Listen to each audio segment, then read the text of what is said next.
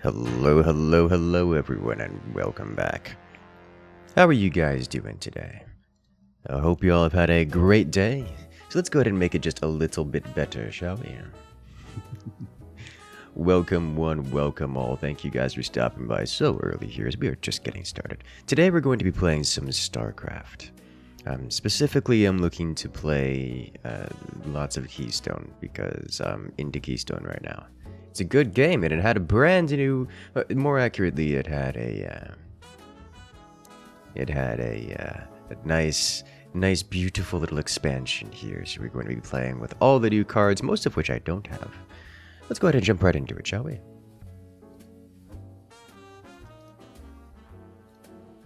Do one Keystone.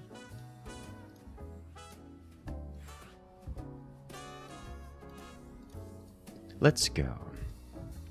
Hello there, chat. Whiskey the Twisty, Banana Bean, Patither, Gampy, Ponan, Christian, Maverick.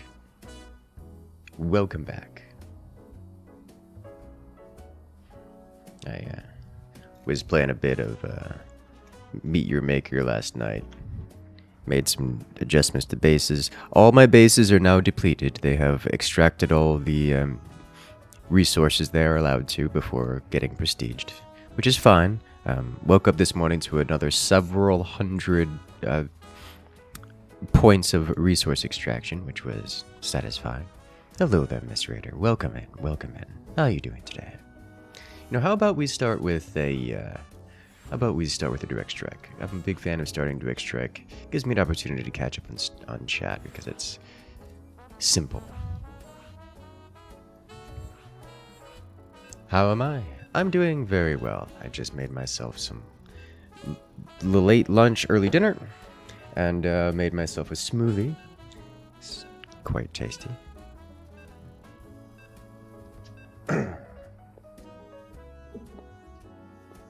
Mango banana smoothie this time. I've been into it. I had so much tea yesterday. Oh my god, it was so tasty.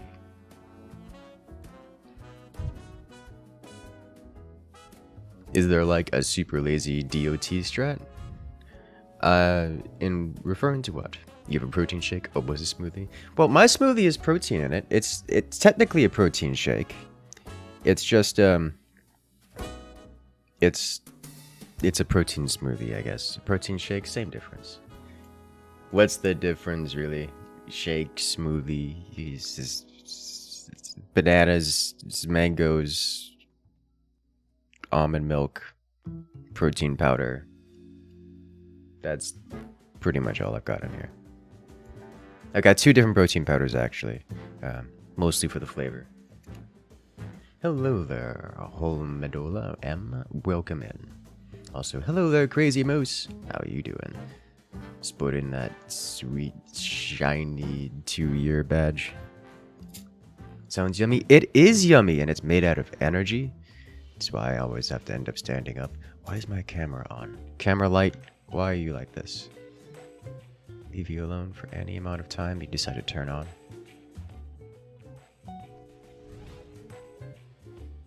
And we're off.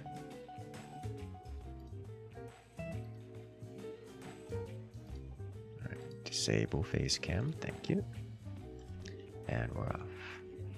Alright, so let me go ahead and we are in 3rd position, so I'm just going to do this. And pop one of these guys right here. Let him figure it out. Smoothie is no milk, just water and fruit. You know, I think that's probably accurate.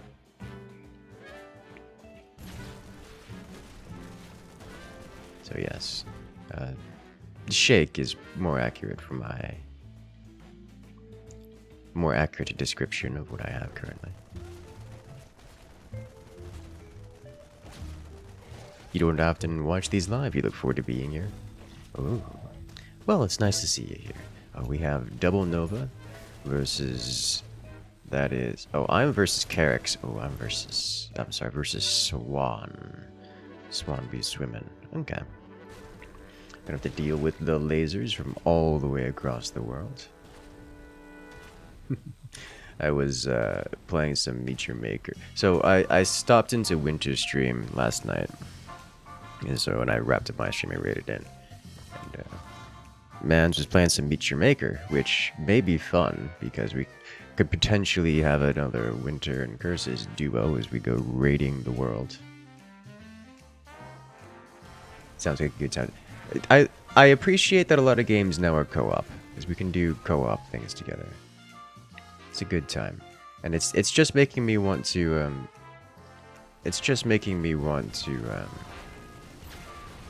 want to do more co-op games and multiplayer servers again.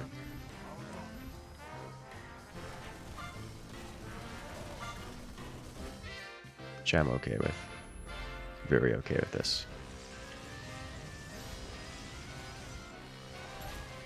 Alright, looks like we have some science vessels to deal with, so I'm going to go full mass mirage for the time being. Obviously mirages don't do much to ground units, but they are to ground structures, but they mess up units pretty well.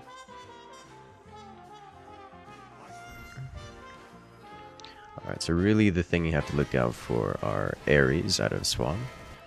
And to deal with that, I want both Sentinels and Purifier Colossi. I think we'll go tier 3 immediately. To work on those, no. I'll stick with the tempo. We'll stay tier 2, get some Sentinels on the field. Just to keep them honest, as it were. Big giant Godzilla monster gonna get even bigger.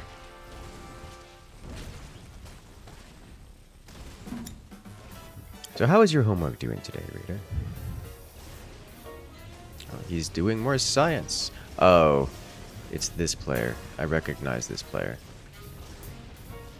I'm going to have to be concerned about things.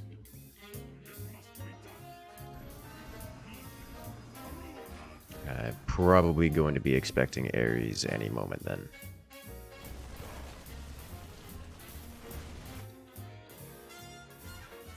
Your homework has not yet been started. How could you? Procrastinating already? The school year has only just begun.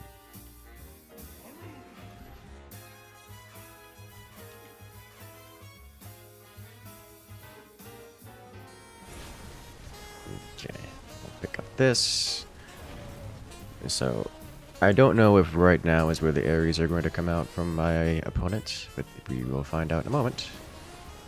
Probably next wave, then. It's some adulting stuff to do first.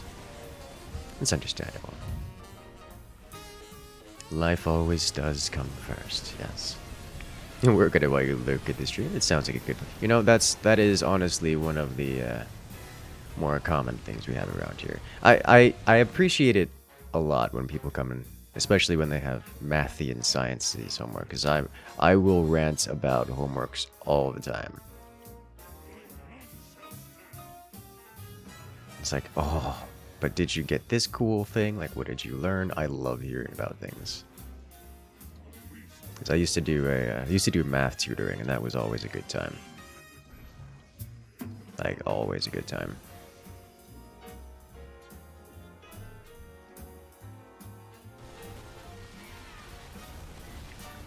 You have an assignment on business law, so not quite math or science. Is close enough. Alright, we're gonna nuke this real quick. So it looks like he's going full aircraft with this, so I'm going to get a couple observers.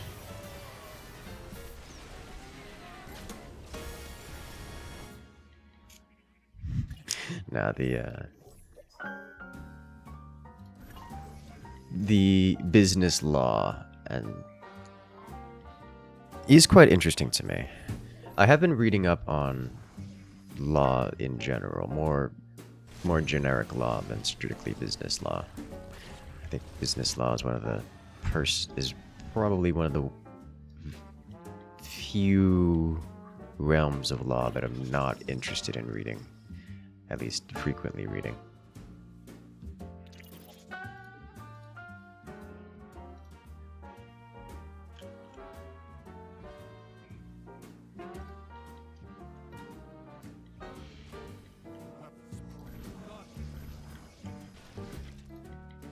Here comes the raids. It bores you. I can understand that feel. It's not the most exciting of subjects when it comes to business. Like contract law, like, oh my god, it's just so tedious. Not that most law isn't tedious, but contract law specifically. Of all the different law types, that one's a bit less interesting than most. Doesn't have any real grand statements to make about society as a whole or anything of the sort.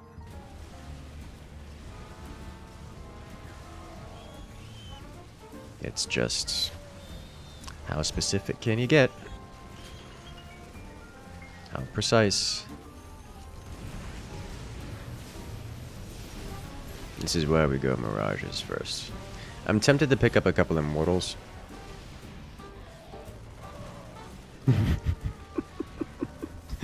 The property law is easier. Actually, probably it. I am not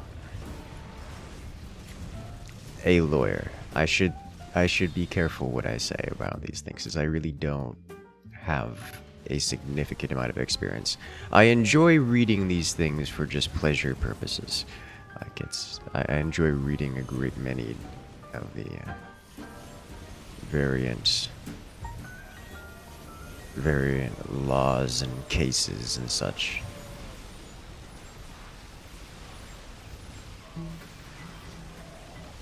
But in terms of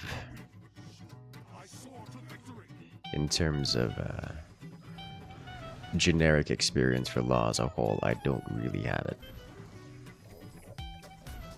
So much as pleasure reading, and pleasure reading is not a supplement for real experience.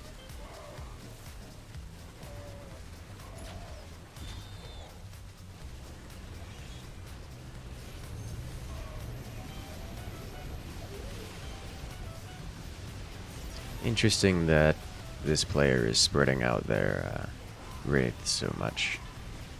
Typically you want them all clumped up so they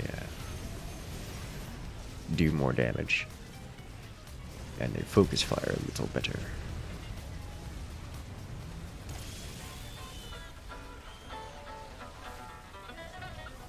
Okay.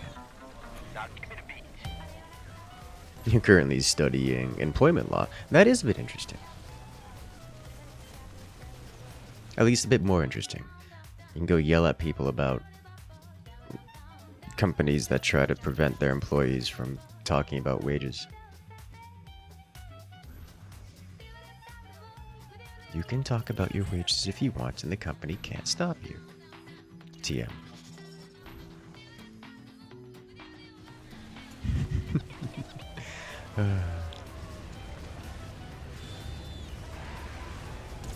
Unfortunately, we live in a society where you need to be exact, because if you aren't, people will abuse it. Yeah. There are always those who will. Trying to get the most out of a situation for themselves rather than working toward a goal of a thing.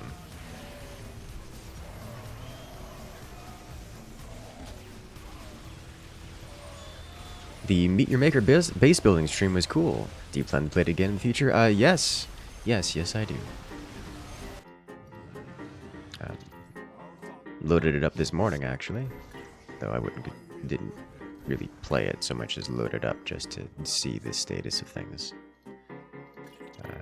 Played some last night. Will likely be playing more again soon. Yeah, I need to swap to the Annihilators.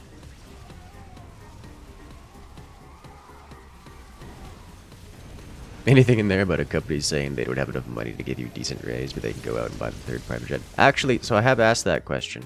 To my understanding, that's strictly an on you as an employee kind of deal. If you work for a company like that, then, or if you accept that as an answer, then that's on you and not on the company. We live in a very capitalist society where you, as an employee, are meant to ostensibly fight against your employer.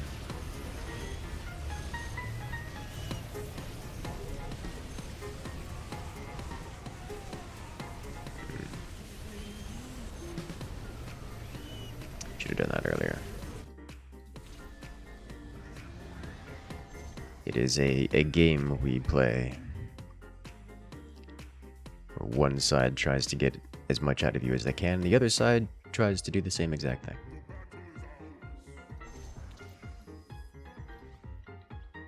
The adversarial approach to obtaining wages. Historically extremely efficient and effective.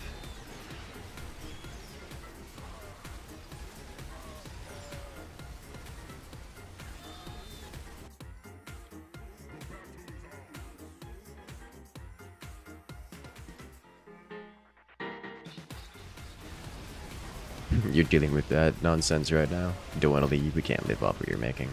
Yeah. So things get a little rough.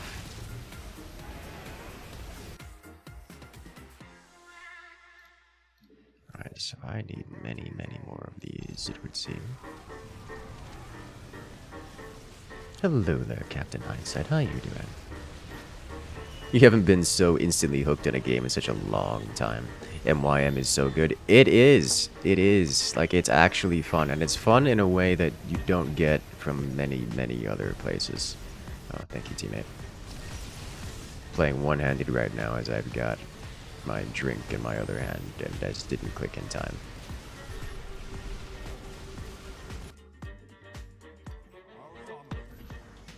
I don't need more of these. I need more of these. Good evening there, Fried Noodles 379. How are you doing today? Classic case of boss telling employees, if you work hard enough this year, too harder than last year, I will be able to afford another yacht. Yeah. That's why you don't let that happen. Like, as an employee, you cannot just accept that as an answer. Like, that is one of the fundamental issues as a society we're facing right now. People are letting corporations walk all over them. It's your responsibility as an employee to dictate your wage. That's how our system is meant to be. That's how it's designed. And if you as an employee are accepting, oh, I'll just work harder and trust that my boss will pay me more, then it doesn't work that way. It leads to you getting exploited by people that are terrible.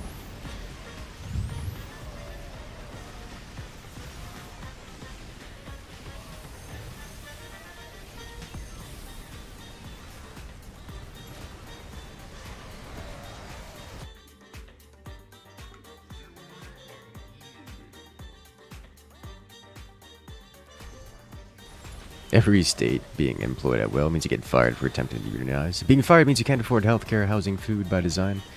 Kinda, sorta. I live in an at-will state, for example. I understand that I am one of the persons who is... I am one of the uncommon kind of person who has made a living for myself, going out and being ostensibly unfireable. Not everyone will be in that position.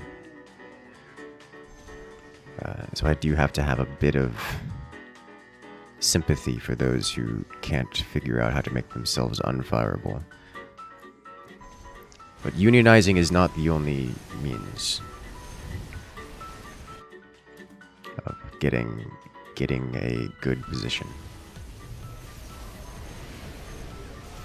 That's kind of the point. You're supposed to, as an employee, make yourself worthwhile such that firing becomes a problem for the employer. You're supposed to provide some benefits to someone else in exchange for wages. If you are so simply replaceable, then it becomes a little bit of an issue.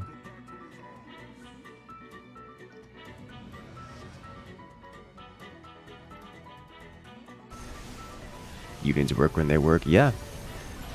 Like, even in at-will states, unions exist and work well. Because, catch this, if the employer is creating a system in which you cannot make a decision that is for yourself without getting in trouble, then the unions have to come in and step up and fight fire with fire, which is where that comes from. That's why unions exist. If the employers are going to be doing that, you respond by joining the union.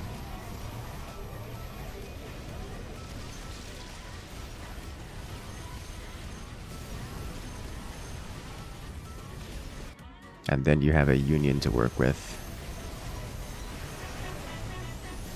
And it becomes an issue for the employers, and their solution is either deal with the union or don't have employees.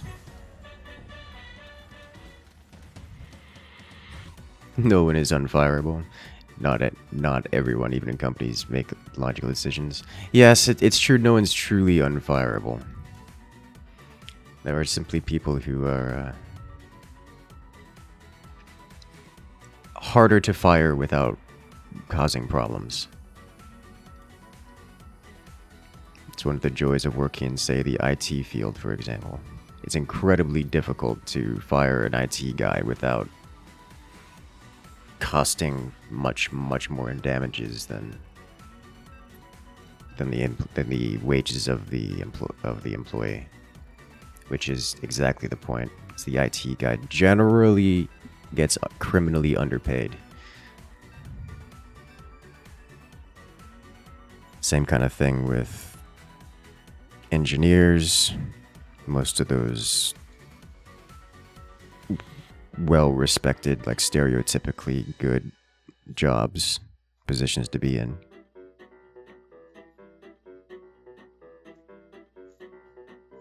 Like, there's a difference between I'm working 9 to 5 as a cashier and I'm working 8 to 7 as a critical cog in the wheel.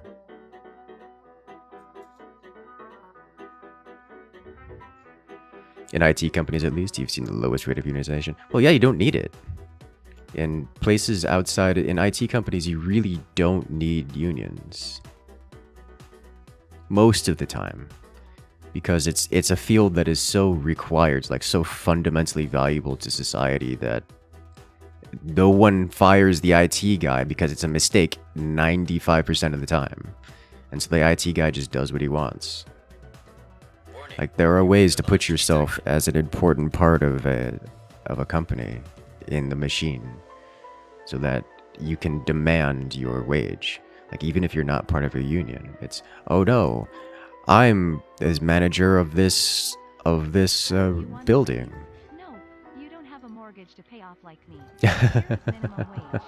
Maybe I want a mortgage, so please more money. It hurts because I've heard things like that before. It hurts so much. Oh, what just happened? No, game, please. Not missing anything. It's broken. There we go. Lagging out. Teammate lagging out. There we go. We'll get some love in chat for Slendy coming in with the nuclear launch.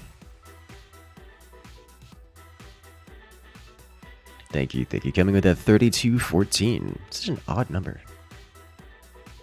Hello there, Vex Swift. I'm glad you enjoy.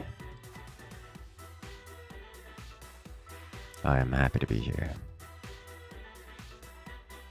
Did they nuke your game? No, I pressed the wrong button trying to look out.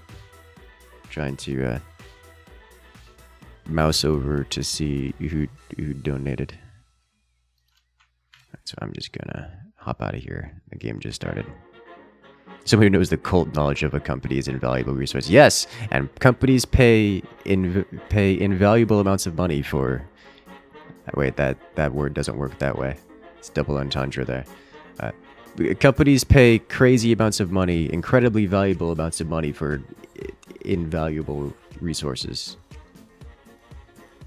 Yeah, it works that way for everything, even cashiers. Like a good example, great example is there's this barbecue place I frequent, and me being me, I tend to get known fairly quickly by name in anywhere I go more than once.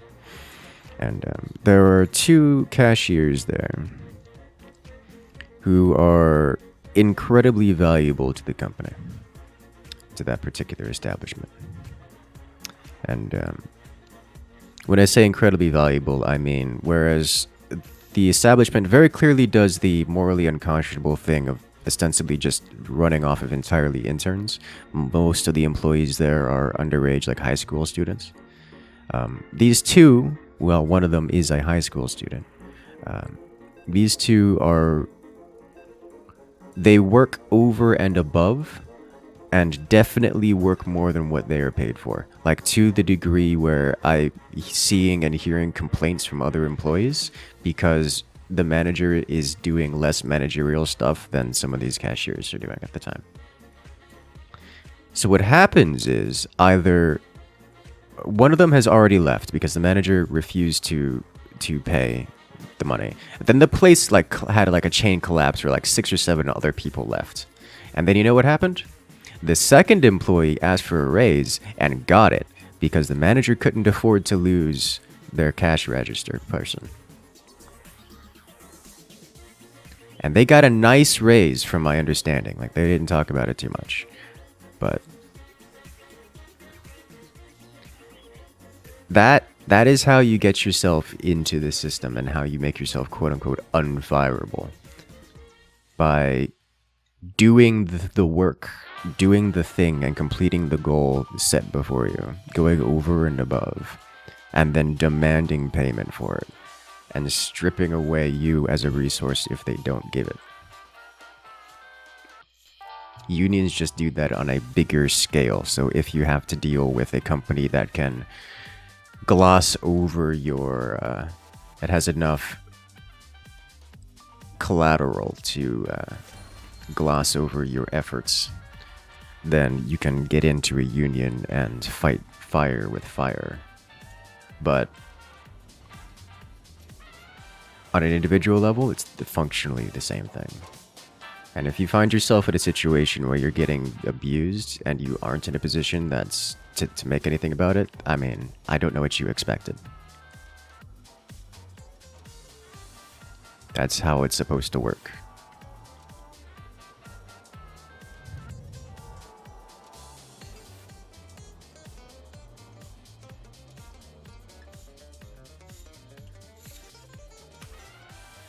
And it works very well. With mental health, it's hard to manage that kind of work, and if you aren't a very resilient person, it is, with a flexible morale. Yeah, that is actually a big concern. So that right there is a real issue that I am interested in, because I haven't seen a good solution to that. We've seen some... I have seen some reports, because I know Scandinavia is actually working significantly toward that direction, to trying to figure out a solution to that problem. And I've seen some options. Like, Scandinavia has been doing a lot of, I'm going to describe as social safety nets, as well as like extra vacation times, like very pro employee benefits, like mandated into law. Things like paternity leave, things like extra vacation time, which in my brain would intuitively help that kind of mental health issue. I don't know how the numbers and metrics work out for that, but I am curious.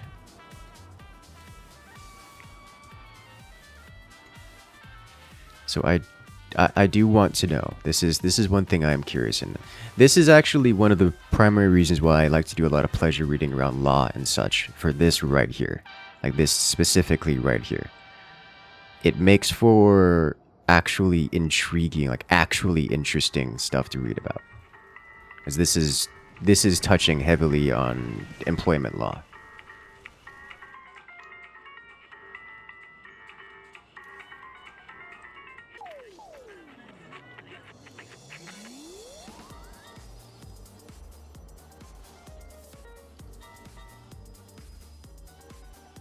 which is very, very interesting to me.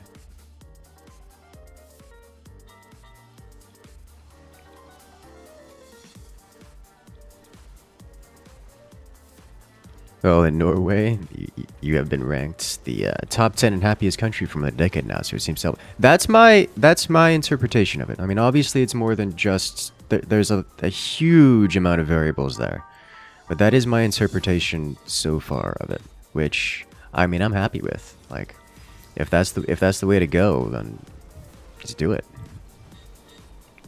And a lot of places in the United States have done similar things as well. Most of the best places in the country to work in the US are places that give those kinds of benefits. It's great. I love it.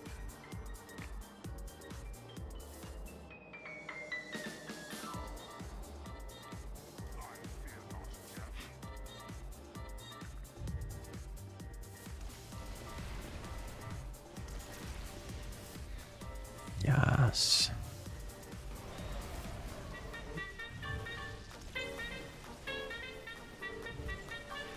So I am curious. One thing I like, and this is this feels weird to say, but one thing I like about Scandinavia is the United States seems to follow Scandinavia like a decade or two behind Scandinavian law. It's almost like Scandinavia is the forefront of progress, and the United States is the one that just implements it on a massive scale. So whenever it's like for the past decade or so, it's like every time I want to look, it's like, okay, what's the next place we should go? I just go look at Scandinavia. What are they doing? Just copy them.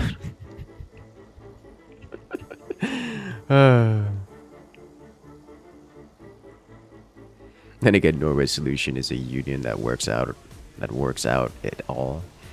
But the downside is good pay and close to any job is at the top and bottom end gets closer. Yes, and that is a significant downside. It isn't, from what I've seen, it seems to be worth its while anyways, but that is a significant downside.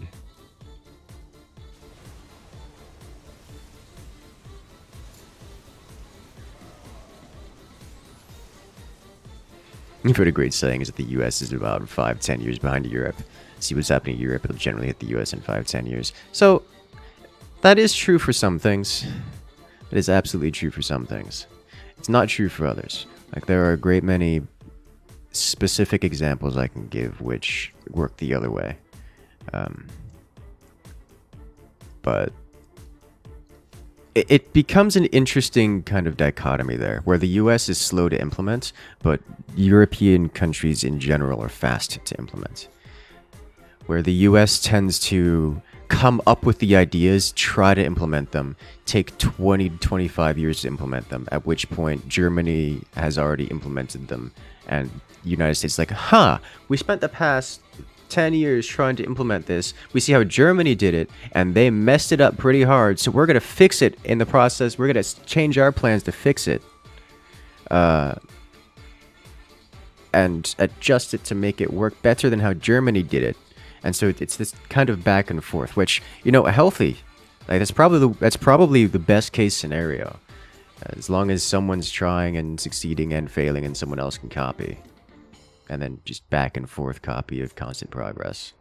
You would heavily advise against following Sweden and Norway's example, 1-to-1. Oh yeah, no. The that is very obviously not possible for the United States. In part because culturally we're fundamentally different. Like Sweden, Norway, Netherlands general, Scandinavia general is a singular people group that is trying to survive, whereas the United States doesn't fundamentally work that way. Also, Scandinavian countries are tiny. That's like saying, oh, it worked in Florida, let's just apply Florida law to every single state in the United States. It's like, no, I'm sorry, that's not how that works. The United States is much closer to the European Union in design and function than it is any particular state in Europe.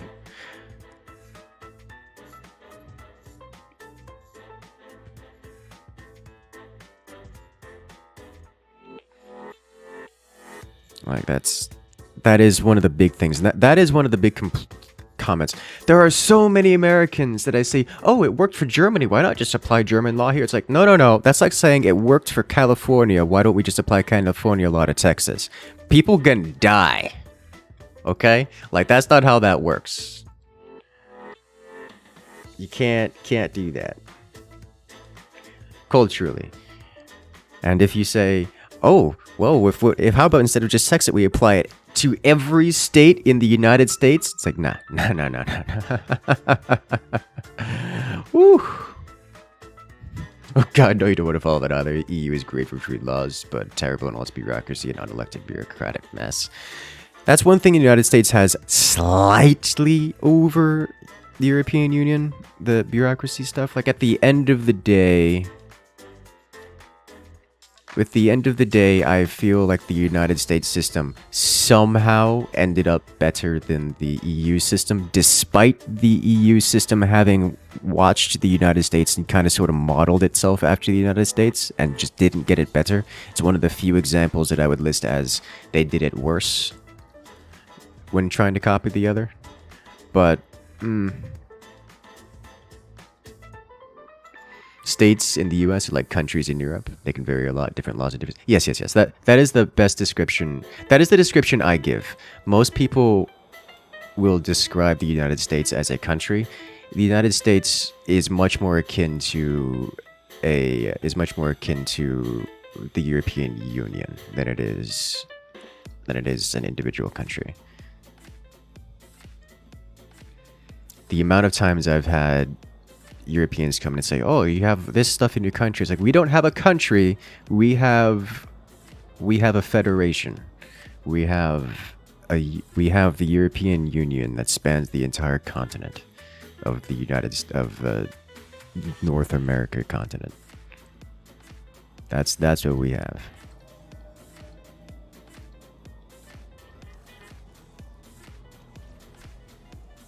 The divided states of America. Oh yeah.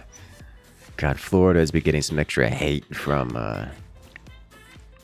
Speaking of divided states of America, Florida has been getting some extra hate from our border states up north, like Georgia, South Carolina, Louisiana, all the nearby southeastern states, because Florida did the thing where we didn't ban abortion. And most of the other ones also didn't ban abortion, but put some heavy restrictions on it. And so now we have people migrating to Florida by the many, or just coming down here for, vacation trips for reasons. And the other states, they don't like that. They don't like us for that. They don't like us at all for that one.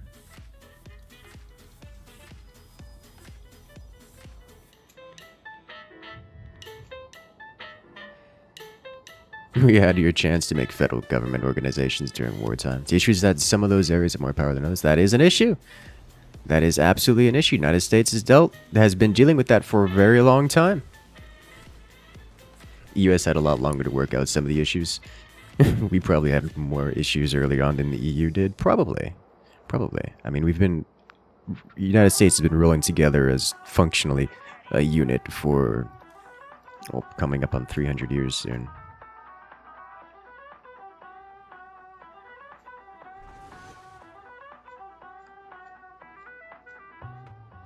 The United States is a constitutional republic. It is. It is. You hit it in the head being set up 1-to-1 like the EU. Yep. And a lot of people don't know that. I would go so far as to say, probably most people don't know that.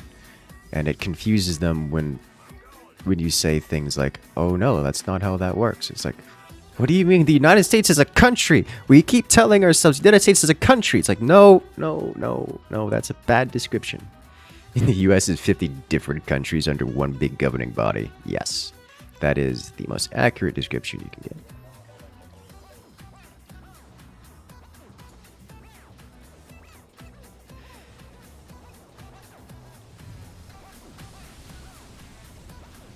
It's a good time.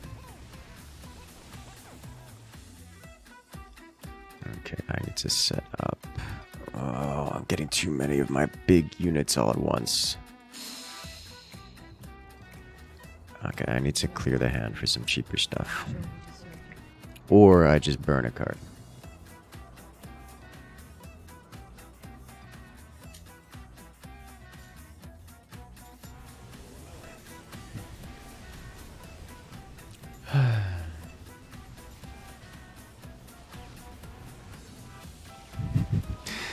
This is why I like law conversations. It just keeps going on and on and on. There's so much to talk about, so much to learn. If I wait one more turn, I can play both of these and then have an extra card in hand. Which I'm okay with.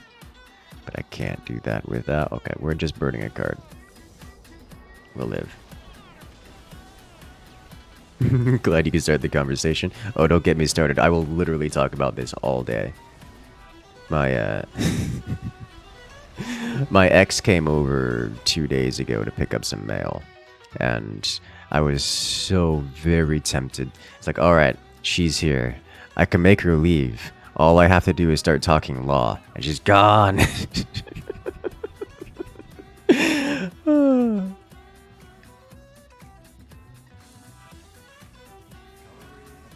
I will happily talk like all day.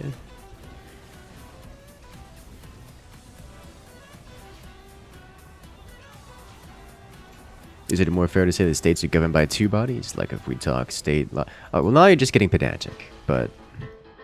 Sure.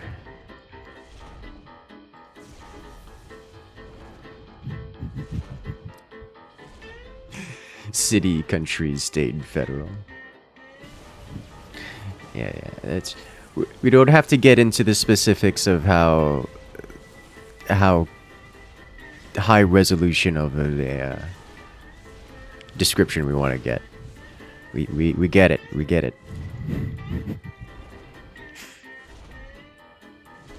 This is working quite well for us here. Flood my hand with more cards.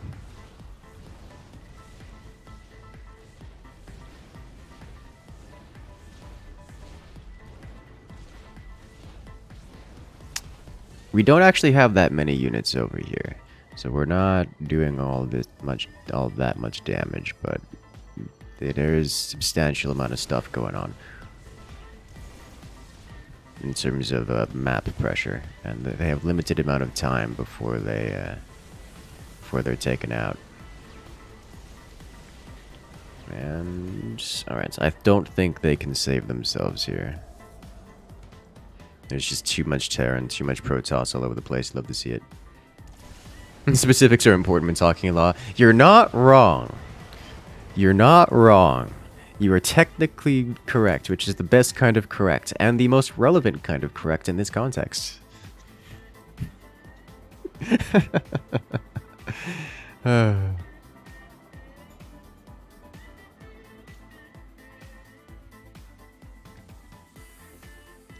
Oh, I love it. I love it. Well played. I didn't even talk about the game at all, what was happening. That was just all background noise, and I was just on autopilot the entire time.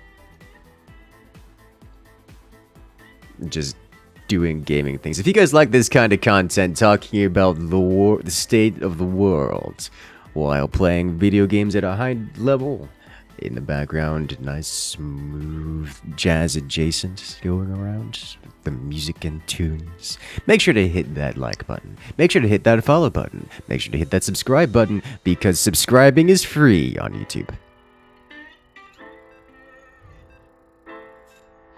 When talking law, you found your calling as a rules lawyer in your old D&D group. Oh, since the DM got walked over a lot by the rest. Oh yeah. Oh yeah, it's I don't mind little rules lawyer. I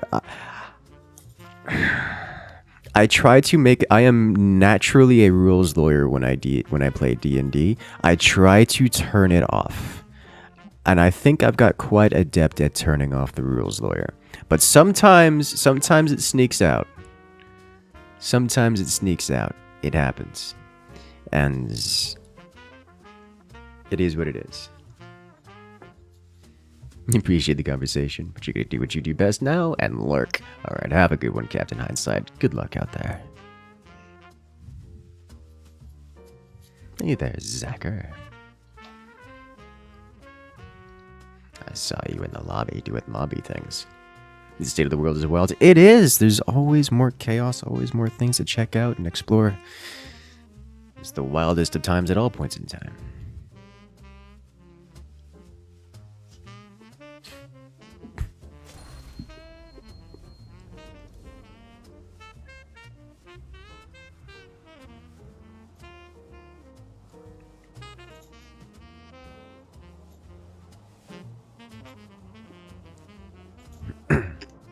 You joined after that round because Twitch didn't ping you. Understandable.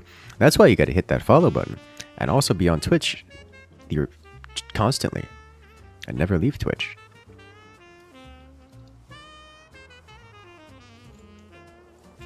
Rules lawyering is just what you need to have as an ace in your back pocket when dealing with petulant children. AKA Mother Hobos and like. You know, I've never actually done DMing myself, so I can't speak on it. But for my D&D groups, I've always said, when I eventually try DMing, I'm going to play it much like I do Dungeon Master in StarCraft, where I'm basically going to set up a whole bunch of things, like create a background environment with ostensibly like resources and rules and factions and things that are going to happen and create a living world beyond the players. And then the players are just going to be traipsing through that world, and things will happen with or without player interaction, and how they interact with the world will determine the events. It's like a war game? Yes. Very, very much so like a war game.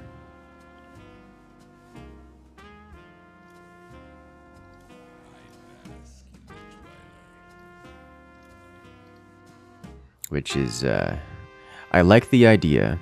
Of course, it comes with the side effect of there's just a solid chance that the players won't be interacting with things they like. But that's going to be on me, the DM, to try to motivate them into specific directions. You know, when we get there.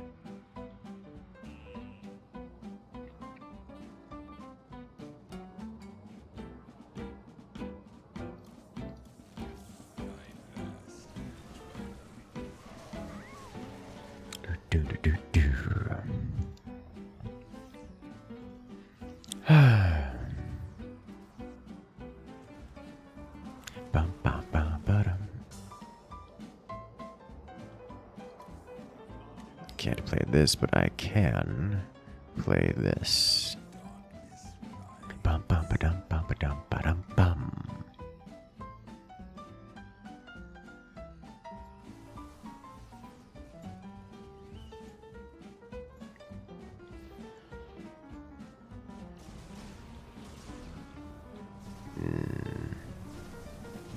They have so many detection.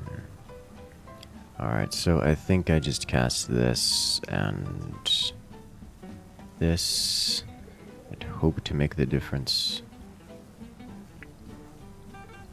As I'm sending out some DTs now that are just gonna die.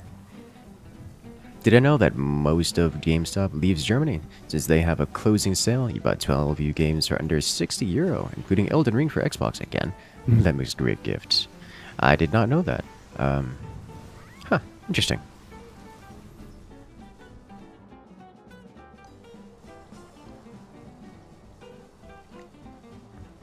Is now the time for... So I'm just not going to have any DTs around, but I do have a forbidden knowledge. Let's go.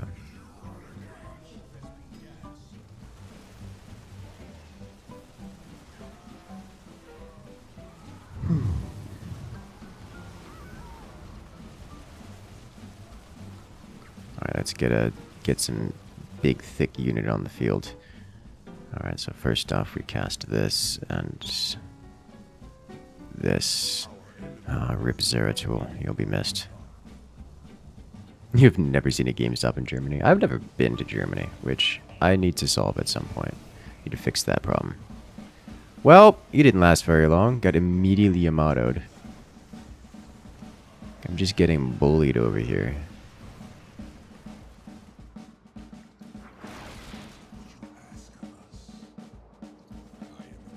Alright, start casting a couple storms. Bring some more units forward.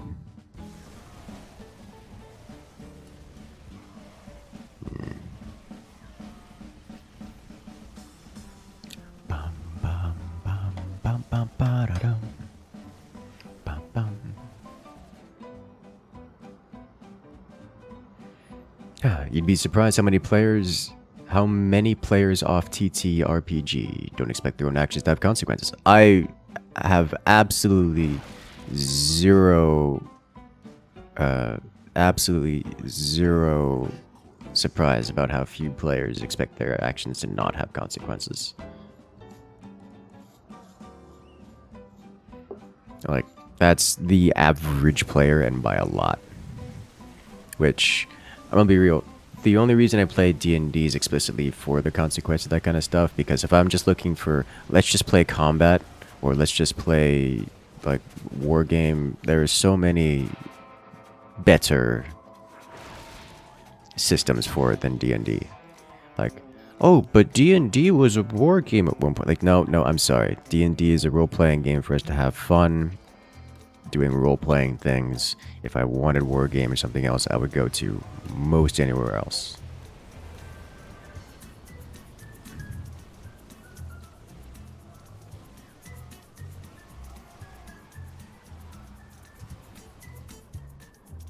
Bum bum bum ba dum. Bum bum bum bum.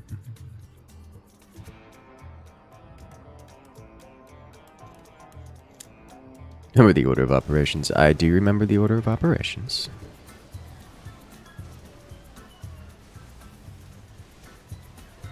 Alright, I think they don't have remnant detection. Unfortunately, the storms still cast on the cloak units and wipe out all of mine. They just got more detection too. They have so many detectors. D&D was based on a war game and had most of the war game elements shipped over time. Yep. You had a player who thought he could lick a potion off the ground. He ate glass and choked on it and nearly died. Yeah. Oh god. That's one of those things where it's like, alright, at some point, the player's character would probably react to having glass in their throat and probably would stop trying to eat the potion off the ground almost immediately, as opposed to getting themselves into any real threat. But yeah.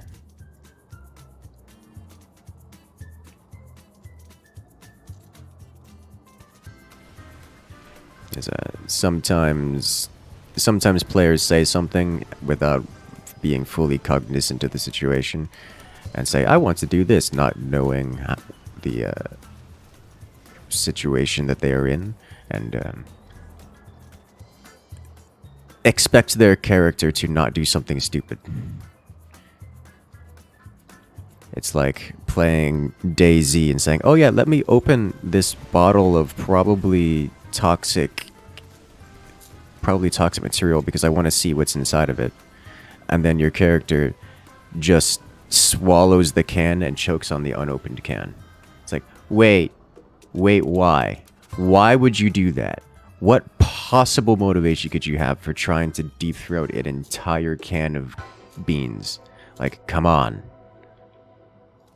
Like, you don't want to have that kind of situation. You don't want to subject your players to that kind of situation. But yeah.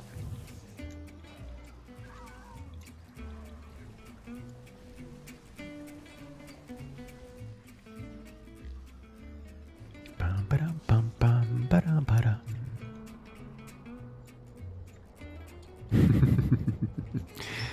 You've never played 40K, but you heard it's a significantly better war game than D&D. You'd agree on D&D is more storytelling than anything else. Yeah. That's my opinion.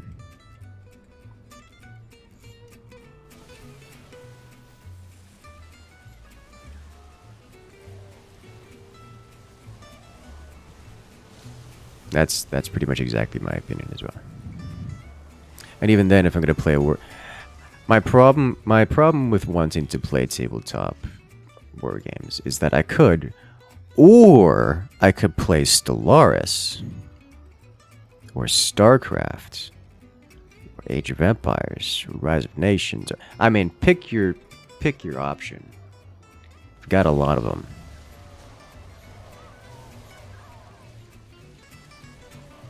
Like, we've got a lot of options here. These mans keep building. They keep building detectors everywhere. Look at it. So many detection.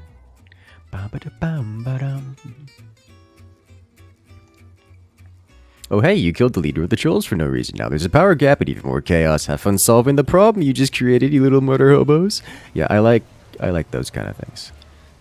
Like, obviously you don't want it to be too forced. Otherwise it just becomes annoying for the players to deal with, because it's like, I'm trying to contrive ways to make your lives miserable. Because I'm the DM and I don't like you being murder hobos. Or, so to make it feel, you know, genuine, you kind of have to go the extra step of making it work with this kind of cascading effect.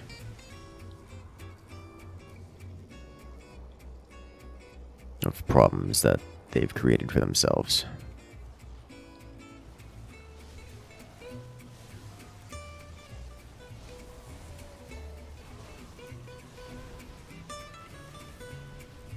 Alright, now we can start chain casting pain. I can't.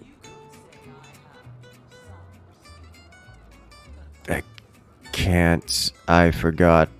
I don't have the other. Okay, we are going to do this then. I'm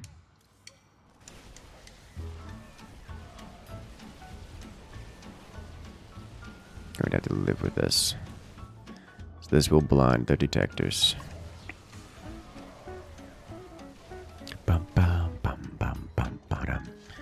Alright, we'll bring you back. See if we can return our... Do I need that? I really don't. That was probably a mistake. Whew, scary. Do need some detection though. We kind of lost all of our detectors in that. Okay. I'm immediately casting this because they have some high value structures over here. In your opinion, the best decision is usually to either let them be murder hobos and have fun with it, or just find a new group. Seems like a reasonable solution to me.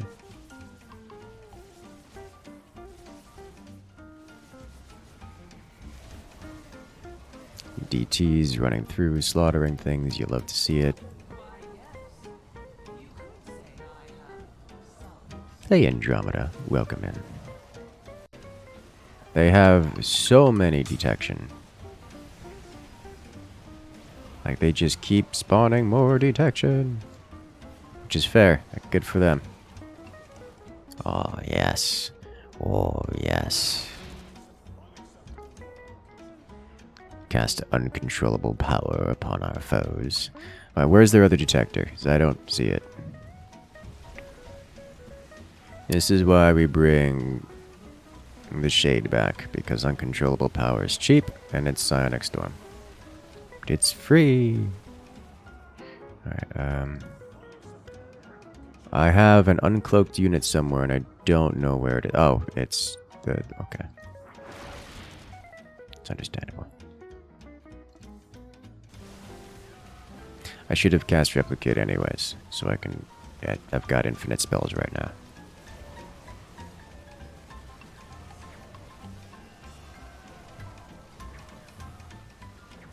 For now. Definitely casting from the shadows. Get some more units on the field because we need it. Bum, bum, bum, bottom. You need to add it to your Purifier deck to replicate your 0/0 linked assemblies. Yeah, replicate leads to some incredibly disgusting combos. Incredibly disgusting combos.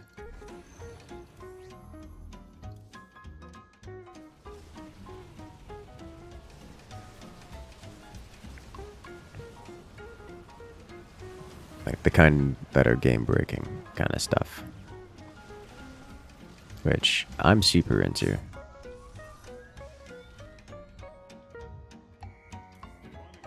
We still have...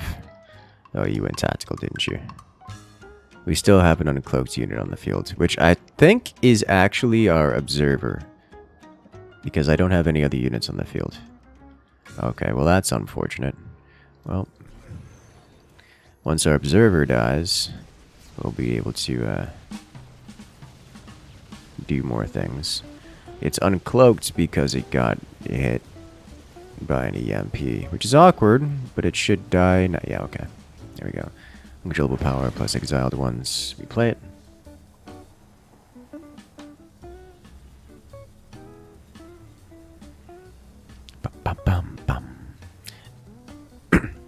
The problem I'm going to have here is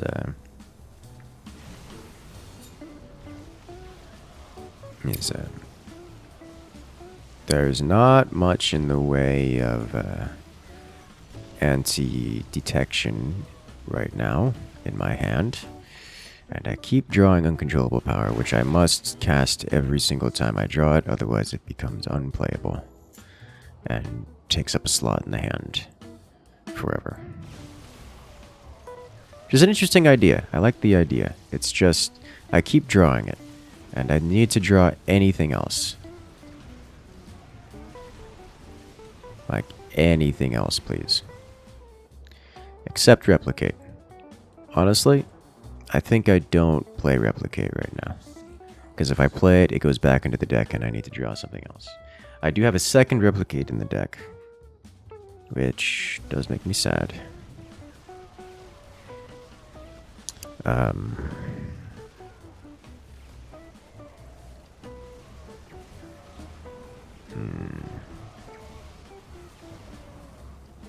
Revelation.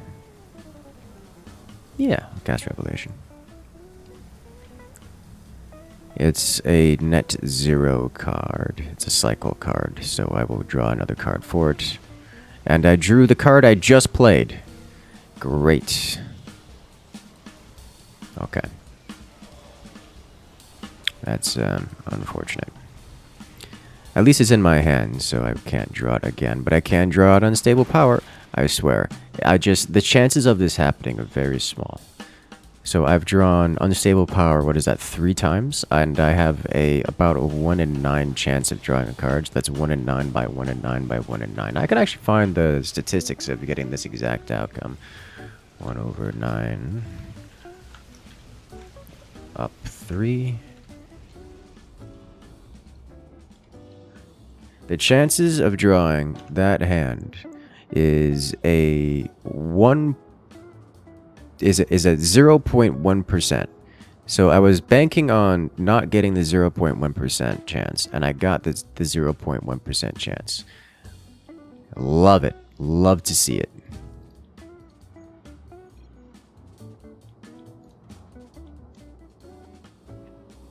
All right.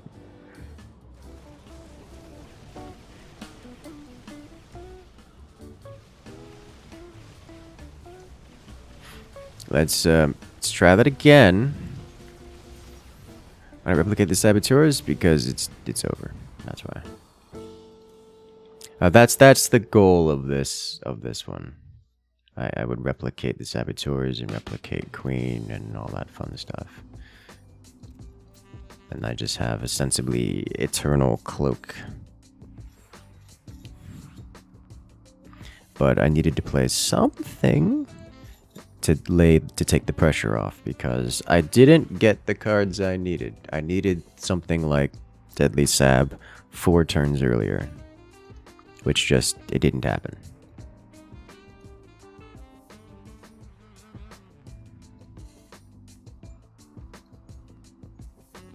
It hurts.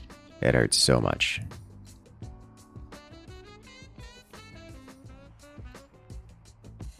It really does. But yeah, if we can just replicate Queen Pawn over and over again, Deadly Sab over and over again, it works well. It isn't super amazing because I need bonus Vespine gas. But alas. The game really said, no, you will die. Yeah, pretty much. To be fair, I am not convinced being able to replicate the unit card earlier would have helped. Would have made the difference, but it certainly would have helped. Instead of just ostensibly just passing a turn without doing anything for 4 or 5 turns in a row.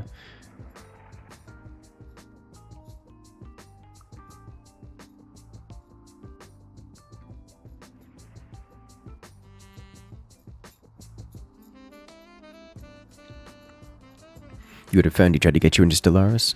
We started one game, ditched it like 5 minutes in so he could change intro, and never really tried after that day. Interesting.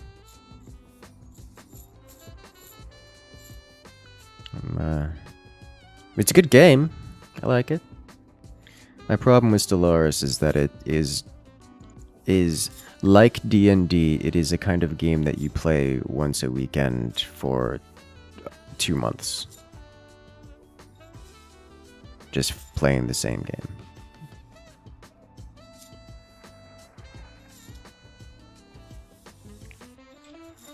It becomes a scheduling nightmare for players.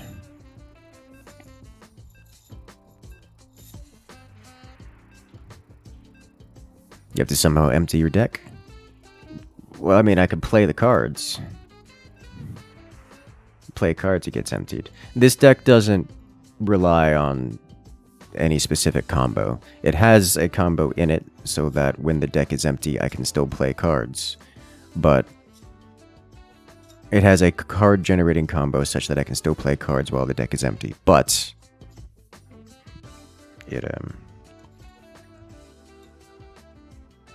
it doesn't, the function of the deck doesn't require that the deck be empty.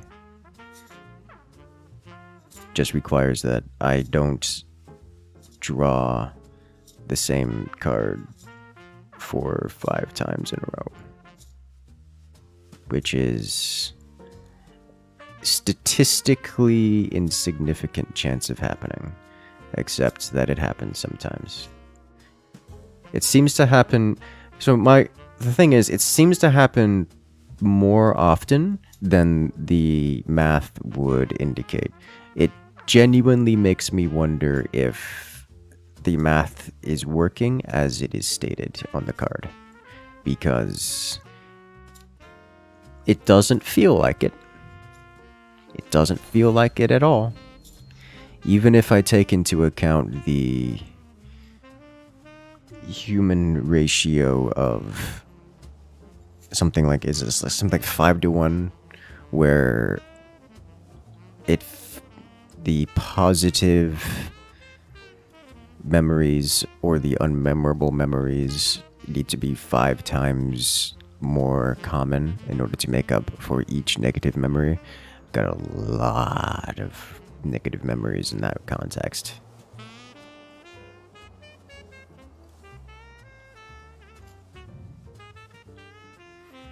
And I suspect far more than the 5-1 ratio. Hello there, living dead moose.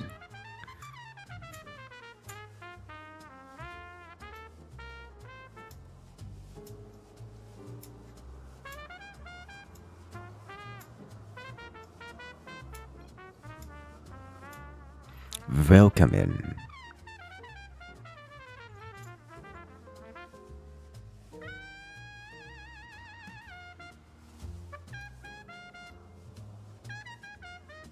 Okay.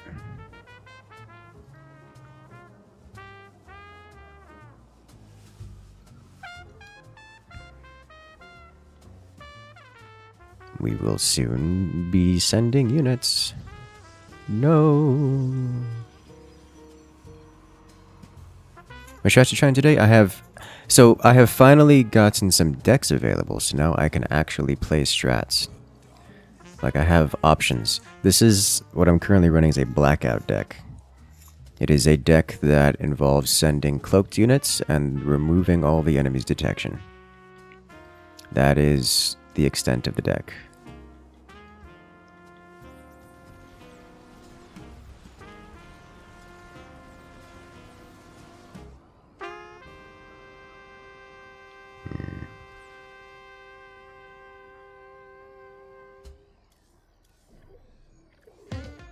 I want to hit this, otherwise, if I've got a 1 in 3 chance of hitting this.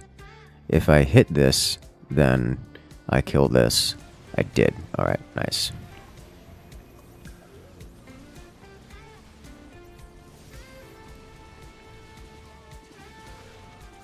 And away go all the units that were once here to slaughter us. Nice. Now I need to deal with this, which I can't do. So instead, I just cast these guys to get them out of my hand.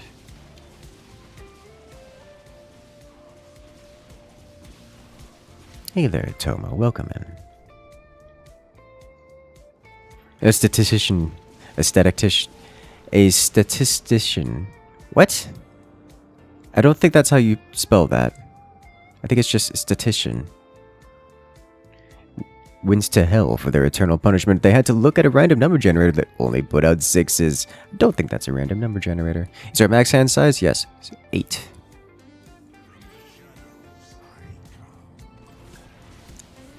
Statistician. Hello there, Necrotic99. Welcome in. Oh no. They have a detector. I must purge. Not this time.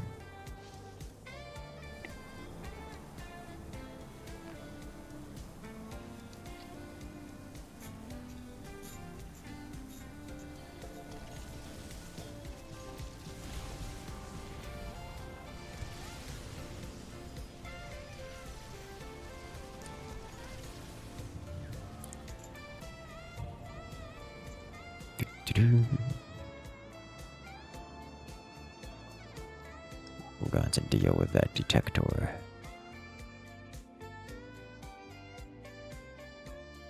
Alternatively, I can deal with this. Surely it takes this, right?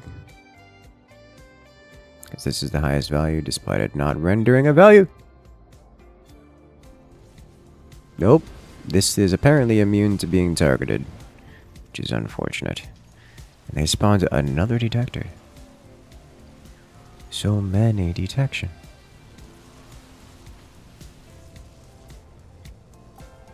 Alright, I've got to play something. Let's go.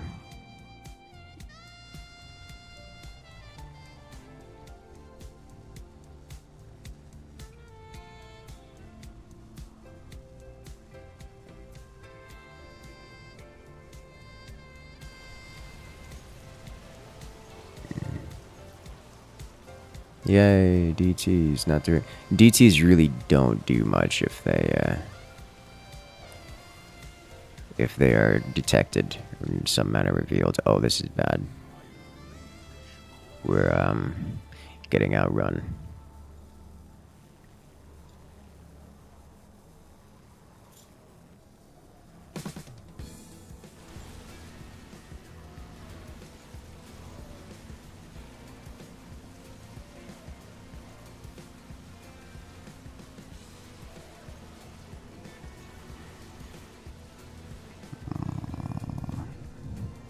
This is the end. I will get one storm if I cast this.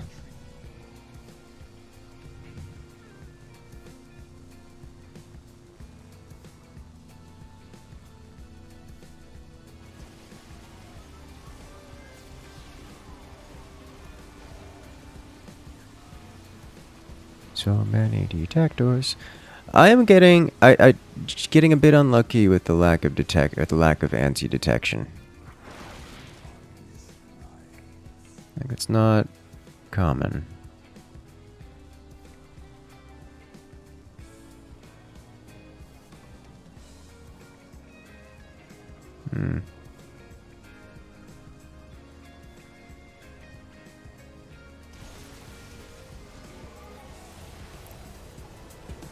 Nuclear launch detected. Okay. I only drew one anti-detection despite my deck being filled with it. Makes me sad, but that is kind of how this works. That is the side effect of playing Keystone with a 40 size deckhand. You can't reliably get the cards you need. And we do need cards. Specific cards.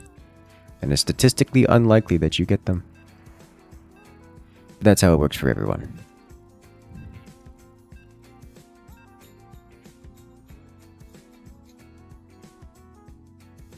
Jimmy's didn't have army? Neither did I. I am the problem.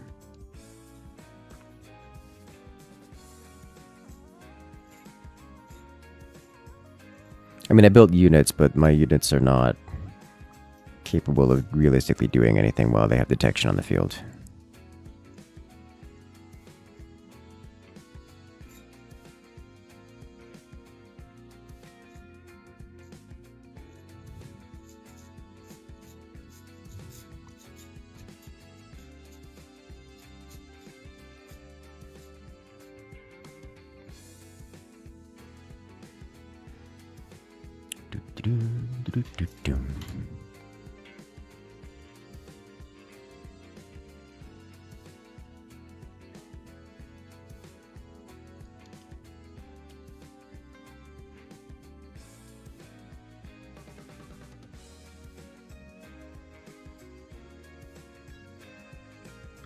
Man, I'm looking forward to seeing how they... So there is a... the expansion includes a new archetype for each class. Or for each faction.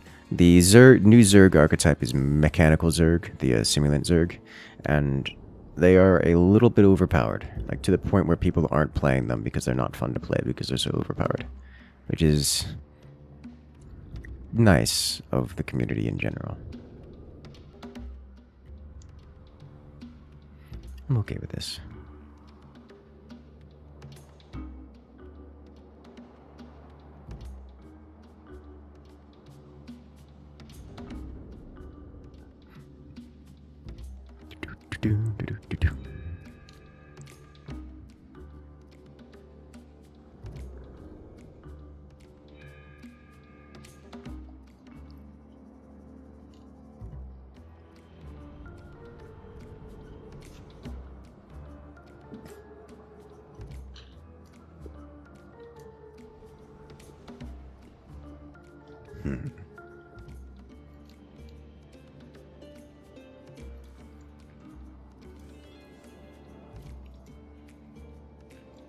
What are the new Terran and Toss archetype?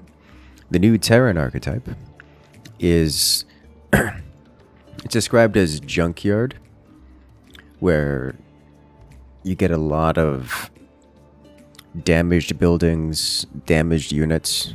Basically, it's a variant building spam and variant unit spam, but they're all damaged. And there's a lot of recycling of units, where when you lose a unit, you get more back kind of deal. And the Terran, the Protoss new archetype is the Rebirth archetype, where you take units and spells from your discard pile and put them back into your draw pile. Yeah, this is Simulant Zerg card. This one here. This will kill us like turn 3 if we don't react. Unfortunately, I don't have cards to play this turn, so yikes. Any thoughts on building a new infestation deck or Terran? Yeah, I don't have the in-game currency to do so. Those are the extent of my thoughts on the matter.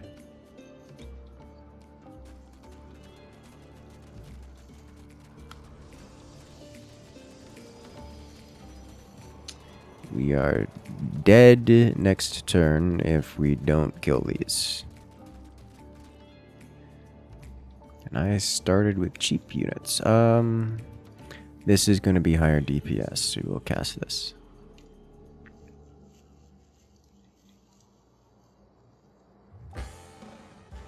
We do have some units here which I think clean this up, considering that I'm spawning a rush unit as well. This is painful. And we do clean it up barely. Unfortunately, their other teammates are now sending units, which are going to cause a problem for us. I have no detection. I have no anti-detection. And they have stuff.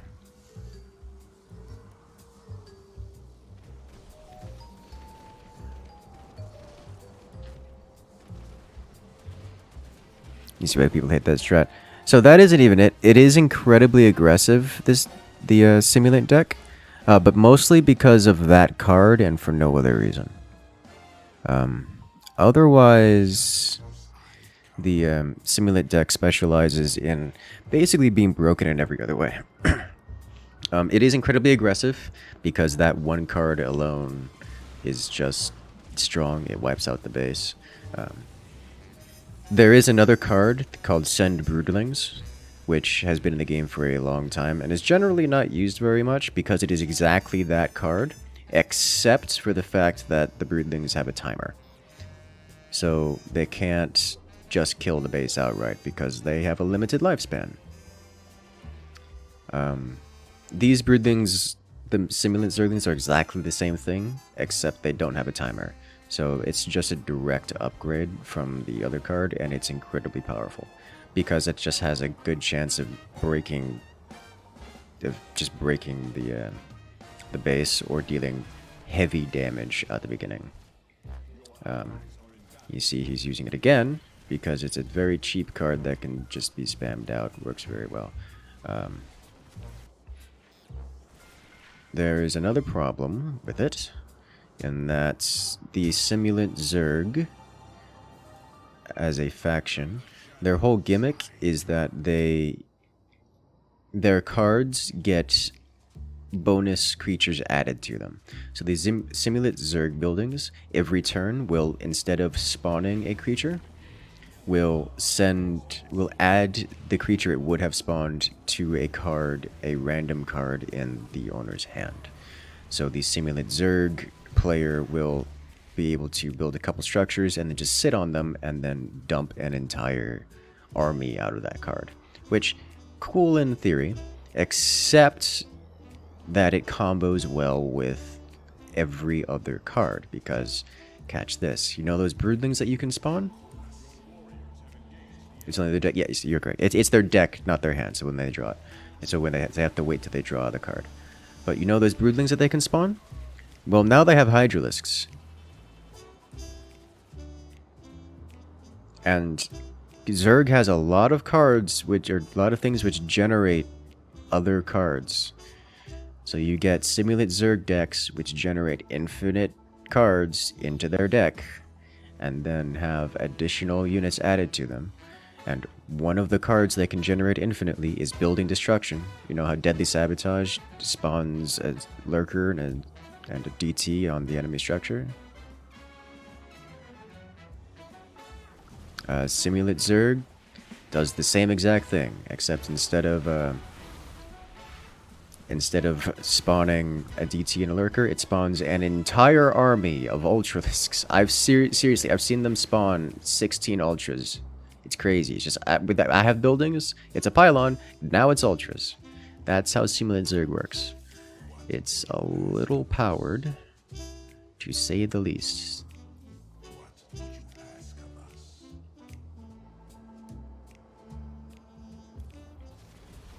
For the swarm. Yeah.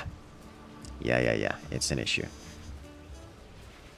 Like, it's a pretty big issue.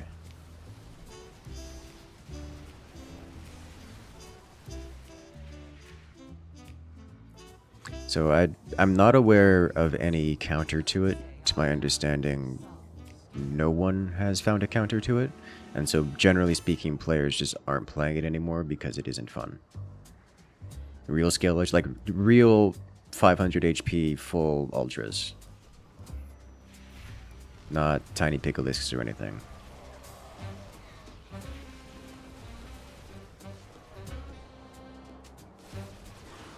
Like actual ultras. It's crazy. Like the raw amount of units that Simulate can put onto the field is incredible. And then able to do so infinitely and be able to do so in a way that is like it is more units than most. It is infinite units, and it's too much.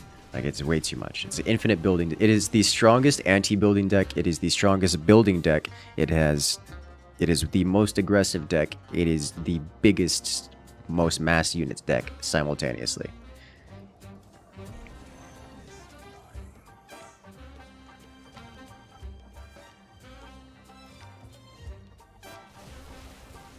Can you replicate Deadly Saboteurs?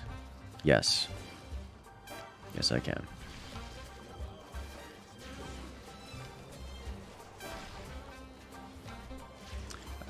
Won't be casting it this turn, though.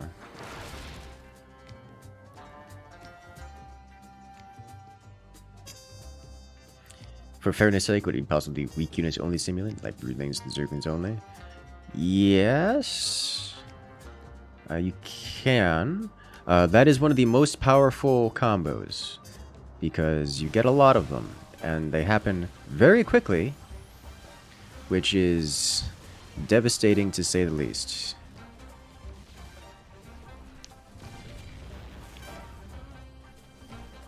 Alright, so now we just Deadly Sab and roll with us.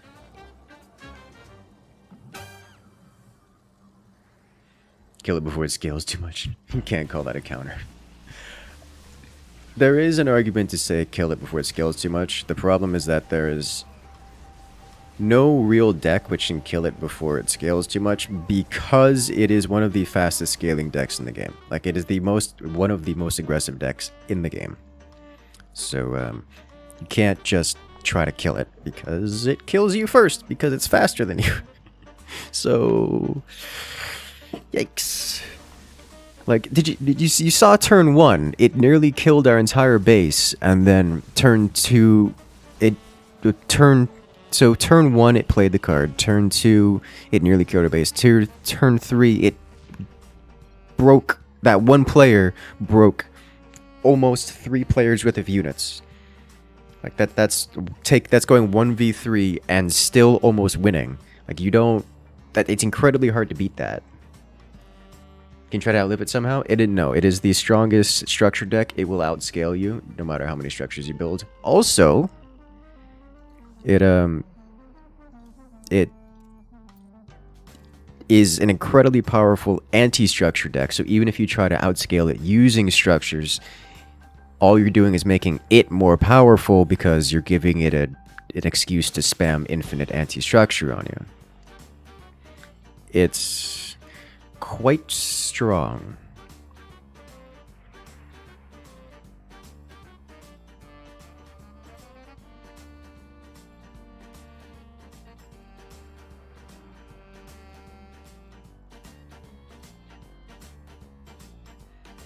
But yeah, so generally speaking, people aren't really playing with it because it's a little much to play with. I'm interested to see how it gets adjusted, because it kind of needs it.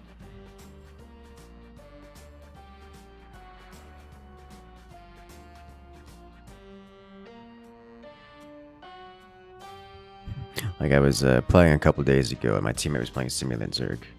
Man's dropped, it was like 16 ultras in one turn, and then another 18 in the next turn, and then I don't know how many it was after that. He just kept dropping more. Like, the first group got Black Hole Vortex, the second group overwhelmed the enemy, and then the third group was just over flooding the map with so many ultras that they couldn't. It was like Zerglings. You know, Zerglings do the thing where they fully surround an enemy blob, and then they can't. The Zerglings keep trying to run around because they can't find a place to get into melee range. That was what was happening, but it was with Ultralisks. And it's like, dude, it's only like turn 9. How do you have so many ultras? Like, simulate Zerg. That's how they do.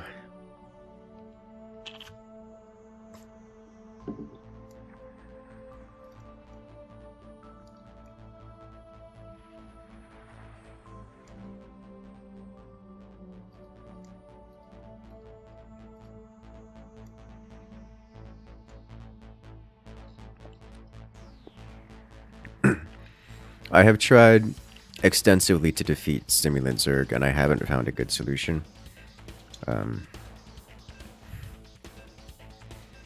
The two strategies I've seen that work kind of okay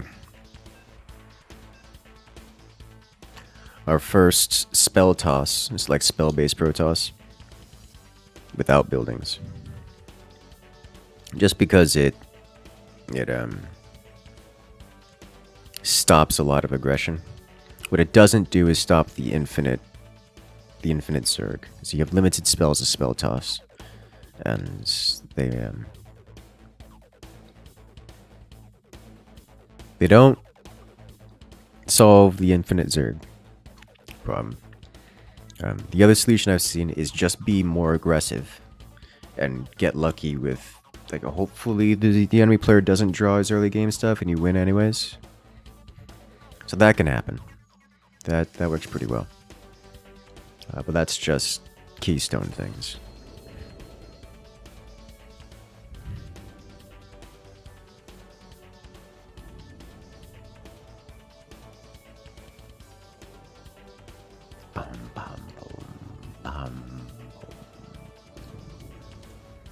So it is interesting to, like, it is an interesting idea. I like the idea. I think it's just overtuned massively. Like, it's not just overtuned in one direction, it's like every direction. Which is crazy.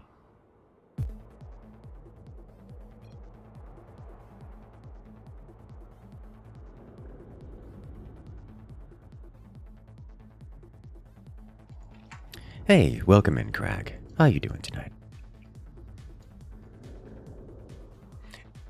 Any plan to do Synergy Brawl? I don't know. Synergy Brawl is fun. But I'm kind of on a Keystone kick, so we'll see.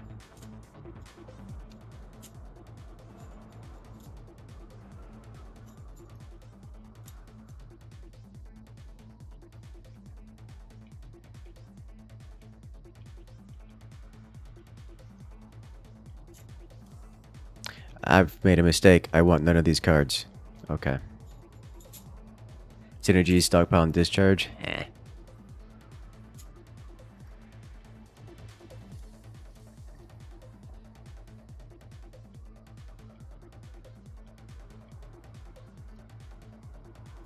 Terrible starting hand. You're correct. It's a terrible starting hand. And for some reason, I had in my brain that I had already done the mulligan, and these are the cards I drew.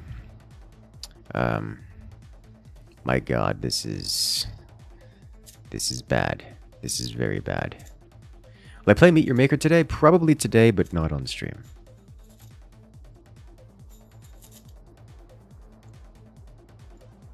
Hello there, Crazy Mouse. Welcome in. You to draw usable stuff. I am. Although in this deck, if I play Templar Archives before I use most of my spells, and I'm in trouble. So a lot of the spells I have draw or fetch DT cards. Just to, you know, so I can reliably get units. The problem is that if I put those back in the deck, then I draw them instead of DT cards, which defeats the purpose. So I don't want to play Templar Archives until I have pretty much nothing, but ideally until I have nothing but Replicate in there, like Replicate and Blackout. But aside from that, I'll just have to live with things.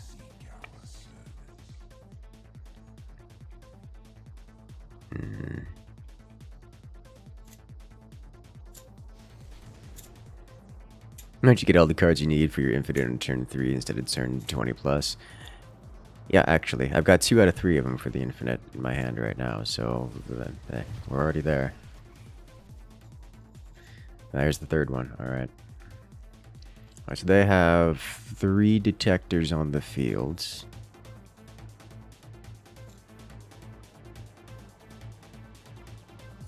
So, and I've got no blackout opportunities, so I'm just going to cast General Mayhem. Just to have units, try to brute force smash, hopefully teammates support will make the difference. No, he's playing defensive units, okay, never mind. My unit's going to go forward and die horribly. I wish I had more, tactical DT options. As opposed to them all being aggressive.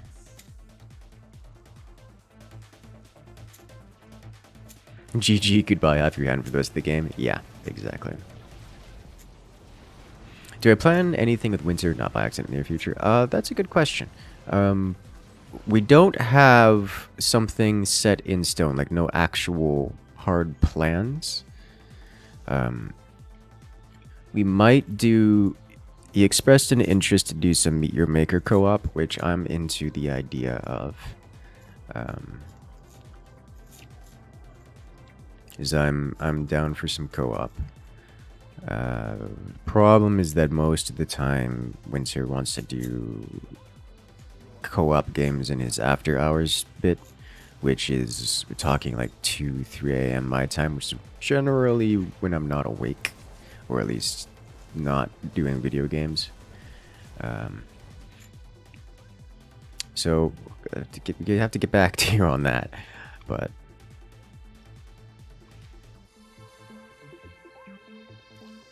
if I draw not a unit, I can replicate queen and pawn and then queen and pawn. So it makes it difficult to do a lot of meetings with Winter then.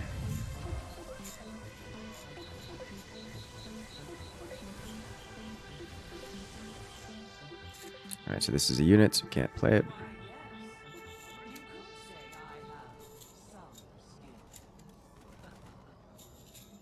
I think I need to take this character out. I don't want them recovering my spells.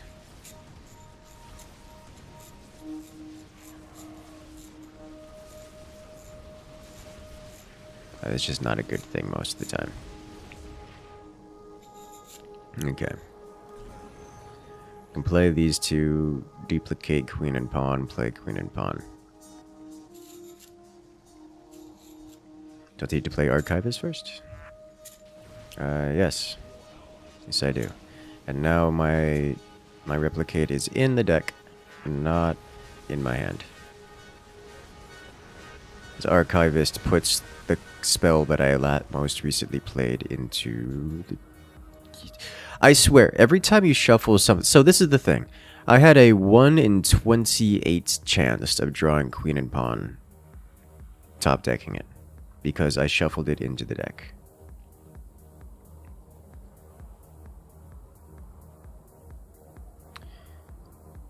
Yet here we are.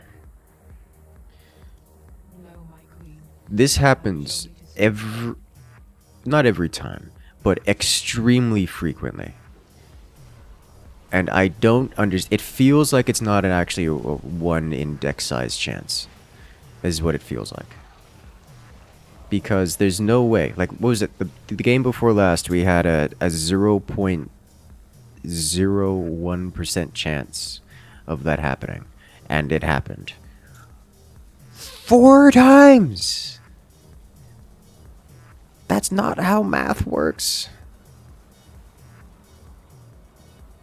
Alright, let's get rid of this while we have an opportunity.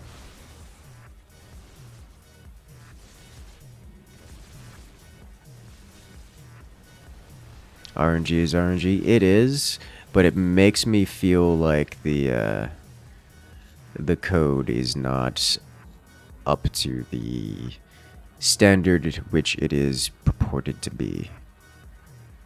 Alright, where is his detector? So you didn't use scan. Here it is.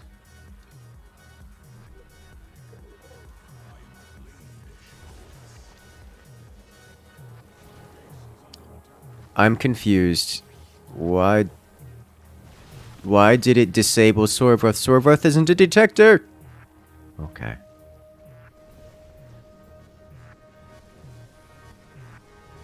Oh, sweet Jesus, Void Rift. Give me that sweet, sweet Vespene gas.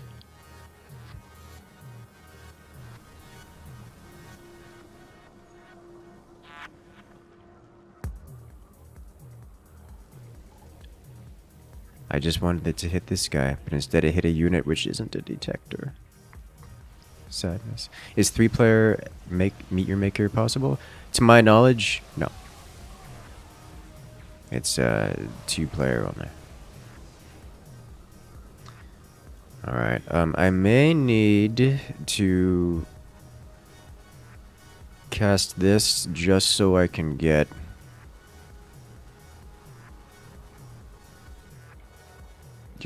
start casting units. Sorvroth is a detector. Is he? So I don't remember him being a detector.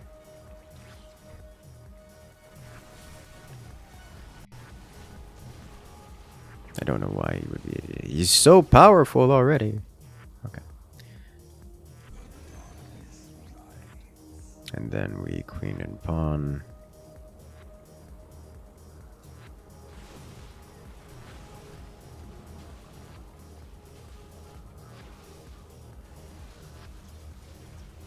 Oh, you got yanked.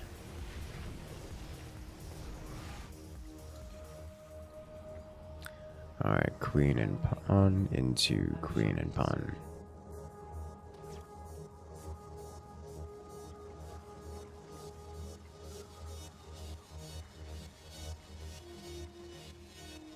They should make bigger bases that could have more players. I mean, at some point, you're going to deal with performance concerns. Alright. We don't have an empty deck, so I can't just chain combo. But just casting this twice, as we already have, is going to be devastating to their detection economy. I'm not going to cast Blackout, because I want to keep the deck. I want to go through the deck. We still have 20 cards in the deck. Closer to 0 cards we get, the better. And if I cast Blackout, there's just a seemingly incredibly high chance that it goes into the hand. I'm going to cast Blackout because they built another set of detectors, and I need to get rid of them.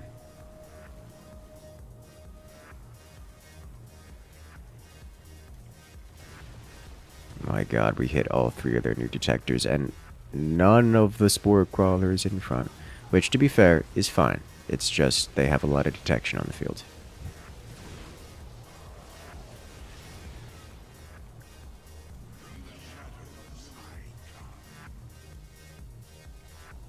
Let's go.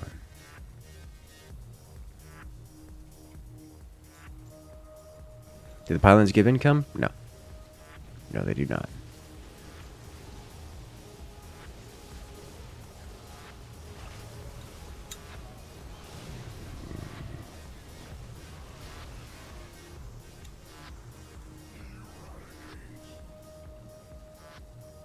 Oh gosh, no, I can't.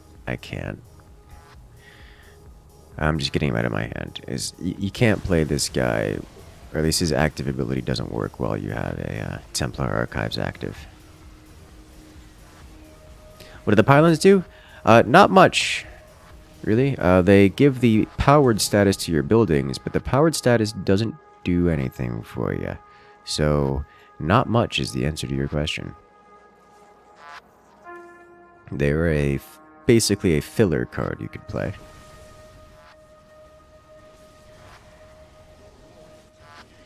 Usually they come with some side effect like draw a card. Like this card, when you play this card, also draw a card.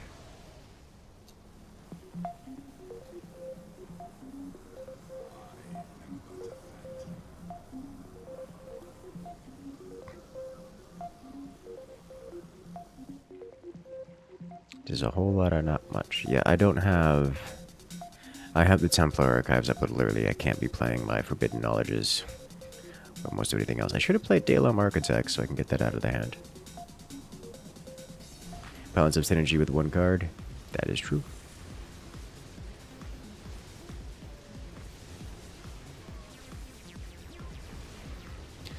One problem I'm going to be having is that I only have one Templar Archives, so I can't play the Forbidden Knowledges realistically until this dies, and once this dies, then I run out of the Infinite Chain. So that kind of forced my hand here.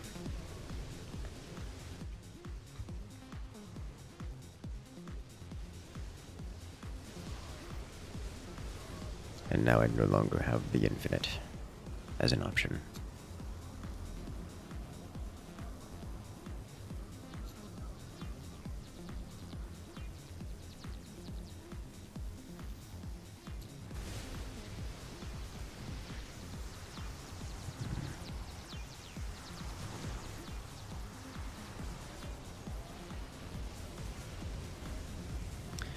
They have too much detection. I need to queen and pawn next, but...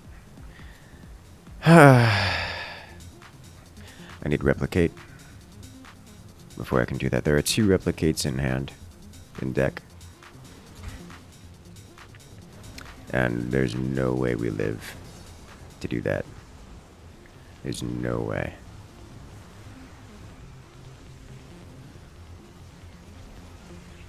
Honestly, it was... Oh! I mean, we got it. Whatever that's worth. So unless they do this really at the Rose... honestly, it wasn't even... It wasn't even the Robo-Zerg that was doing most of it this turn. Mostly because we burned a lot of our building removal on removing the Robo-Zerg, and then everyone else just kind of swarmed us. Like, the Robo-Zerg is swarming us now, but the Robo-Zerg wasn't the biggest threat.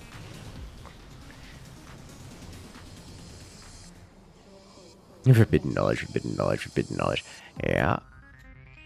This is why we don't play... Okay, so I need to just learn... Do not play the Templar Archives until I have 0 cards left in deck. It's too punishing. It's just way too punishing.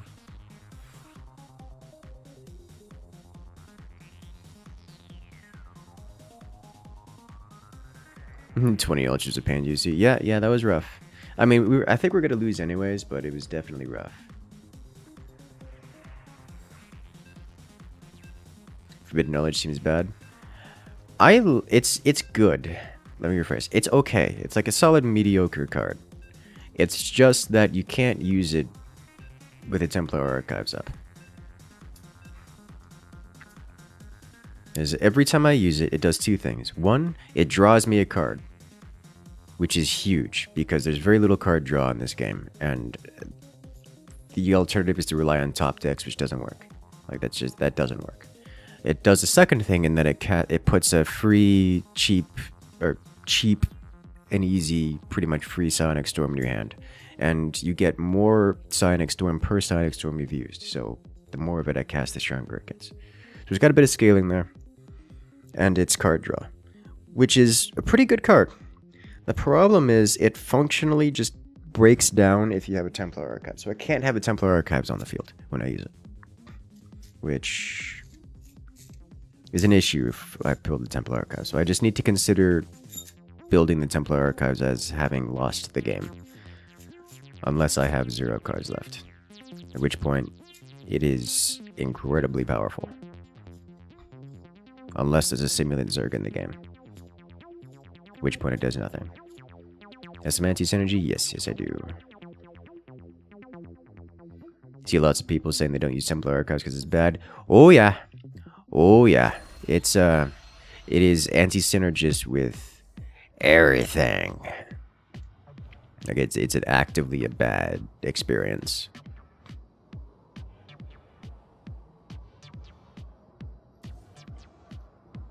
Like all the problems I have complained about, Templar Archives makes it actively worse.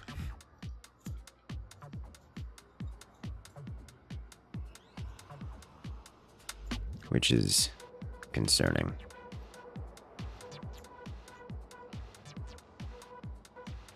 Like, it's not just an inefficient card. It makes things... It is pure anti-synergy for almost everything. Almost everything. Except for Spell Toss. In some instances.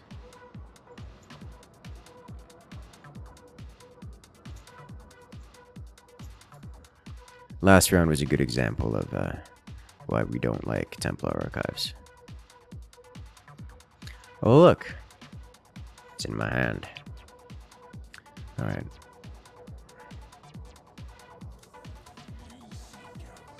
Let's go. Hello there, book nerd Tim. Welcome in.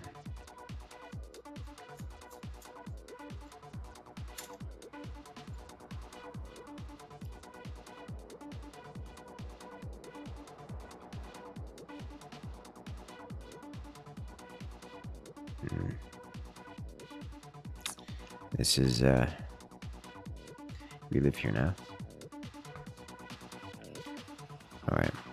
So first I want to do this, and this, and this, and this. Okay.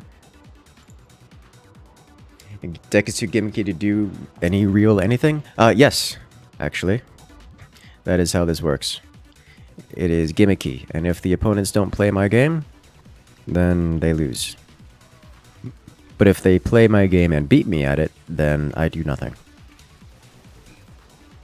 That's exactly how this works.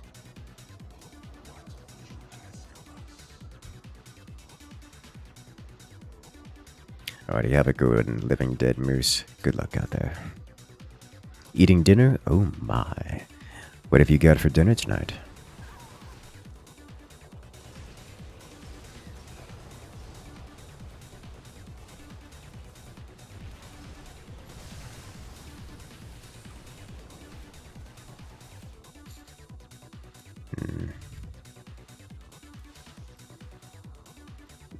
More anti-detection.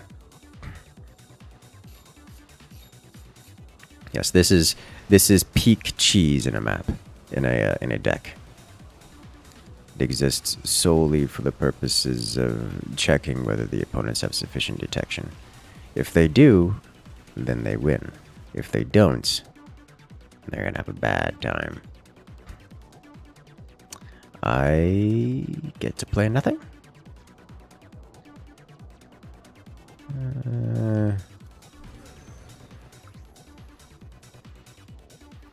Yeah, this is... I should save it for... Okay. This is fine too.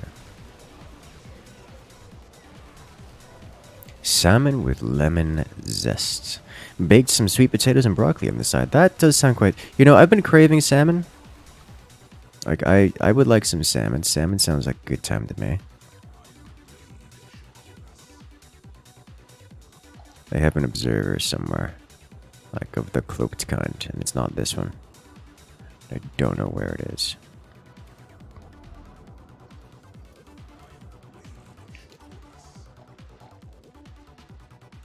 Here it is. It's right here.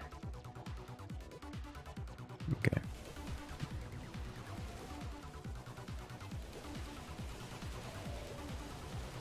I could... Some nice, chunky, thick salmon. There we go. This is what I'm looking for. Duplicate this guy. And go. It's a big boy ultra, is it? Kinda. The legally blind observer just hanging out. Yeah. Yeah, there's gonna be a lot more of that coming up soon. Real soon.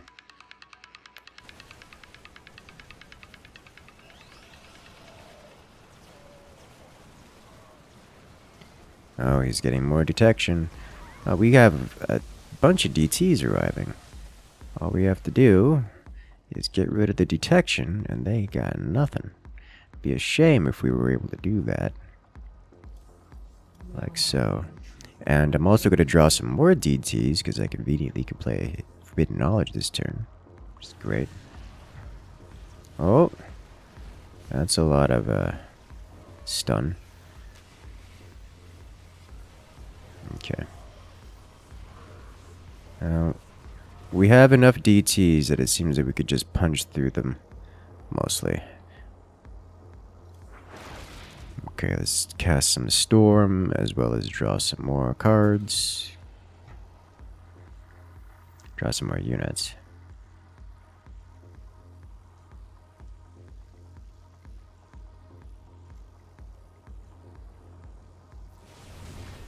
Yeah, Storm. It works. Alright, this guy I'm sure is going to get thick, because he's already started the buffing on it. And Kerrigan is such a good unit. Okay. Let's draw some more.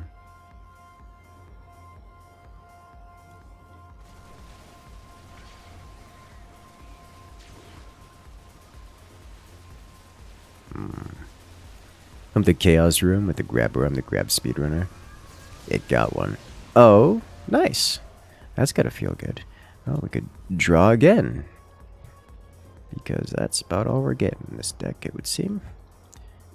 Draw into draw into draw into draw.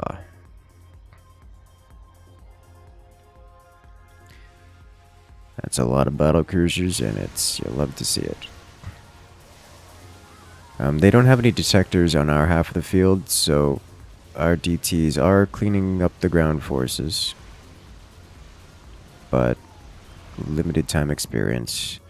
Yeah, this boy's getting pretty big. Alright, so now we can cast Big Boy here, because Big Boy here, I don't have Templar Archives active, so I could actually play the spells that he's going to be flooding my hand with, and ramp up to incredible spell damage.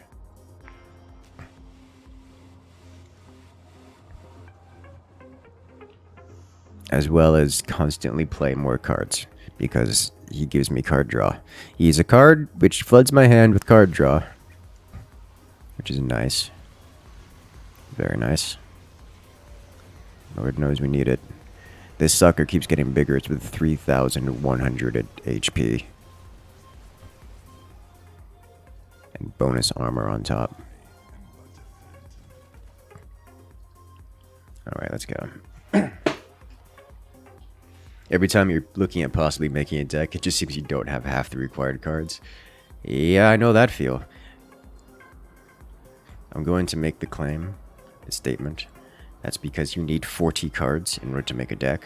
And also, there's not a whole lot of overlap between the decks.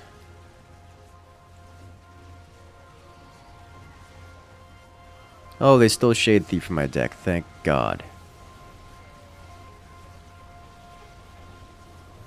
Now I don't have to worry about that. Alright, we cast Storm. Oh, you're very welcome. Please get them out of my deck, and do not give them back.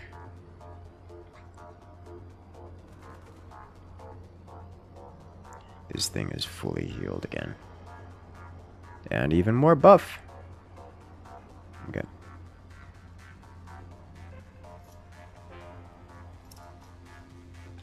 If we can remove its detection, be very happy here.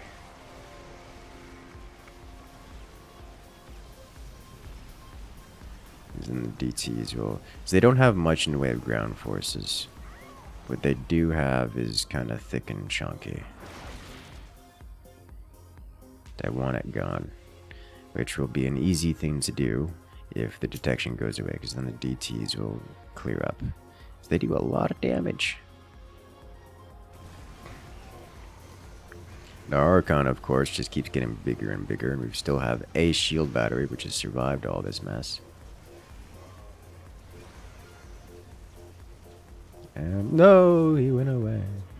Oh, well, there goes Leviathan. Didn't realize it had multiple health bars. The opponents can heal it. Zerg has access to healing spells. Gotta love the Kaiju deck. Kaiju deck looks fun. Like, it really does. Remember, I had, what was it? last stream where we had someone who dropped 4 Amons on us, which was just crazy. Look at that storm. Storm value right there. We could do it again too. So we're down to 5 forbidden knowledges in deck.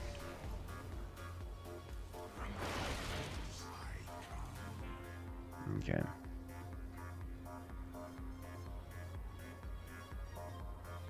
So we're going to cast 5 storms on the enemies here, which we've cast all over the place. They don't have a whole lot of clumsy units, so it's not super devastating. But 5 storms is significant.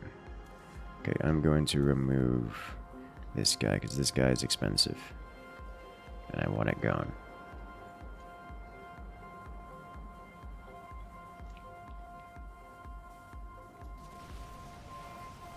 Good. Okay. Now that is a swell of lings. Zerglings together strong. Alright, let's go ahead and cast this. This will get me an extra card to draw. No, it won't, because I haven't maxed gas, because we can get up to 6 with this. Which is good. Well, hello. Kaiju Part 2 is here.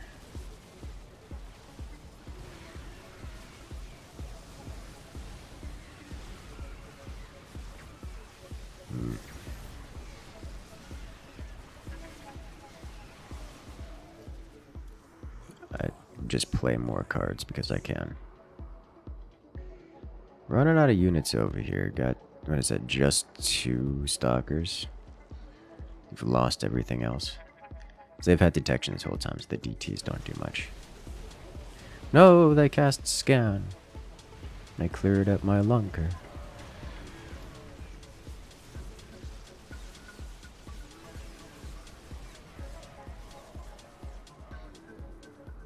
Oh, sweet, perfect.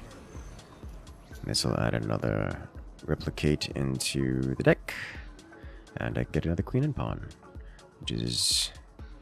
Which I had last turn, but this turn I'll have to do.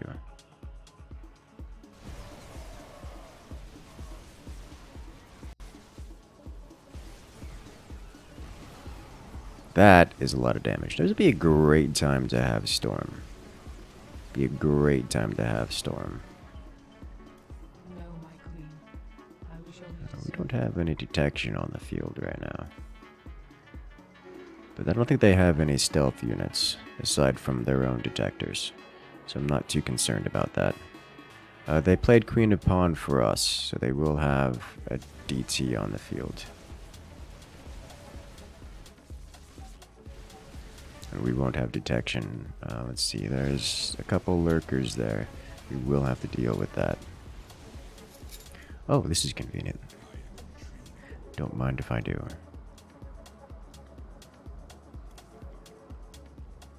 The suffering boxes work very well. Got another 15 or so eliminations with it, including soft locking a duo.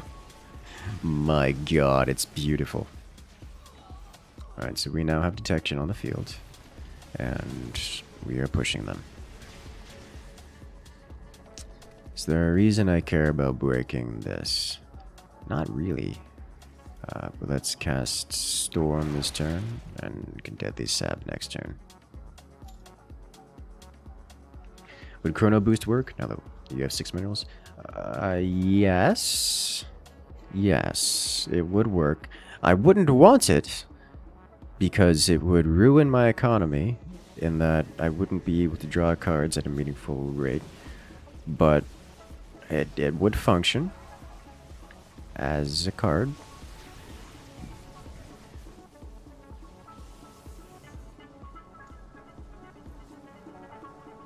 Give me an excuse to use this guy.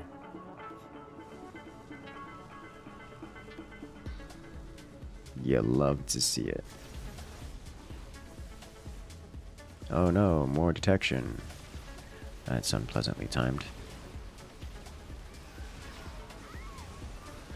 We don't have much in the way of DTs right now, or units in general. We'll draw 2 cards this turn, which is nice. Because that'll be +1 to the card counts in our hand.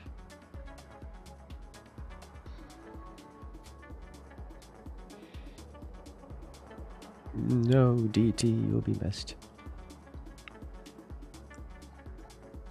Actually, I think he'll probably survive here. Only for a moment, because there's more detection coming this way, but... he did survive that. Now he gets swarmed by Zerglings and doesn't make it out alive, but... he tried.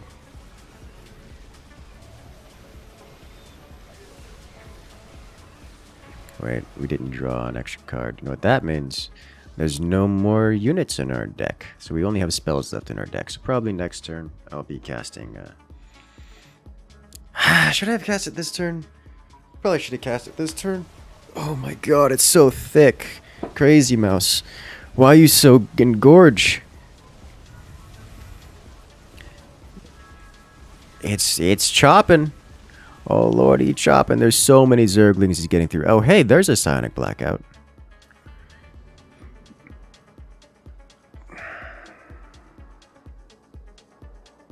I don't have any Dark Templar or unit on the field. My teammate has exactly 1 Wraith, 2 Wraith, exactly 1 Wraith and 1 Ghost. I'm not casting Sonic Blackout this turn. Is Kaiju Zerg a thing? It is a thing. He healed it. Oh god.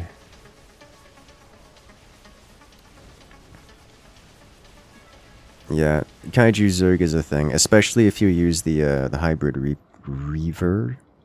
Because the hybrid Reaver is, you can get it to something like 17 armor. And it just doesn't die to anything at that point. It's crazy good. Broodlords for the win. Like, seriously, it's chomping on Broodlings and not the rest of anyone else. Because otherwise, this entire army would be dead. And he didn't get a heal off this turn, so that's going to be the end of the Kaiju. Death to Mech Terran. Death by Mech Terran. You burned your Reaver this game? Well, that hurts. That hurts, like on a psychological, like on an emotional level. What you overdrew because the Overlord died? Oh no. So now that we've got our Templar Archives, I can infinitely cast Replicate on the Queen and Pawn, which means literally for the rest of the game, the opponents will never have detection. And they will never have detection. And I will have infinite DTs, which is quite the good. And coincidentally, I'll also have infinite Kerrigan, where Kerrigan is just a good, strong, standalone unit and kind of holds their own anyways. Which means once we hit 0 cards, we actually do extensive work. Which is quite fun.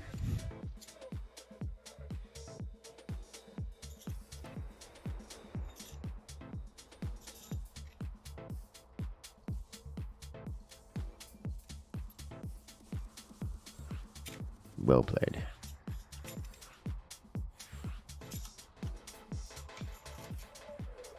I do need to edit that deck and remove the new hero unit, the new adept hero unit, because it doesn't work in the deck. Too much anti-synergy. Way too much anti-synergy.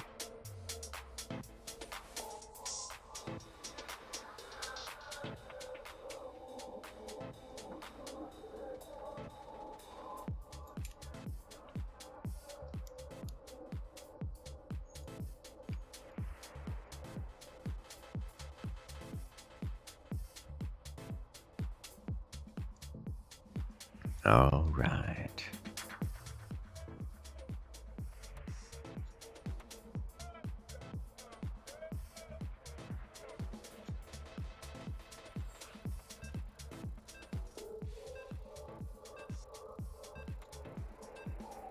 Let's go once more into the fray.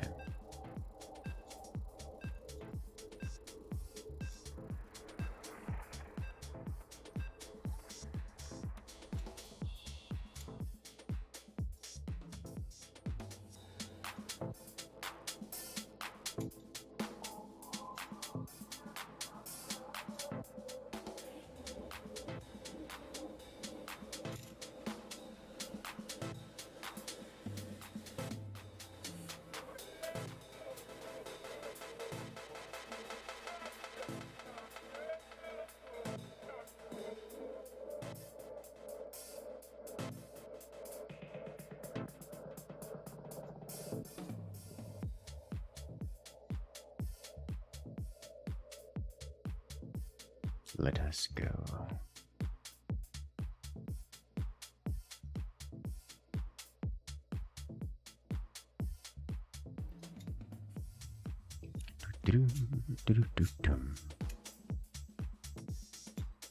So now that I have a fair few cards for the Protoss decks, I can reliably get alternate decks out there.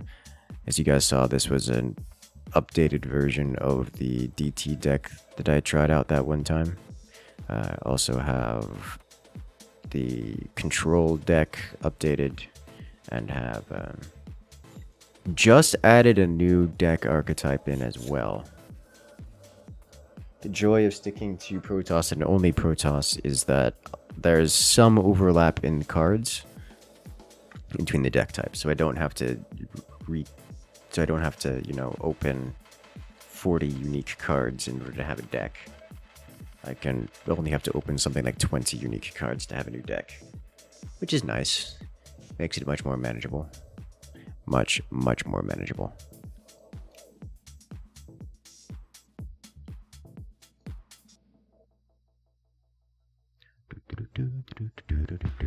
Someone has failed to load. Alright. It's a long load time? Yeah. I'm guessing someone's failed to load, so we'll probably have to hop out once we get in. Let's do re-queue, which is unfortunate.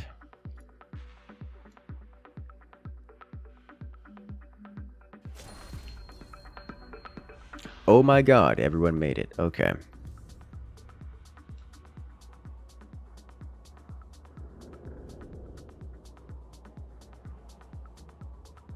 We're alive.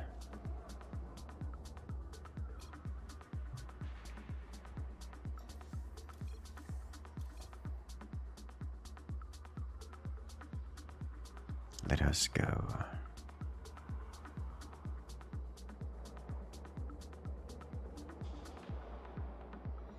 So close, so far away. Alright, let's start the attack. So this is a different deck than the ones that you guys have seen already. This is a Warp-In deck. It is Protoss unit spam. Protoss unit spam is one of the more powerful deck options available. Doesn't outspam Mech Zerg, but it tries. Oh, it tries.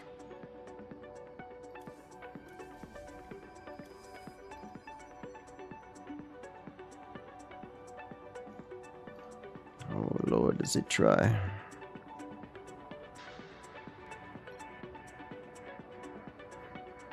Just kill Mech Zerg. You know what? Go for it. So we've got some units on the field pushing. You'll love to see it. Let me go ahead and get some more units on the field pushing. Because I can.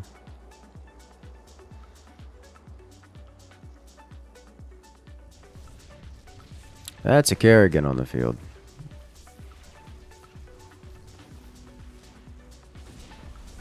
Oh, they have the Keystone defender. Sadness. All of my units, they went away. Let's get some more, shall we? You don't think anything outspam Mech Zerg? to my experience, I haven't seen anything outspam Mech Zerg. At least, assuming that they both draw relatively similarly. Obviously, it's possible to draw all your late game cards as Mech Zerg and then die before round 6. Never having played a card, but you have to draw particularly poorly for that, and well, Mech Zerg tends to not draw so poorly as to get outgunned that quickly. Okay, first we cast this, get this out of hand.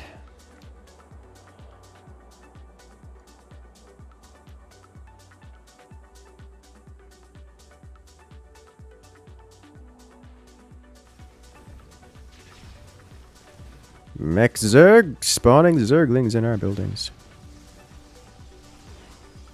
No, we didn't get it up in time to save the Colossi. Sadness. Alright, here. Let's see. So +2, +3.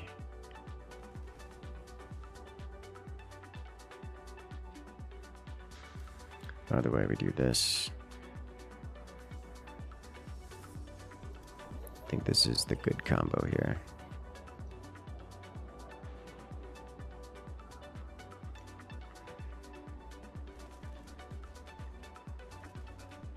Do I burn something with this? I do. Rip.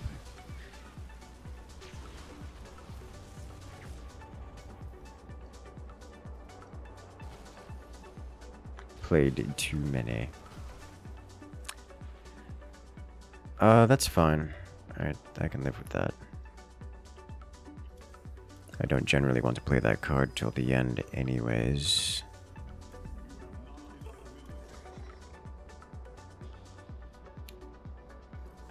Okay.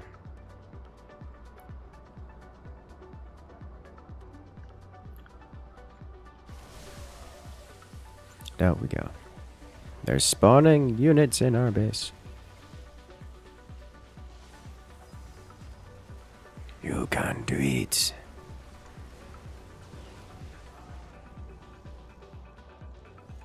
It's an 18-0 card. I don't actually know what card does that. So the premise of this deck is spam out a lot of weak unit cards, or a lot of low cost cards that summon units. But the main gimmick, the main element to the deck, the main like core combo, is that you spawn units from warp prisms. Warp prisms have the side effect of having a 50% chance of spawning a copy of any unit which has been cast by the Protoss Warp In card. So you put up a bunch of warp prisms, you play low cost cards which have a 50% chance of getting played twice per warp prism. That's the gimmick here. That's it. So it's just units into more units. The problem is I'm not getting a lot of my warp prisms, which is going to make me suffer. Unfortunately, we're also going to burn another card. Hopefully it's not a warp prism. It's not a warp prism. Alright, I can live with that.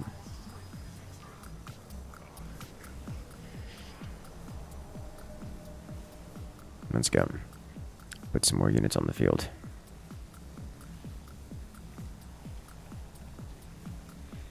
Good news is we have these Void Rays, and they don't have any AA. And while Void Rays are not great at breaking things like units, they're also completely uncontested right now. So they'll eventually clean it up. And with a little bit of ground support, we get it all done. Send more units into their side. The hybrid nemesis approaching. It's got the bonus range on it. Magic the Gathering? It does have a very Magic style system, yes. Alright, cast Fearless Raiders, warp in a bunch of cards, send some more units. We've got warp-ins over here, approaching from this side. Units approaching from all sides, you love to see it. We have mostly my units down the front, some units approaching from here, and reinforcements coming soon. This is what you call unit Protoss spam. Protoss unit spam. It's very strong. Like, if you want to actually win games, it's a deck like this you want to be using. Like, reliably win games.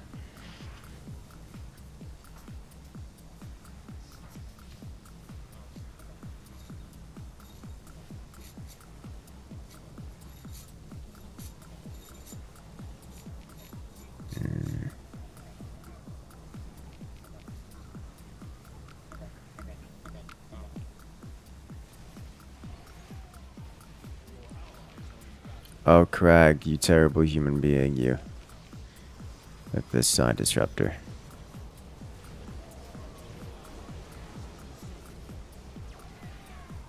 Okay, can put these two on the field.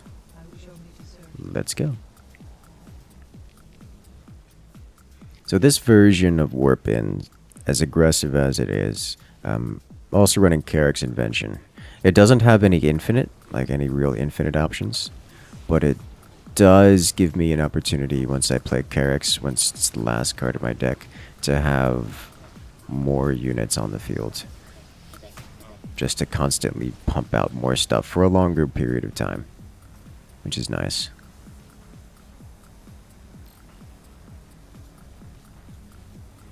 It makes a difference.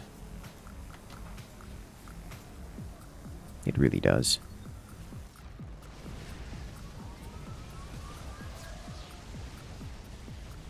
Fortunately, I'm still not drawing my warp prisms. So they're in the bottom half of the deck, so my deck won't be nearly as powerful as it could have been. That's why I always hard mulligan for the warp prisms. It's just more important than anything else.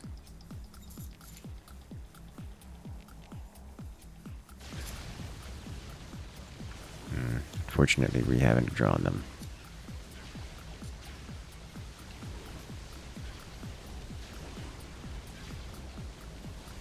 And they removed it. Oh no.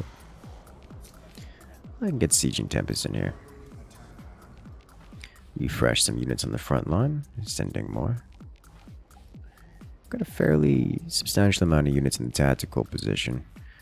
They have broken... Their simulant has broken all of my... almost all of my shield batteries. Which does make me sad. But here we are.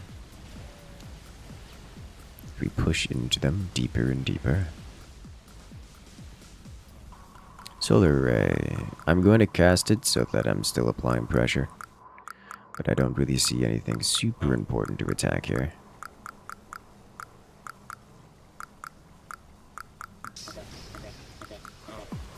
Alright.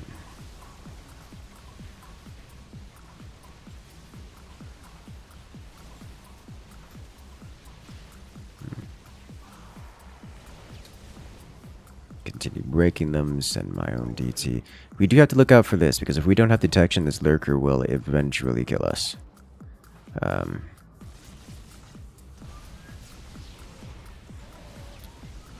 I've got... My warp-ins can summon detectors. Like, I haven't sent any observers, but I can randomly get detectors. It hasn't happened since they've added the lurker into the base. I think it's not going to matter too much because I suspect we're going to win before that lurker breaks us. But,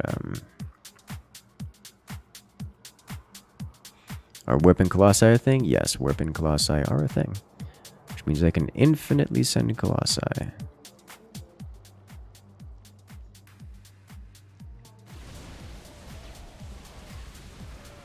This time... Oh, I got an observer. Alright, nice. Looks like they're pushing us off the base, which is unfortunate for us. But I did get an observer, so we'll be sending that out this turn. Still not getting the... let me send this then. Just to use up mana.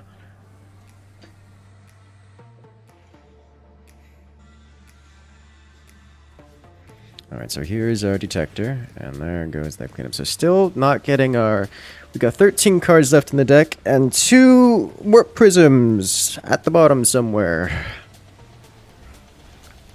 Which is hey, there we go. We got a warp in.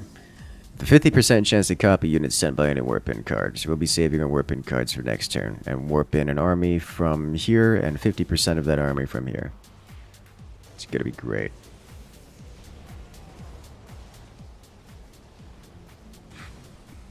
Hey.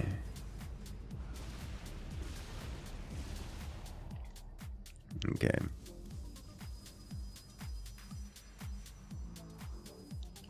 I'll save one of our weapons for next turn so I can cast Fearless Raiders this turn. Hey, we got some extra units here. Now these units are copied from these units over here. So this swell of units is mine, and half of them got sent over here. A little ahead of the curve. Which just means more damage for us. Oh look, more warp-in opportunities. Let's go. So now we've got 50% more Protoss per Protoss, which is a lot of Protoss to deal with.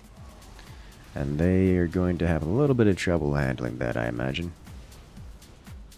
Because that's usually how that goes. And that's it. We did it. Well played, well played.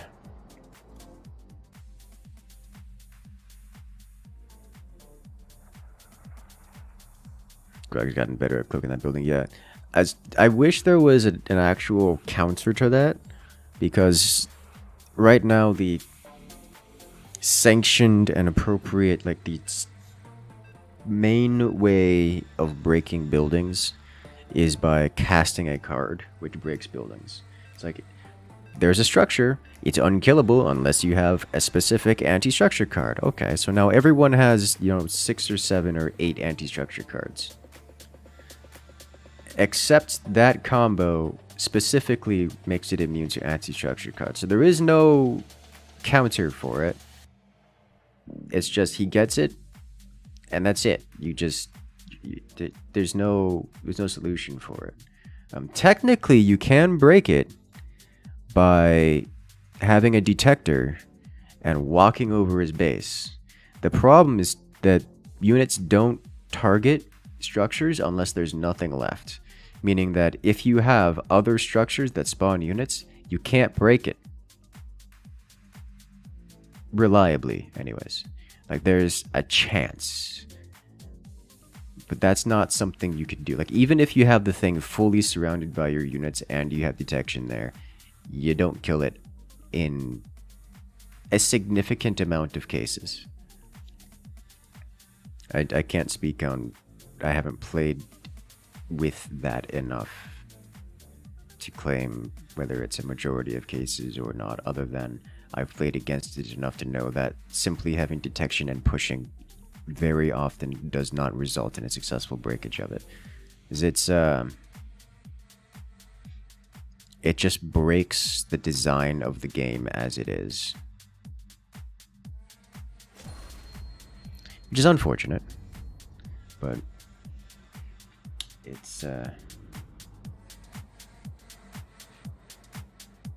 it is what it is. I think the structures as they are in this game need to be fundamentally reworked. Having anti-structure cards specifically to deal with structures just doesn't feel good. Like, it doesn't feel good. It feels really bad, in fact.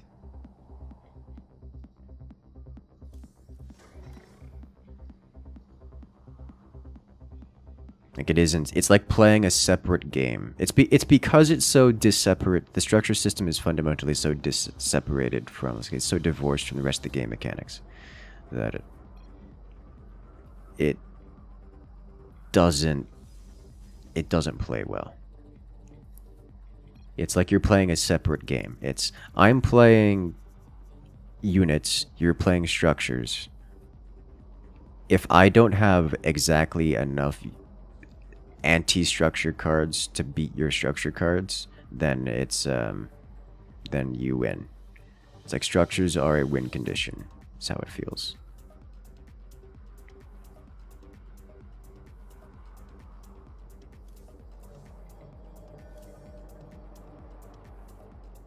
It's like, I built 5 structures and you didn't play 5 anti-structure cards, so I win.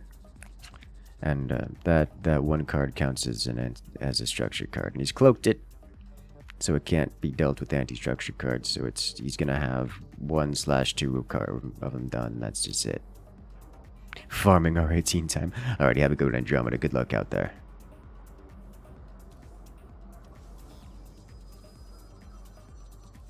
Let's go. Use Monster Reborn or Pot of Greed to draw Pot of Greed.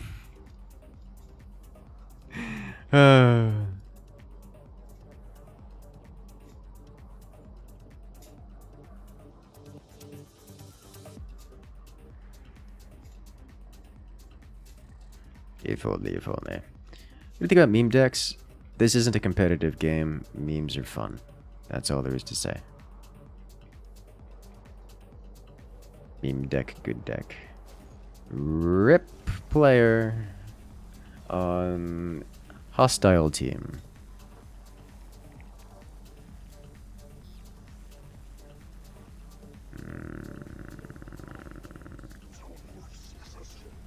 Okay.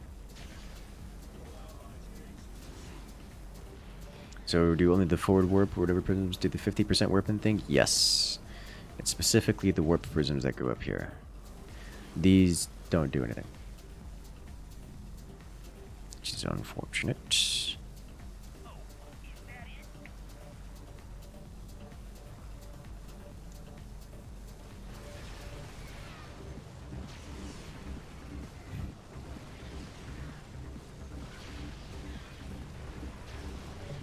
Using antimatter missiles versus marines, it hurts so much. Yeah, this is why I was just playing cards to start with, because sometimes you just outpace the opponents and it hurts them. It hurts them a lot. Which is kind of the point. They've managed to get units on the field now, but it may be too little too late. It is just barely not too little too late. Alright, so what I'm going to do here is cast Shield Matrix, which fully restores the shields of all of my units, wherever they may be on the field. Which is nice. It's very nice.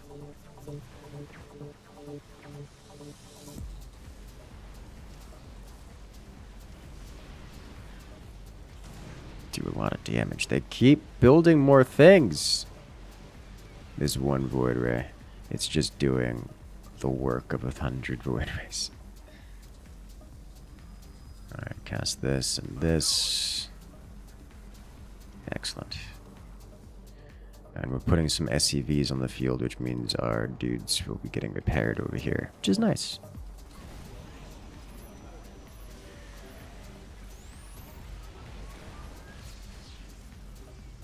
No, my damaged units got slammed. I killed one of my SCVs with that too. That's unfortunate. Is it possible to use recall on the forward prism?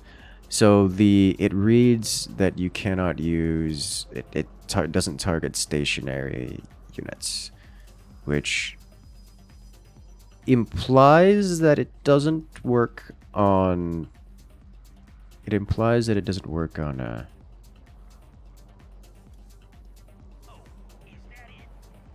what's the word I'm trying to describe? On the warp prisms.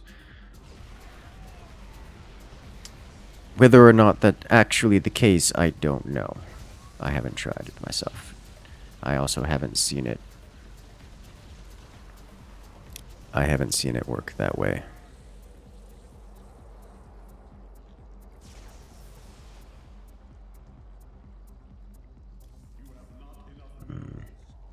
Wait to return after warp gate for that, so I can do this, this, and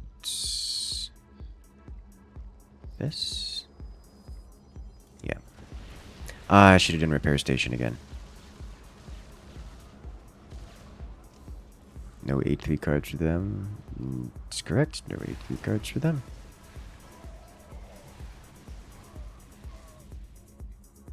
Alright, so repair station, Praetor Phoenix, Observer, Pylon, Warp Gate.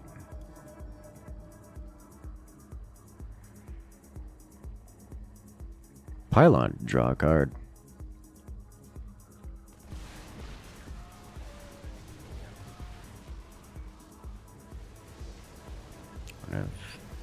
It's not even a net positive card draw, so it's just unfortunate, but it's the world in which we live. If I cast Shield Matrix, this 2 HP scout will survive. Therefore, I shall cast Shield Matrix. I'll cast Taldarian Vanguard. I'll cast Pylons and Warpins.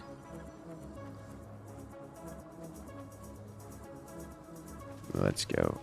Oh, did it die anyways? No, it died anyways. So close, so far away. Does mean our other two heroic scouts get back in the field really rather quickly. He got stunned by something. They have a specter somewhere. It's unfortunate. Might actually kill our scout, who is no longer stunned, but should be attempting to retreat to the nearby shield batteries. What is he working every time? I should have 3 of them now. Unless they got killed. Oh, they definitely got killed. The mecha zerglings spawned in our base, and were not zerglings, but banelings. So they definitely got killed. Rip that pylon.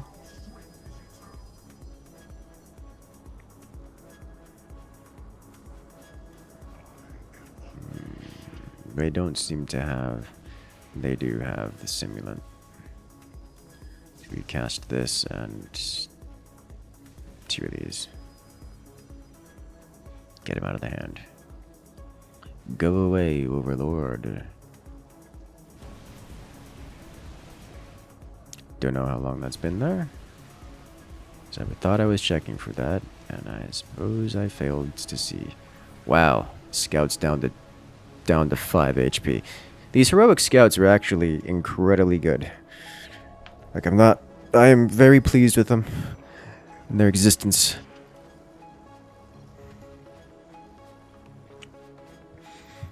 Especially because they're tactical. They come back. Tactical units are so good. Some tactical units are very good. Airborne tactical units are good. Tactical DTs are amazing.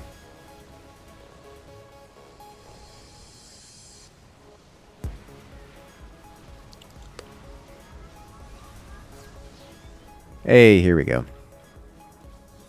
Okay.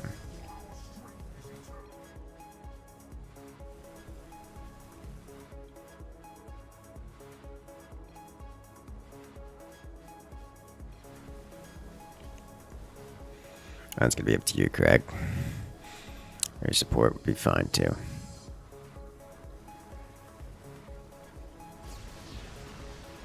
Now we've got a heroic void race sitting in over here, which is excellent. More heroic scouts. Hero units in general are amazingly powerful. Alright, so let me cast this. 2 of these. This will remove Big Boy Odin.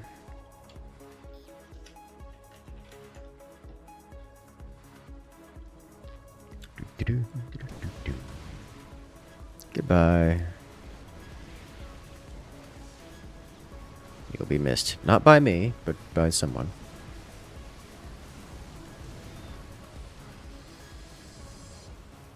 Okay. Oh, sweet Jesus, another forward prism. Alright, so only 15 cards in, we managed to get both of our cards. Managed to get our 2 cards. Or, sorry, only 25 cards in, we managed to get our 2 cards. Which is amazing. Now, every card we draw just pretty much gets doubled in size, which is great.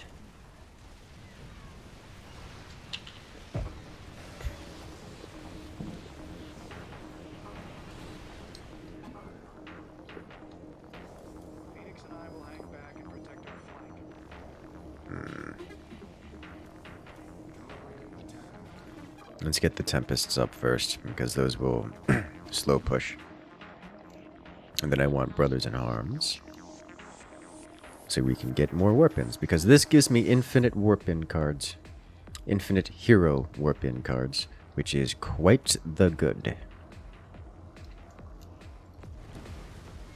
It also gives my units a passive buff. Bonus everything. Just siege tanks. If those were Marines that were gonna pop out of there and gun down my warp prisons, I would have been very saddened. Very, very saddened.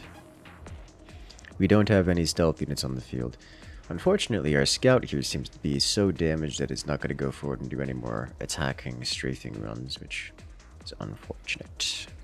Alas. Bottom of the deck is the answer to your question.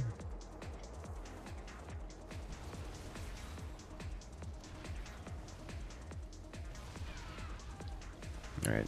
Now we have the Tempest, which will start slowly sieging down these structures, one structure at a time. And Hero Warp and Stargate. It's more important that I get Stargate online than playing Queen and Pawn. Queen and Pawn is just a good one-off card. It's because the Queen is quite strong. It's not critical that I play it this turn because they don't have because we don't have any stealth units. But it'll be fine. This has a 50% chance times 2 of spawning here, as well as over here. We'll see if it does. Hey, we got one. And now we have a heroic Dragoon eating away at the siege tank. Great, love to see it. Go, Hero Dragoon. Do Dragoon things. Good job. Do the same thing again. This time we have enough opportunity. We have enough resources left over to also play Queen and Pawn. Wait. That seems like it's gonna backfire, Crag. We're kind of moving forward a bit. Nope, never mind. That's a huge wave. Okay. I didn't notice that was coming.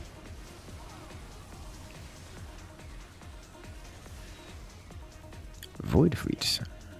Unfortunately, this Void Fleet is not a warp-in card, so it will not be... It will not be coming from over here, or even have a chance to come over here. Which makes me sad.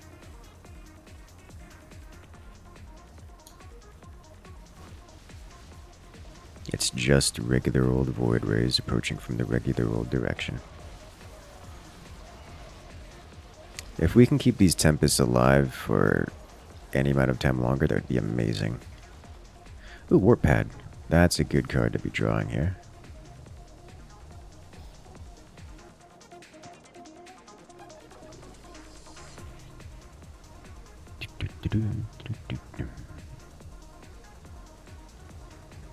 They still have a fairly substantial amount of units here, but we are pushing them once more, which is nice. Go away, siege tank. Our tactical air units coming in to do things. You love to see it. If I can get the Stargate, the Warp Gate upgrade, that would be amazing, because then we get Warp Gate, our Star Warps every turn.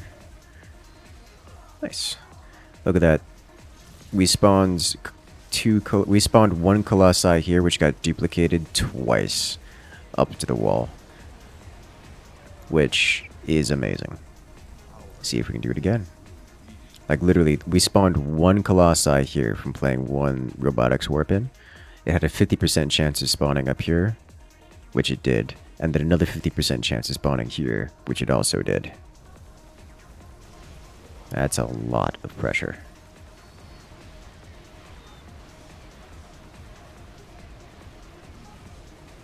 Excellent, yes. Unit Protoss strong. Oh, warp facility. Well, we don't have a robotic facility, so that's not going to be coming out. Alas, it's okay.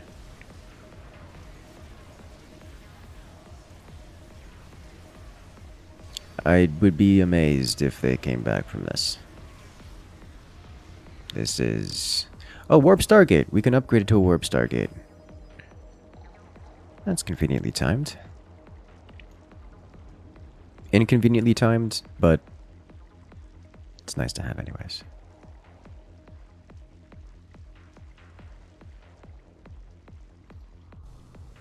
I find it extremely unlikely they survive to next turn. Undying Stalker, no! I like that card. Especially at this point in time. Specifically at this point in time. It's not that good of a card otherwise. Alright, so every turn, this upgraded Stargate now gives us Star Warp instead of spawning one Phoenix every turn. It gives us a Star Warp card every turn, which which spawns 1 Phoenix, 1 Corsair, or 1 Void. It spawns a Phoenix, a Corsair, or a Void Ray, and really any combination of those. So like that one spawned a Corsair and a Phoenix, which is just nice. And because it's a warping card, it also has a chance to come from up top, which is amazing. This like seems like much fun.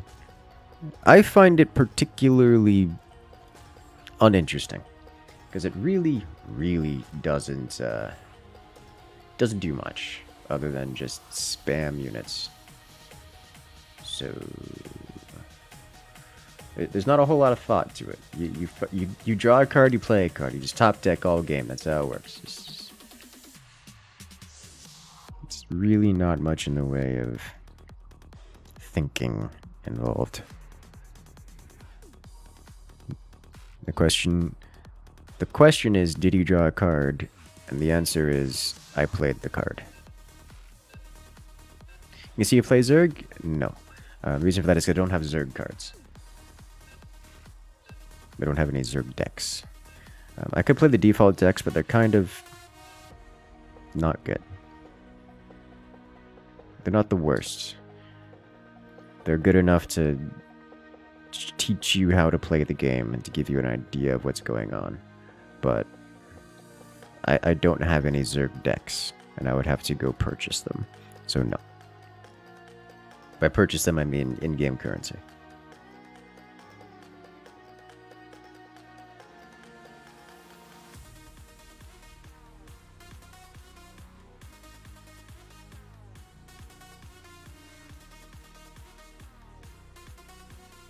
So for the foreseeable future, we will be playing Protoss. Although I do want to do a Zerg deck. It's on the list of things I desire. It's just also on the list of things that I can't currently do. Which does make me sad. But it is what it is.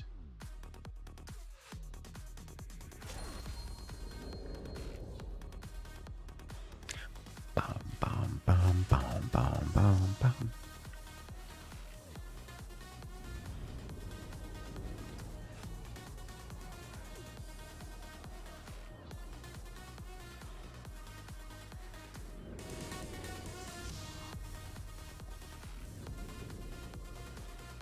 Someone needs to press their button. Next stream, you'd love to see if I play it. I would have to play something like 300 games of this off camera in order to get a Zerg deck. And I don't know if I'm willing to commit that much time.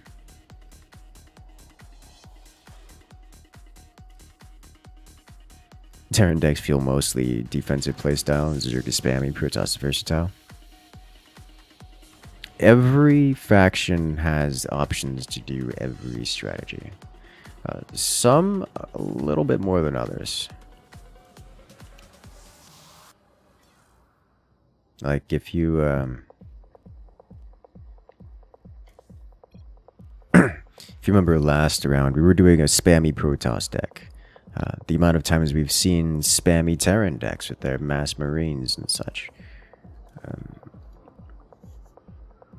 Like Zerg is not, by no means has a monopoly on spammy, and a great deal of Terran and Protoss decks can outspam a great deal of Zerg decks.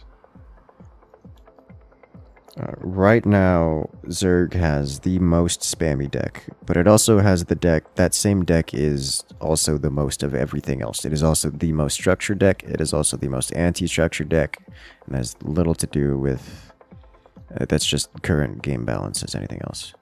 Does the server save your data? Is it all local file thing? It's all a local file thing. It should be theoretically possible for me to notepad myself into having every card in the game.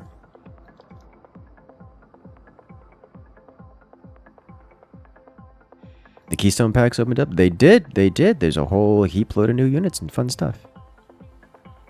It's actually like some really cool, fun stuff to work with. I especially like the the Protoss new stuff, which is convenient because I happen to have some amount of Protoss cards. I don't have the new Protoss cards, but can't edit banks in this game. I think there's some encryption. Understandable. It is definitely for the best, but people always leave. Hey, they haven't been leaving recently, but at least not in my games. I played MTG. I've never played Magic, no. I'm not sufficiently familiar with the colors of the decks to answer your question. I understand that blue is very control heavy.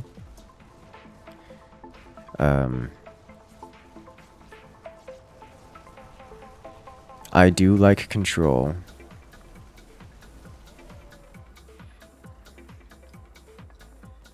Control does make me happy on the inside. I'm unfamiliar with black. To my understanding, red is super rush. Like very rush heavy.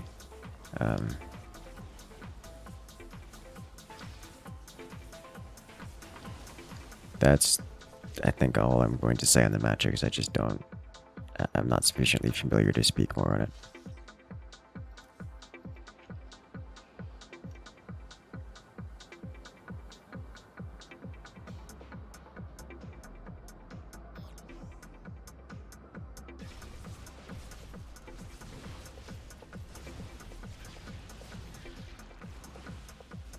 I have so many units on the field. It's amazing. You'll love to see it. Don't have detection, but it's there. Let's get some more on the field.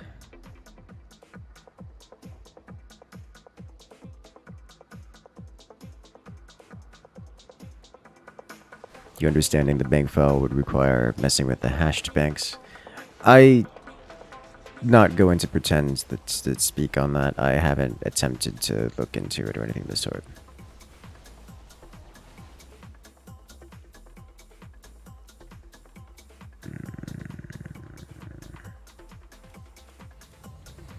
It's like the first thing I think of is I've done cybersecurity for long and for a fairly substantial amount of time, like a decade plus of actually as a professional working in the field. So when I think, oh, encrypted bank file, I'm like, oh, I can deal with that. You could just go edit that. But I'm like, oh no, hold up, wait, I haven't played with it. I haven't looked at it. I don't know what I'd be getting into, so I'm just not going to comment.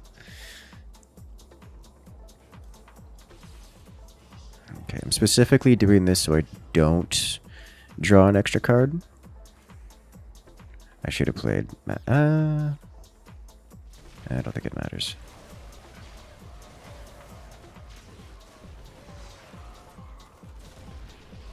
So if you haven't noticed, I'm playing a very blue deck right now. Very control heavy. So he played Marines, I wiped the Marines out.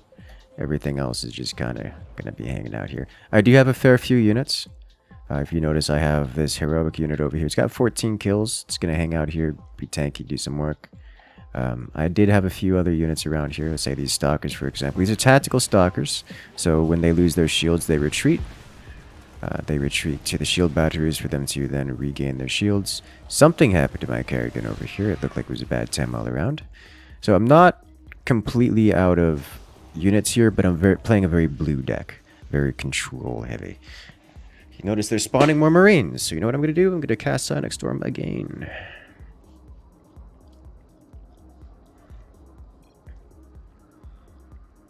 Kerry got Yamato'd. That makes sense.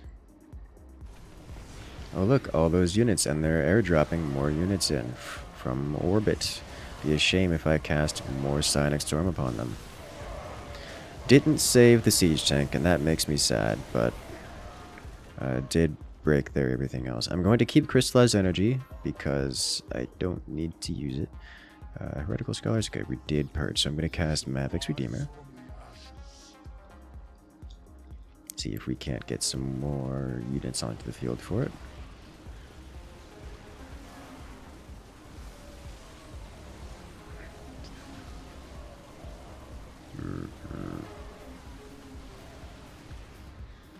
Alright, Merged Mind and Revelation. Revelation reveals all their cloaked units. They have no cloaked units, so instead I'm just playing it because I want it out of my hand. And for no other reason.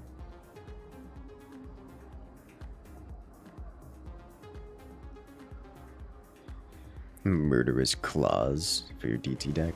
Just Murderous Claws. I don't remember which one. Can you explain the card again? Because I'm sure I've looked at every card, and if I don't have it, there's probably a reason for it.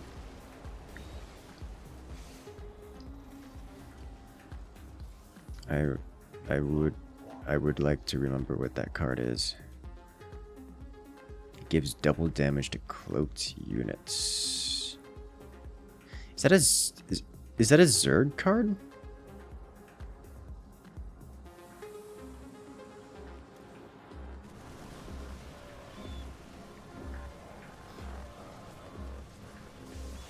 That sounds like a Zerg card, not a Protoss card.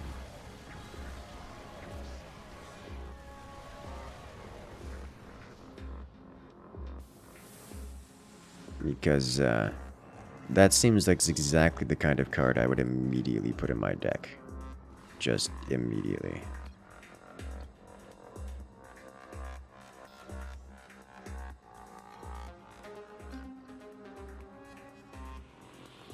That it was the all type color. There is no all type option. There are hybrid types where you can get like they're allowed in Protoss, Wars, and Zerg decks. But there is no all type option. So I can orb here, but if I orb now, all type like Amon. Oh, like the oh, I see what you're saying. Yeah, Samir and Amon are all type. That is correct. That is correct. There is an all type. I misspoke. I can orb here. I'm not going to because I think we hold this. And I suspect we don't. I don't need to orb to do that.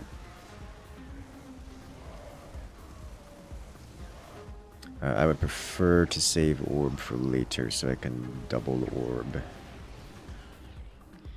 I will, however, Psionic Chaos.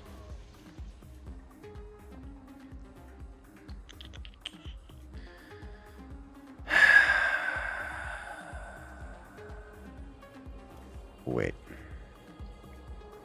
I'm running out of spells. I only have 7 cards left in the deck. So I don't have too much left to work with here. This carrier is down to 29 HP, and every turn it lives is another building it destroys. So this carrier costs 2 mineral upkeep. So for so long as it exists, I can only have a maximum of 6 minerals. But every turn it exists, at the start of the turn, it kills one of their buildings. Which is very nice. It's definitely dead here, but it got work done. Alright, so I don't want to play any of these cards, so I'm just going to end phase here. We are sitting on solutions in case the enemy do something silly. Waiting for problems to present themselves so I can smash them. I think we are out of units. We are indeed out of units. Well, that's unfortunate. Blockade is here to ruin my day. So we're going to burn a card. Hopefully it's not part of the combo. I do have duplicates, so if it burns the combo, it wasn't part of the combo. Good.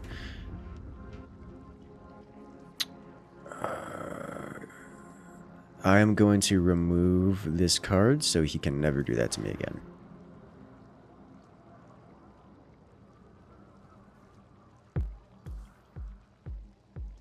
At least I will try to remove that card. Make an effort to.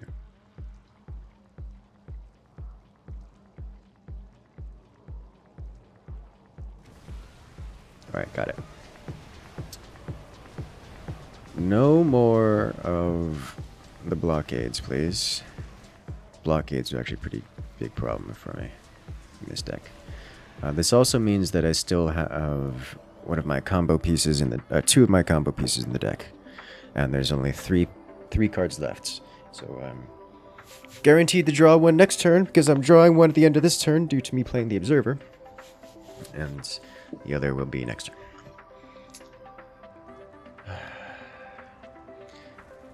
There's one. Smash their buildings. Mind Blast always frustrates you. I mean, I sit on, as you see, I sit on the thing until people start playing cards that are actually threatening. And then I deal with it. With a Mind Blast. So, now that I have Templar Archives and Shield Battery going up this turn, well, Templar Archives going up next turn. This turn. Next turn I will draw my last card, and I'll have 0 cards in the deck. That means for the rest of the game, I can choose which card I am drawing. And I can just play whatever card I can play cards infinitely and will get whichever card I played. So I can infinitely Orb and infinitely Mind Blast. The last card in my deck is Orb, by the way. So here it is. So I have 0 cards in the deck, so what I can do is I can play Unbound Thought Orb. And I will send an Orb across the map. Now, I can also Unbound Thought again and Orb a second time, so I can double Orb. But they don't have anything worth orbing twice on right now. So I'm just going to play one and leave it be.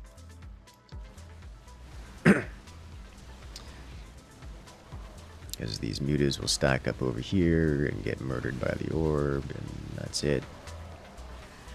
They spawned a bunch of things over here from their buildings, which all got orbed, and I'm going to do it again. I'm going to Unbound Thought Orb. Clear out the rest of their stuff. Now, because card resolution order matters, I have to play an Unbound Thought that is on the outside that has been drawn later than whichever orb I am playing. And that's why Mind Blast exists. So I have to Mind Blast a target with Unbound Thought in order to put Unbound Thought back in the deck. This spawned from here, didn't it? Yeah, so I'm not going to play Mind Blast this turn. I will instead Unbound Thought Orb again, because if I do it now, it will target this Battlecruiser, which wasn't played from a card, so it won't remove it from their deck. Correction. They killed my Templar Archives. So I'm going to rebuild the Templar Archives. Because if I don't rebuild the Templar Archives, then I lose every card forever when I play it.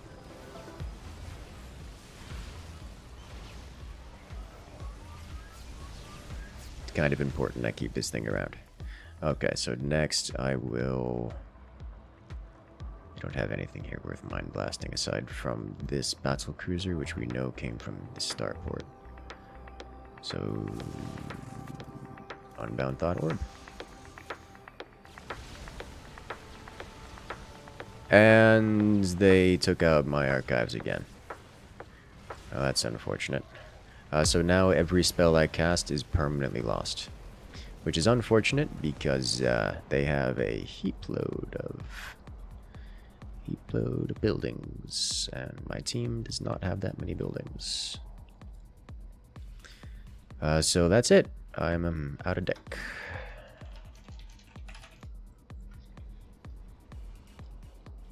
This is another problem.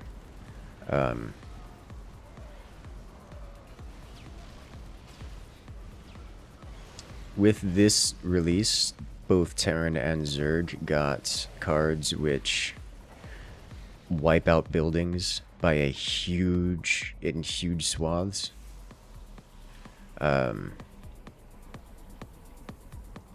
Terran got a new anti-structure card which wipes out, I believe it's 4 buildings, but instead of working top down, it works bottom up. So it specifically targets things like Templar Archives first. Which means that decks that rely on Templar Archives just kind of don't work.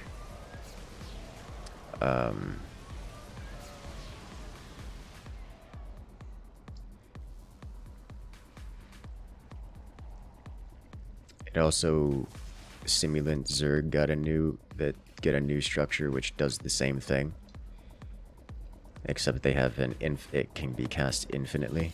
It only does one at a time, but it can be cast infinitely. So it's pretty rough, which is kind of why I'm trying not to play Control as much anymore, because there's just too many direct hard counters to it on the field at all points in time. I think I just play Orb a second time here.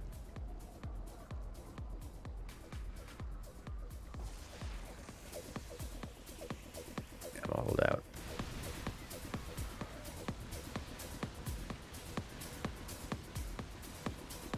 Yeah, they spawn so many units. Yeah, just from the structures, it's so many units. We need to be pushing. Their structures are on our side of the field. Look at this. So this is an example of how structures don't interact with the main flow of the map. Their structure is point blank. We have units past the line of where their structures are. Our units are touching theirs, and their structures are not getting shot at, because that's how structures are prioritized. So it is what it is. Yeah, they have so much of anti-structure here. Alright, so I wiped out their wave again, but now I'm kind of out of...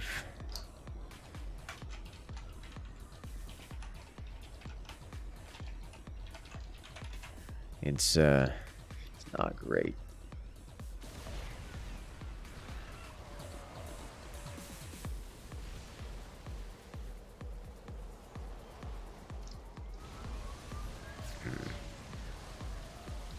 Seems control is destroyed in favor of unit spam. It's not that. So what happened was that at some point, so there's kind of two archetypes of structure wielding decks. You have structure spam, which is what we have here, where the core of the deck is you have massive value constantly gained via large amounts of structures. Is every turn structures are expensive, and every turn they add some small, like near trivial amount of strength to your wave. But over the turns, if they're alive for 10 plus turns, they do well. They make up for their initial lack of value, and then they start eventually becoming more valuable than anything else, which is incredibly powerful. But that's not the only way of using structures. Some structures add buffs, some structures add more cards, some structures enable entire different play styles for so long as they exist. Which is nice, because you don't need to spam structures. All you need to do is, it's like a core part of your deck to have structure supplements or augmentation. Which is the kind of deck that I'm rolling with right now. The problem is that because structure spam is so extraordinarily powerful, everyone is running incredible amounts of anti-structure. So a deck like mine, which has exactly 2 structures in it,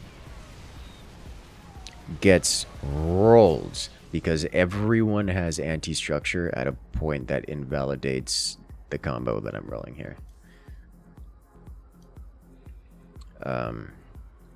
So structures are more meta than ever due to the requirement of due to them being incredibly strong.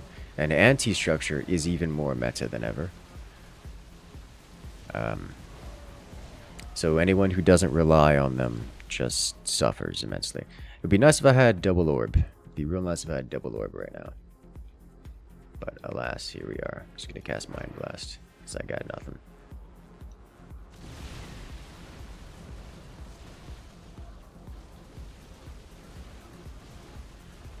Instructor power. Instructor is actually good. BD grade 10 deck flavor. Yeah, the deck I'm running here doesn't run. It's not like a full control. This is the meme version of it. It's not the full control deck. I actually want to look at crafting here. Show you guys exactly what those cards are. Structs. Okay, so the anti-structure decks, anti-structure cards we're looking out for are... Let's see, deal 1,500 damage, the highest value enemy structure, shuffle 2 battle cruisers into your deck. That's a decent one. Deal 1,500 damage to the highest value enemy structure.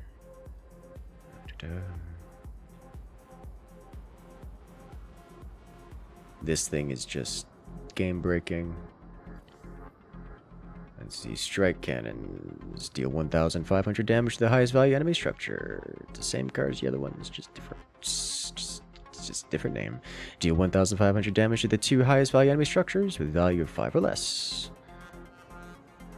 That's the one they were using against me mostly. Let's see, what's the other ones? Site Disruptor, Reactor, Site X9.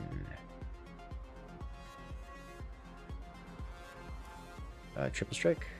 Destroy the 3 highest value enemy structures with value less than or equal to your total unspent resources, which is amazingly good because that's going to be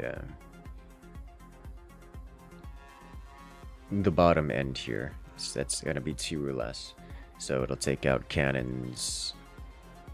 This prioritizes things like the Triple Strike prioritizes things like the Templar Archives, because it's at value 2, whereas most things like pylons and such cannons are a value 1. And this targets the 3 highest, so this is guaranteed, assuming that you only cast this in one turn, it's guaranteed to remove all of my important structures. Where is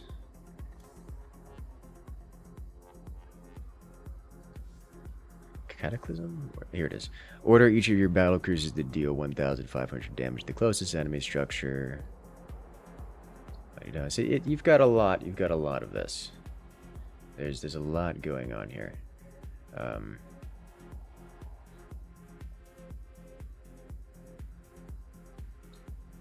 It's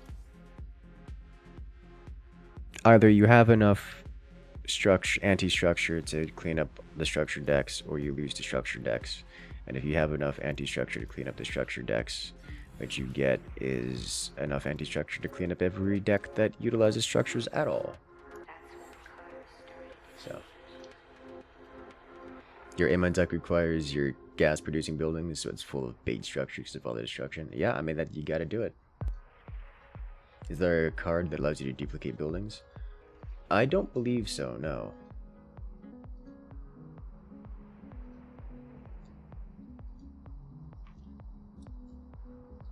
Replicate only does units, so it doesn't do structures.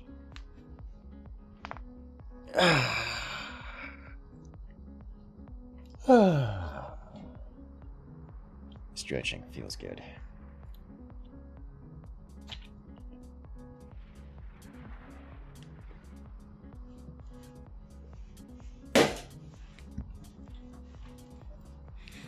Remember to stand up. Stretch. You held on these instructions so you didn't have orb left. Yeah, that's fair enough. That's the good call. That's the proper way to do it. If you have an opponent who's playing Protoss and is like very obviously playing Control Protoss, you have to You have to drain them dry and save your anti-structure until you've removed their Templar Archives. Otherwise, you will never get units across the center of the field. Like, once Control Protoss hits 0 cards, it becomes impossible to march units across the field. Like, there's just no option for it. It is that strong. But if you have enough anti-structure to remove their Templar Archives consistently at the end of the game, then you can defeat Control Protoss. You can literally remove the player from the game so they can't play anymore.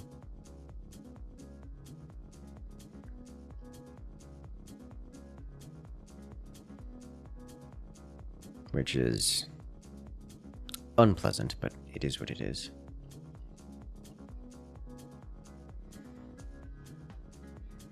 It is a legitimate strategy. I'm just saddened that structures and anti-structures such a requirement. Like, if you're not running 8 anti-structure cards in your deck or some similar level of power, then you're just not going to be performing well. Like, as is, the control deck I have doesn't have any anti-structure, and it hurts. It's probably one of the main reasons why have such a low win rate with it. But the problem is if I put anti-structure in, then I'm sacrificing something else important. And it's bad. It's real bad. So my deck is particularly vulnerable and weak to structure decks. Which is unfortunate because structured decks are the meta. Good reason. They're overwhelmingly powerful. Isn't Toss anti-structure almost all units? No. No. Toss does have a couple anti-structure units. Yes. I see what you're saying. Most Toss anti-structure comes in the form of units. Tempests, carriers. They are units which exist on the map, and the longer they exist on the map, the more structures they destroy. Like they cast a spell at the start of every turn, or on reaction to something. Like the purification carrier I had destroyed the nearest enemy structure every turn. There's another one which just one time removes a single enemy structure. Other actions which recover said units. Yes and no. It is technically possible to recover any structure or any unit in your deck. It is mechanically impractical to do so. The carriers specifically cannot be meaningfully recovered from the deck. Some creatures can. The carriers are not among them. Like technically you can use Carrick's Invention, but that gives you one more carrier for a second cast of one card. You can use...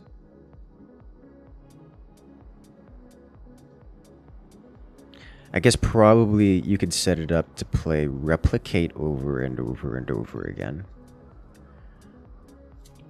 That's always an option.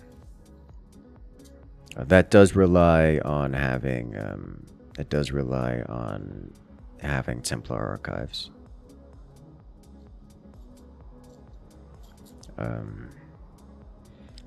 It's because Toss is able to cycle spells using... Yeah, Protoss does not have any way of cycling... does not have any anti-structure spells. Which would be incredibly good for Protoss.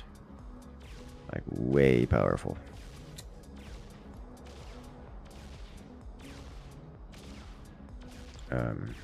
Due to the ability to recycle the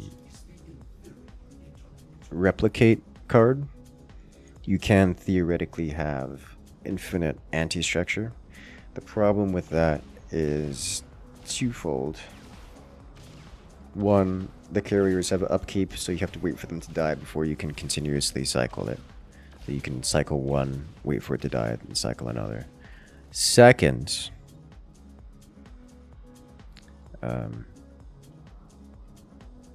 you have to have the only card in your hand, or at least the only unit card in your hand, be the...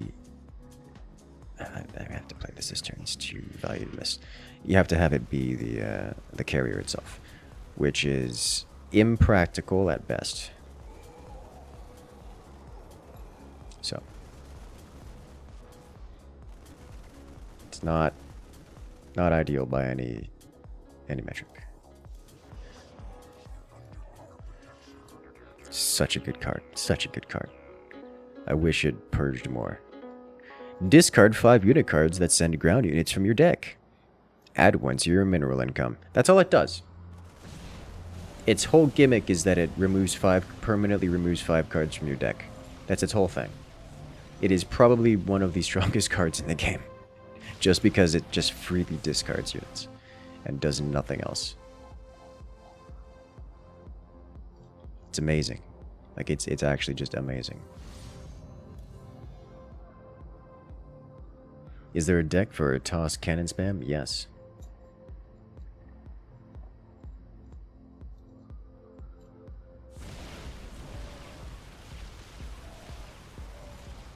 Yes, there is.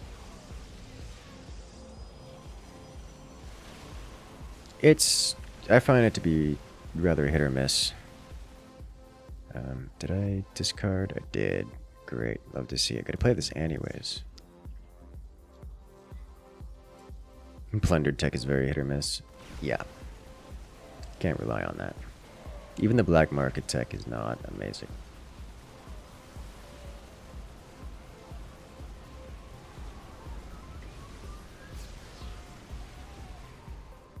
Canyon motto. Alright, let's get these out here. Do I Sonic Storm this?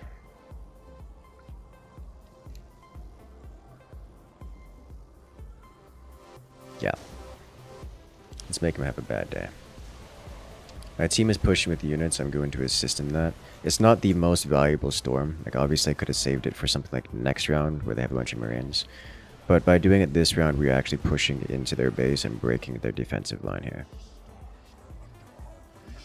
Which is kind of important.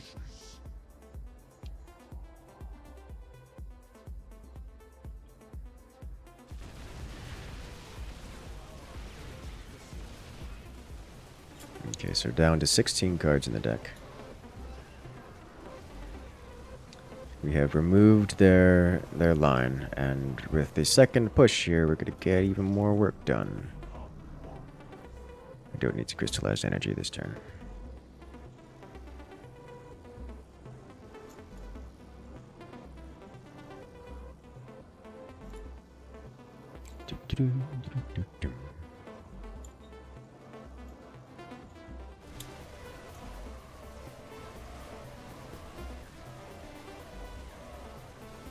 Alright, good Colossi, good. We're pushing. This is a problem. We need this gone. Okay. Draw some more cards, please. Give me more cards. Give me all them cards. The Immortals doing great work. Colossi doing great work. Love to see it. Unfortunately, we're about to get distracted by units, and then the side disruptor is going to live rent-free in their side of the field because buildings cannot be targeted. Alright, cast Storm, and it's got both merged mines. I don't need both merged mines, I already have the Unbound Thought. Alright, remove all those troopers that are coming out of here, please. Thank you. Move most of them. Oh, that's a nuke. That's unfortunate. Is there a reason for me to... There is not. Alright, so nothing played this turn for me. We don't have much in the way of units on the field. That is a lot of Marines here. Rip some of my shield batteries and most of their energy.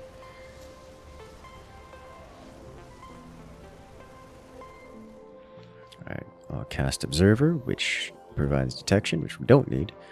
But it also provides a +1 card, which is nice.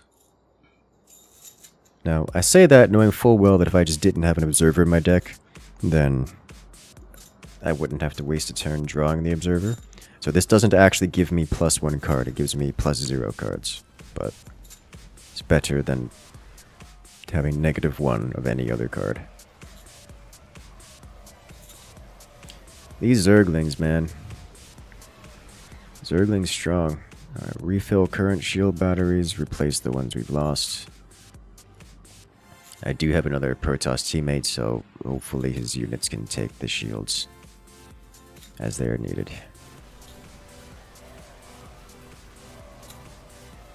Oh, nice snipe. 90 downlings, that's a lot of lings. I love to see it.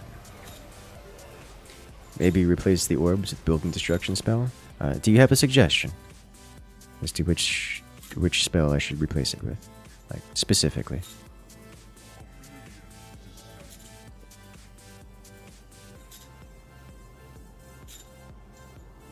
Observer. Replace the observer with an observer. That seems productive.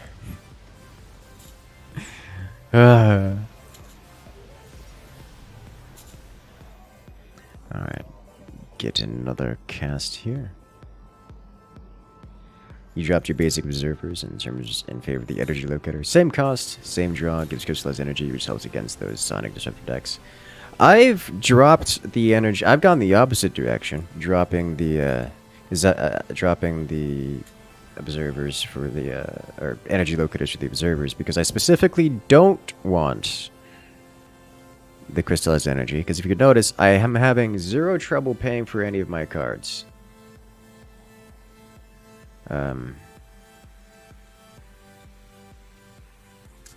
So I specifically want them out of my hand. As even this control deck doesn't have issues dealing with the Psionics. There's at least this version of it anyways. This is the meme version though. You don't have a suggestion for this spell. I said orbs. I said obs. Well, I can understand that. Okay, I guess I'm casting this. This is the NORAD. Nope, it's just a warship. Alright. Get out of my hand. Goodbye. That's a lot of Marine. If you have a suggestion for this spell, I would love to hear it. This does nothing for me other than take up hand space, so it's going away.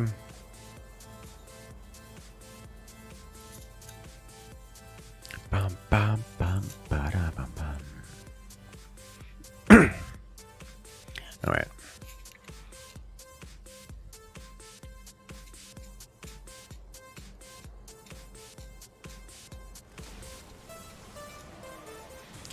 Nuke! I guess I'm not going to put my structure down next turn. That's fine. Means I'm going to have to play whatever comes out of here, which is great because it's a Sonic Storm and there's Marines there.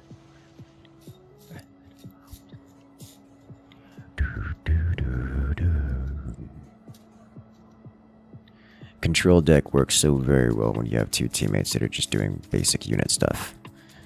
You have two teammates going aggro. It just a support player on running Mass Storm is just solves problems. Solves so many problems. And we got nuked again. This is fine. Alright, Shield Matrix and Templar Archives. Let's go.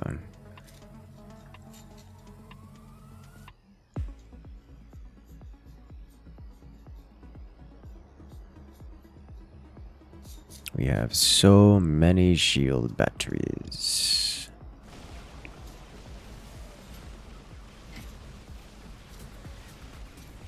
They dropped a bunch of units. My god. Yes.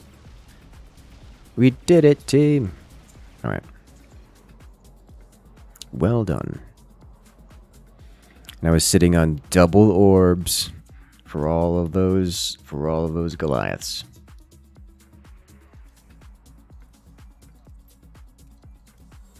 It's a good time all around. Between Orb and Storm, which is more reliable for clear Orb, and by a lot, I would say probably by 8 resources worth of a lot. Mass Baneling is actually strong though. As much as it can be, oh, Mass Baneling, it's a good meme. It's also incredibly powerful.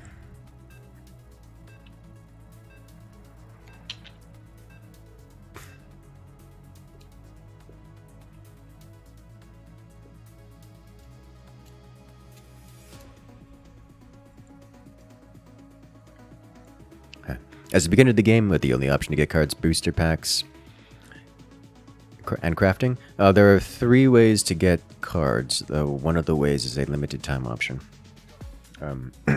You can get the booster packs, which are just, purchased with the in-game currency. Crafting, which is, well, crafting. Yeah, I trust you understand how that works. There's also the Nemesis mode, which is the co-op / single player mode. Where you face off against predetermined AI decks. And every time you beat one of those, you unlock a new set, a new few cards. But you can only do that once. Once you've beaten them, there's no more. Cycling structural stasis, which shut down all buildings enemies have. That could be useful. It could be useful, yes. That could be useful.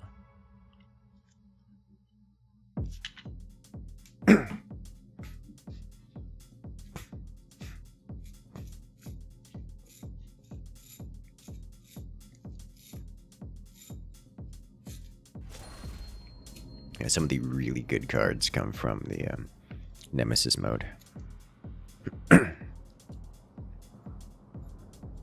Certainly a lot of the fun ones.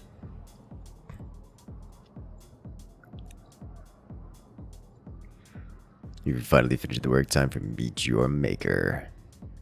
Yeah, it's a good time. Meet Your Maker is a... I'm super into it. What's the Protoss deck called Blackout? A Blackout is a strategy where you remove every single one of the opponent's detectors. So basically, it is a deck which spams anti-detection and then units which are invisible or otherwise cloaked. It's a cheese strategy. It works incredibly well unless your opponents have like 8+ cards of detectors, which some people do have. At which point the deck does basically nothing.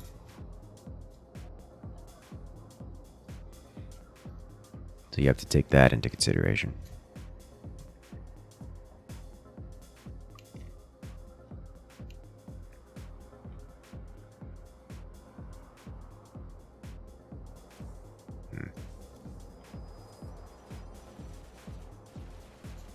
What is my favorite race for Zerg Wars? Mengsk. My favorite faction? Mengsk. He's so cheesy and dirty.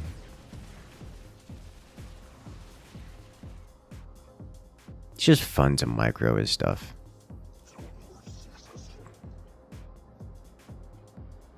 Like, it's just a good time all around. I understand. The only thing I don't like about Mengsk is that it is unpleasant to play against Mengsk because he's so gimmicky. You have to do specific tailored responses to the Mengsk faction's nonsense. And mind you, if you do those specific responses, the Mengsk player is like completely shut down. Like, he relies on cheese a significant portion of the time. But it makes it not fun because you're playing Mengsk's game by virtue of Mengsk existing in the game, and that is not a good experience.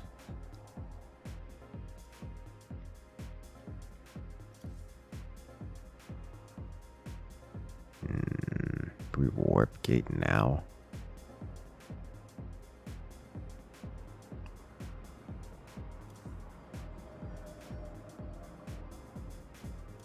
I think we do this.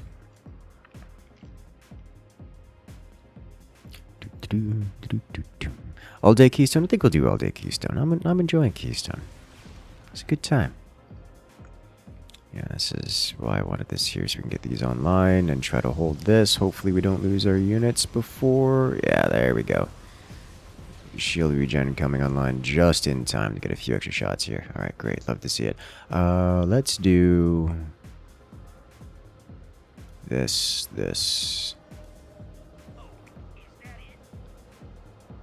Here.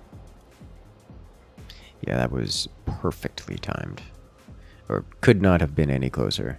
I still think it's not enough, but hopefully we have teammates' units coming out here. Yeah, there we go. Oh no! My Stargate! Oh well. Oh, we missed.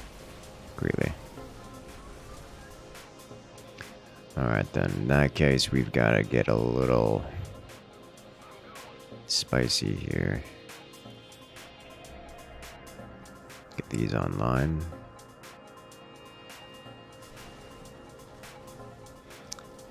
This does mean... Well, I can put this back, which is nice.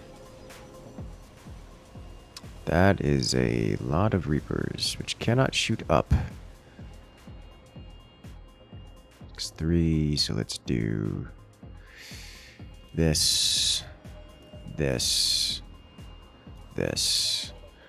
To empty the hand. We will burn a card. Will we burn a card? Let's see. 1, 2, 3. No, this is just a pylon. So 1, 2. No, we're not going to burn a card.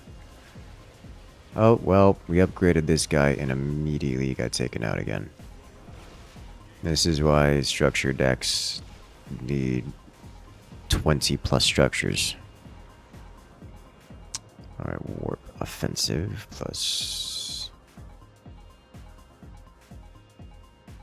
I have augmentation recall in this deck? Why? Whatever.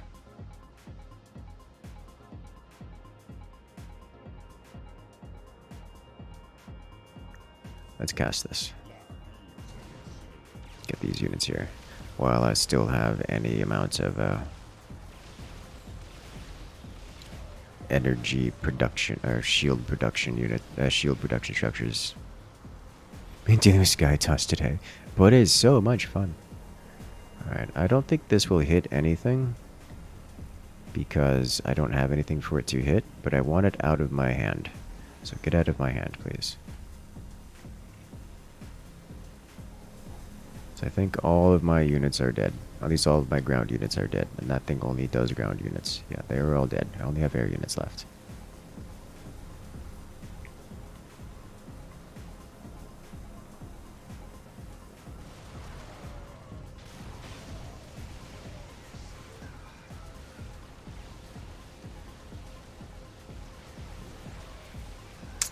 This is scary. Alright, shield matrix to bring that up. And more observers, please. I have units warping in from the side.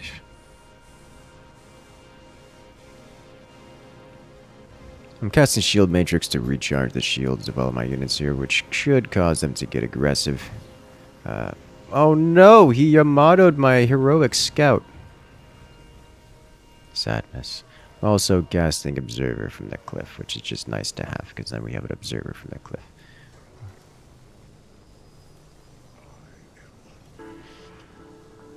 Nice. We don't have any structures, and I'm pretty certain at least one of my teammates is running a structure deck. Yes, it would be greatly appreciated if you killed that. He did not. He's got 4 structures just taken out right now. Just kind of not ideal for us. Let's get this guy going here. Undying Stalker. I'm not sold on having it in this deck, but it's nice to have a tactical heroic stalker. Like, it's just good value over time. If you have shield batteries, which I do. Though it may not for long, because they keep destroying them with anti-structure. And also, they're being pushed right now. Pretty hard. And also, the last one is out of energy. They are just out-tempoing us pretty hard, it would seem. Alright, let's get you back here. Play all units. Go forward.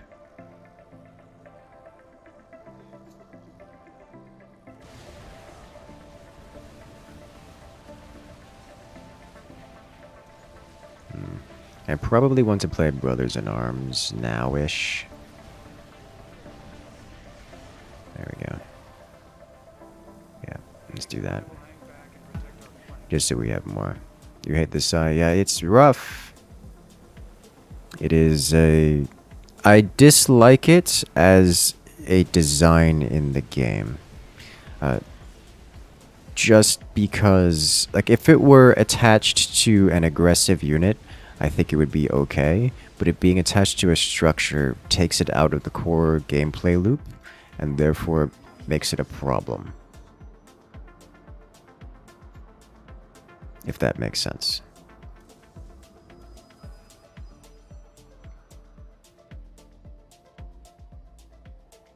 You just don't like it as a mechanic? I don't mind the idea of blocking the enemy's ability to spend resources for like a turn or two, which is what happens, which is what I would expect to happen if it were attached to a unit. But it's not attached to a unit. It's attached to a structure which cannot be targeted. And does not get targeted by units. Which makes the whole concept quite difficult to justify. The whole effect difficult to justify.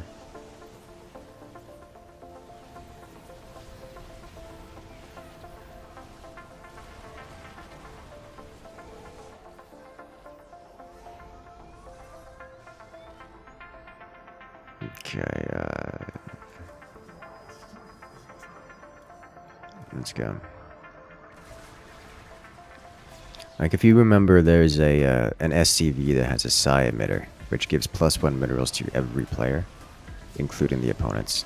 If you were to just have like a like a handheld side disruptor, in the same way, that all it does is remove the enemy's like an offensive and aggressive SCV that goes in with the psi disruptor. That would be nice. That way it goes in, it's an SCV, it just dies. And you get 1-2 turns of it. I wouldn't mind that. But the ability to just slap it down and have it be immune to units because it's a building and therefore gets ignored by units is a bit much. Especially if you cast the cloak on it, which makes it immune to everything else but units.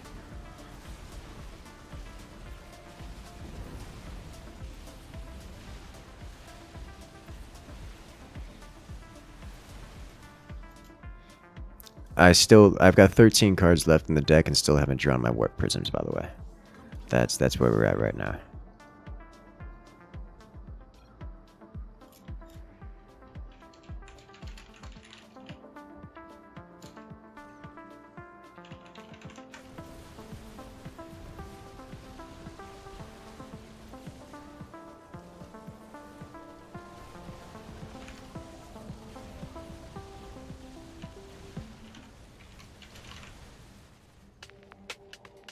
Okay.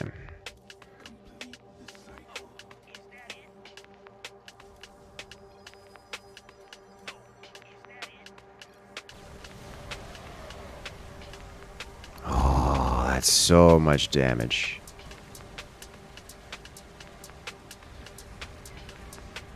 It's so pretty. Yeah. Okay. Or offensive might get the siege tanks to take it out. No. Side disruptor, my units won't target the side disruptor, so they'll never be near the side disruptor. Like, it's untargetable for so long as there are enemy units on the field, for all intents and purposes. Which means that my units will never be near it sufficiently, or at least sufficiently close to it that it will get splash damage from incidental damage.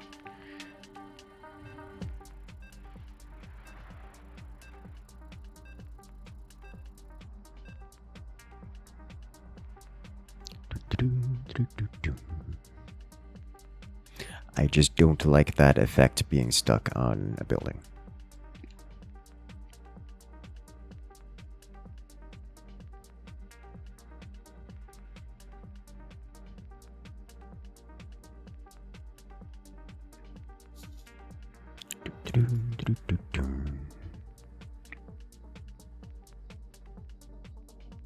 I don't mind the effect overall. I don't like the effect overall because it's a detriment to the player. It's like it messes with someone's plans in a way that does not, it's not counterable. So I don't like the effects, but I think it could be worked around. Like, it's not inherently unbalanceable. It's just, I think in its current iteration, poorly designed.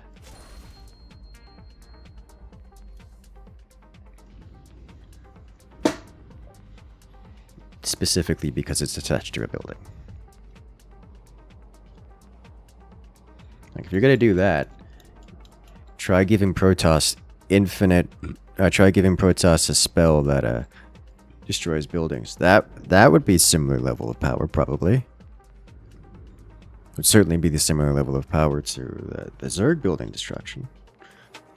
It would be less power than the Zerg building destruction still, but similar.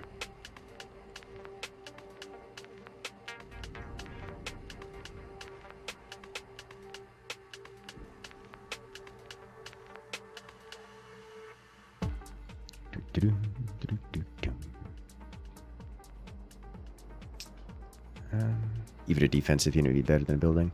I don't know about defensive units. It's gonna suffer some. I mean, I guess yeah, it would be better than a building, but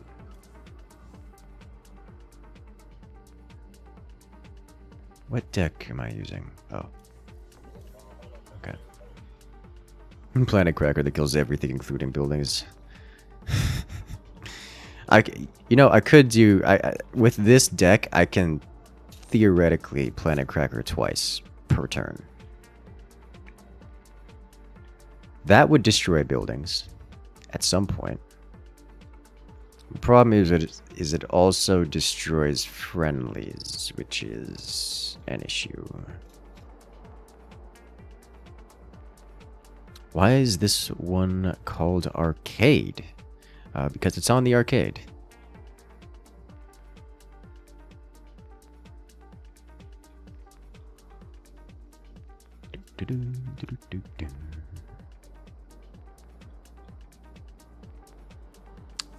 Next turn. I've had nothing to play this turn.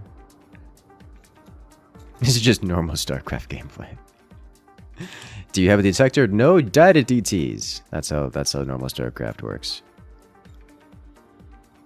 Give Protoss the ability to flip ownership of a building. Can you imagine? Isn't that a console? Arcade is not a console, no.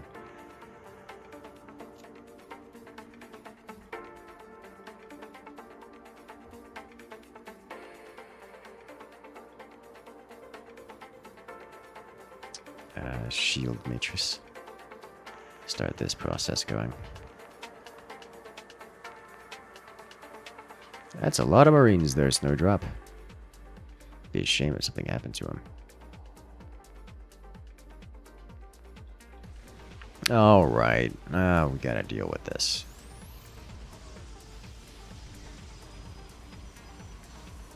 Getting melting mutas from the cliff.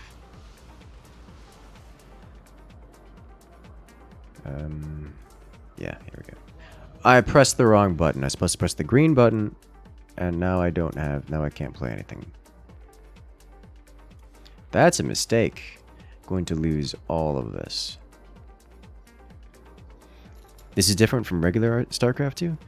Yes, this is a custom and arcade game mode of StarCraft II. It is a mod of StarCraft II. It is very popular, but it is not the standard vanilla StarCraft experience.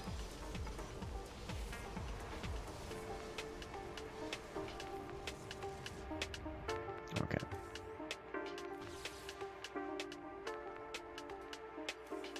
I guess this is all I'm playing. I get to play one card this turn, and it's Storm, which is probably going to target this more than this. We'll see. I'm probably splash across both. As we are currently playing Keystone, a mod for StarCraft which turns it into Magic the Gathering. But StarCraft.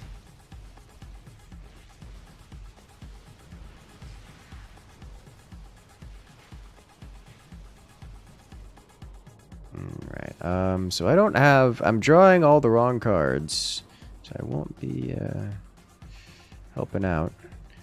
Of all the flavors of control available to this deck, I have none of them in my hand, which is really rather unpleasant. This is happening already. Which doesn't hurt me specifically that much, but unfortunately they have units all over our base. Hello there, Banana Man. Welcome in. Welcome in.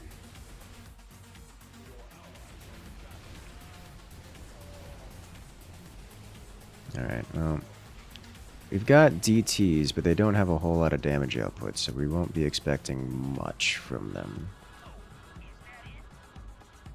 Yeah, I'm not drawing useful cards, which is really rather unfortunate.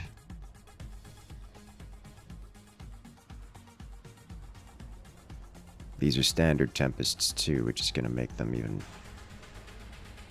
more annoying.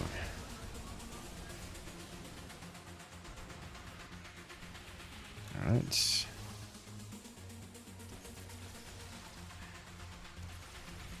Yeah, alright, I just didn't draw the cards I needed. That's not something I can really do anything about. It is what it is. Of all the card draw I have in this deck, of all the units I have in this deck, of all the spells I have in this deck, you would think that it would be enough. But it wasn't. That's it. GG. It looks like my teammates had a similar experience as well, because they weren't spawning things either. So I'm guessing we just got an unusual combo. I guess it's not that unusual. A relatively uncommon combination of bad hands. Not much I can do about that. I definitely did make a mistake there not picking up the gas, but that would have let me cast the Sonic Storm one turn earlier. That definitely would not have had a difference in outcome, given that no one had any kind of follow-up. So damaging the Mutalisks wouldn't have changed anything because there was nothing to remove them anyways. So, yikes. Top deck, right? Seriously. Only so much you can do. Like, if I had drawn any of the other storms, or most of my other spells for that matter, you would probably have been fine. Like, actively cleared them. And if I had drawn my storms or some of the other answers I had available to me, like High Templar or such,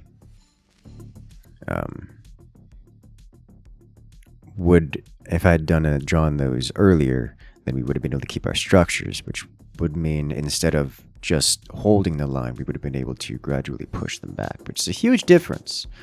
But that is a universe which didn't happen. Different timeline. Hello there, human. Welcome in. I'm doing well. Enjoying my night. Evening. Is there any Angry Lizard in the late game? Yeah, there's... Angry Lizard is quite common. The kaiju opportunities. It's good fun all the way around. Comes highly recommended.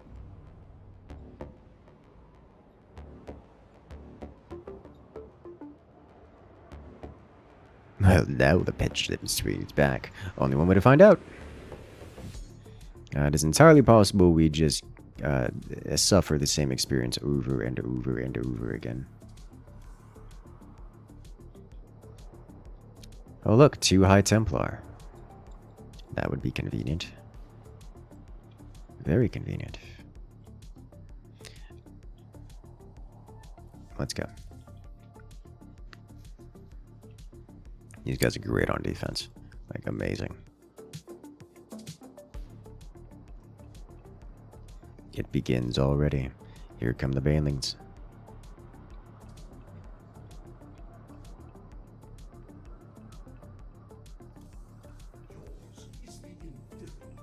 Let us go. How do dudes hack in this game?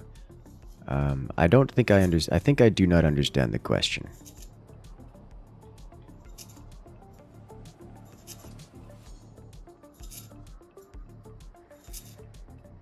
Okay, well, I'm so very glad that I got these High Templar out here because we already have the Mecha Bane Broodlings on the way. And those suckers will end the game the turn 3, which we don't want them doing. It's Conclave Directive. So get us the ramp, the resources we need to continue. We should have these guys coming off this next turn, as they have delay. You did have some fire bats. Fire bats will clean them up. Fire bats with Raven support.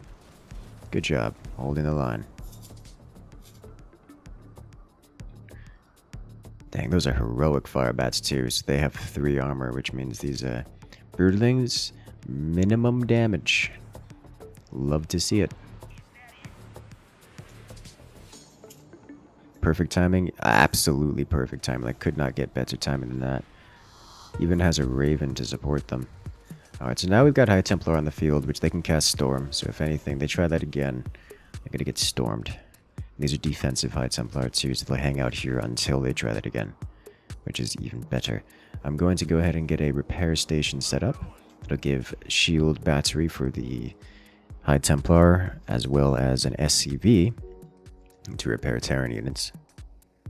Control is my favorite. You just like the archetype that much in general. I do like the control archetype the most. Yep, here come the mutas, getting stormed. And mutas go pop. No more of that nonsense from last time. And even one of the High Templars survives, which is great to see.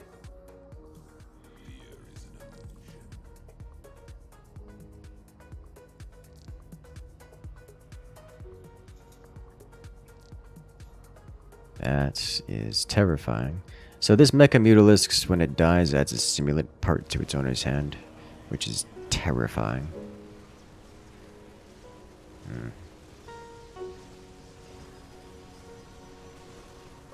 Oh, shield batteries. Alright, give me that DT. I think I don't want to storm here.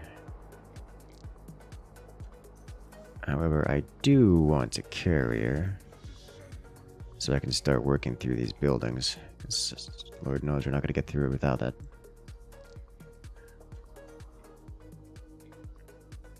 Didn't I?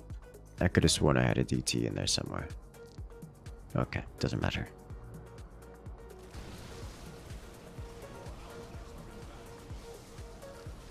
I did have a DT. Here he is.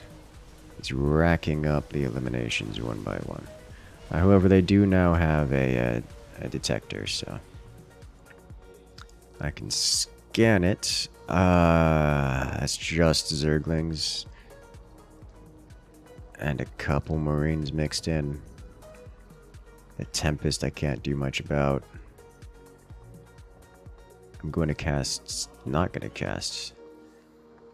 I'm going to cast anyways to get it out of the hand. Isn't super valuable. Oh. Nope, that's friendly. Okay. This will just augment the push. It is what it is.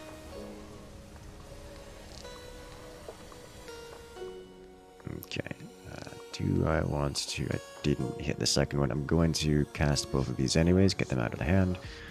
I do have a separate storm. So if they decide to throw down heap loads of units... we can work on that. Because I'm sitting on the option to clean it up. They did break my carrier, which makes me sad.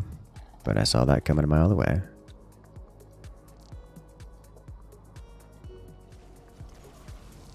Linked assembly.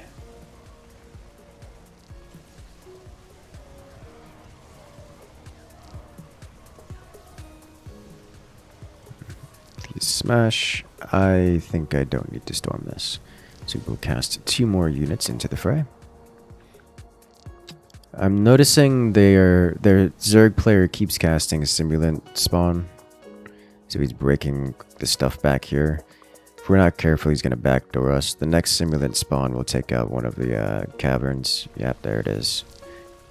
Took out both of them with it. Oh, it hurts so much. Oh, God.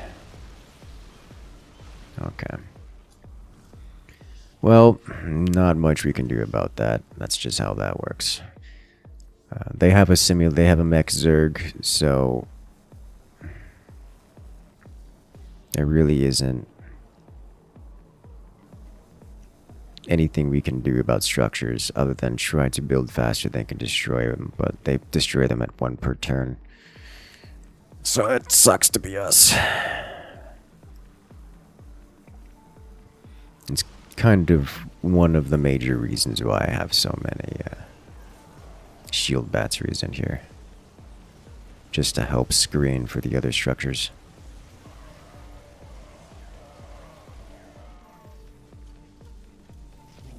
Speaking of which, let's do this. This.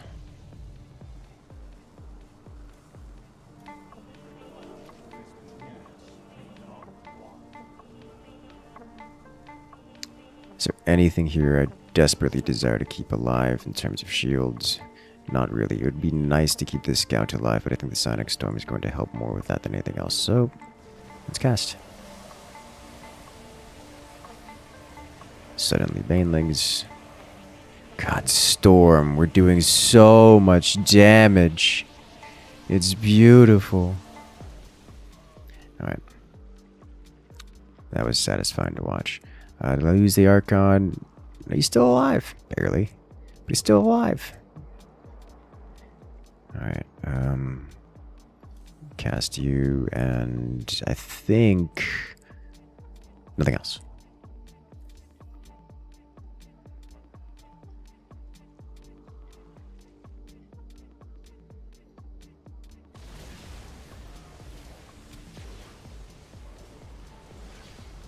These scouts coming in clutch, clearing the skies when they need to be cleared.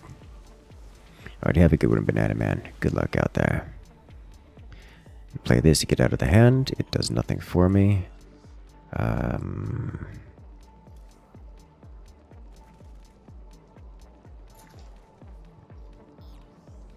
Okay.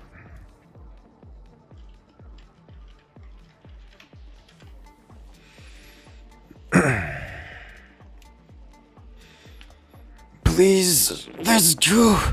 Remove it and snap out of the game. No more of that. You're not allowed to have that. That's illegal. That card is amazingly powerful. Like, game-breaking levels of strong. So you definitely aren't allowed to keep that on the field at all. Do I? I think I don't need to storm this turn. I can storm next turn, if anything. So I'm gonna not storm this turn. No! They killed my hero scout. So in the last few units I have left in the game. Do I have no units in the field right now? Oh god, they keep spawning units from the structures, man. Look at the spawns that come out of here. It's ridiculous. Alright, well now I got a storm.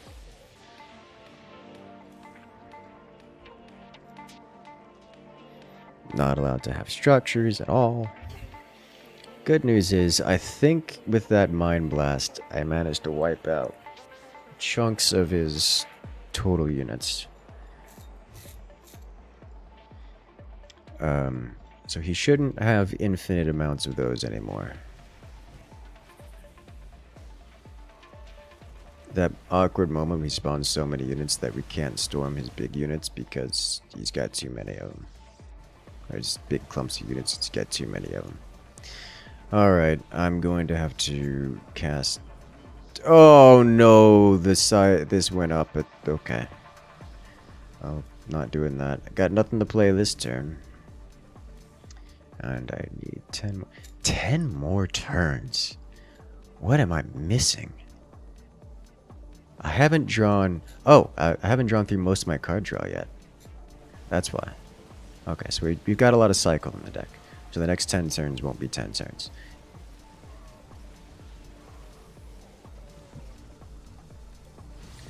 Mind you, this right here isn't cycle. You wouldn't say you're bad at meet your maker rates, but some levels are completely ridiculous. Yes, some levels are completely ridiculous. It's amazing. I would love to be able to cast a spell right now. Be amazing.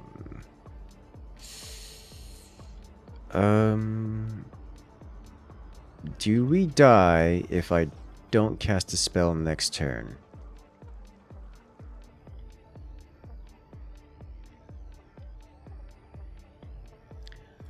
I hope not.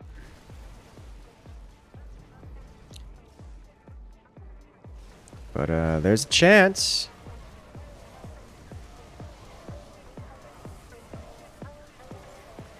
Thors are a good unit. Thors are a very good unit.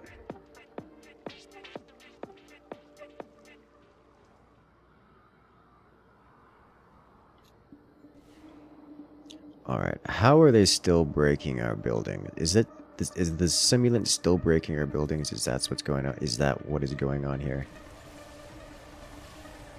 What do I have full combo in hand. I can literally just burn the rest of my deck and be happy. Like if the next 7 cards in my deck were just evaporated right now, I would be content. Oh, here's would have been a nice one to play.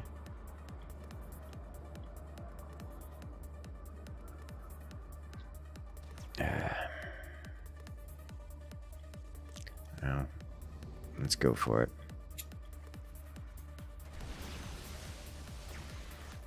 Oh, that's scary.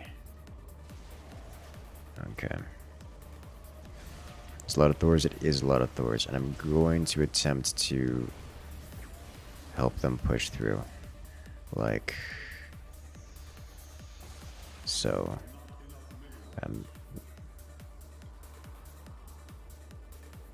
One mineral shy due to this guy, which is understandable. Okay.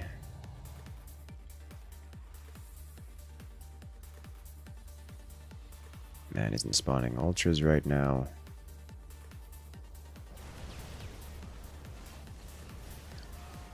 That's the highest value structure we have on the team, so that's how that goes.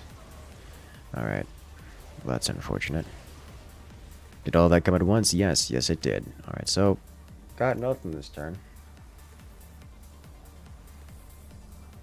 But that should give us an opportunity to push forward at least a little bit. Huh. Permanently cloaked Marines. Interesting.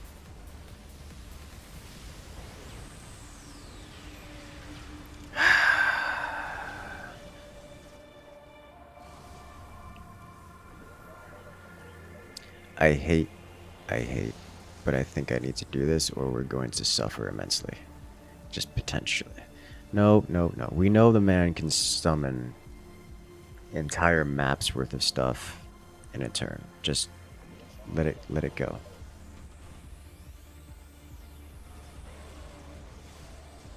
This is why. This is why. Metal shields, yeah. The heals on them is nice. Alright, so this is why we save an orb for when he spawns a bunch of stuff. Because of this reason. Going to cast this turn so that it goes up. Then we gotta start casting. I'm gonna hang on to this because I don't need to get rid of it.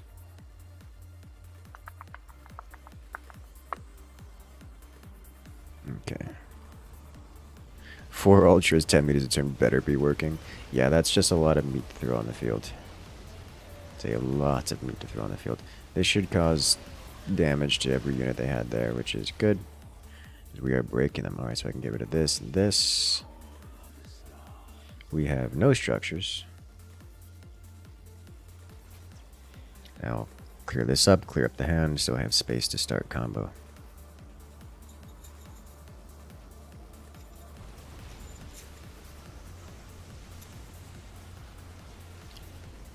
Should I have sent the observer? Like, we have detection on the field, it's just not in the right spot.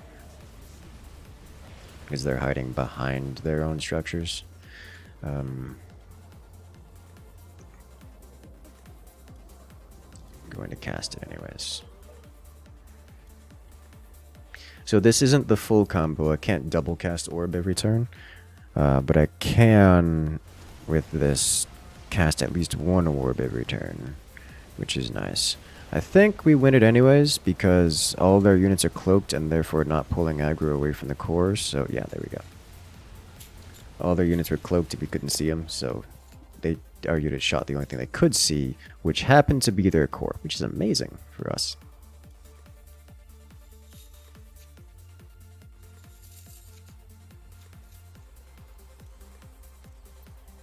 You love to see it. Well played, well played.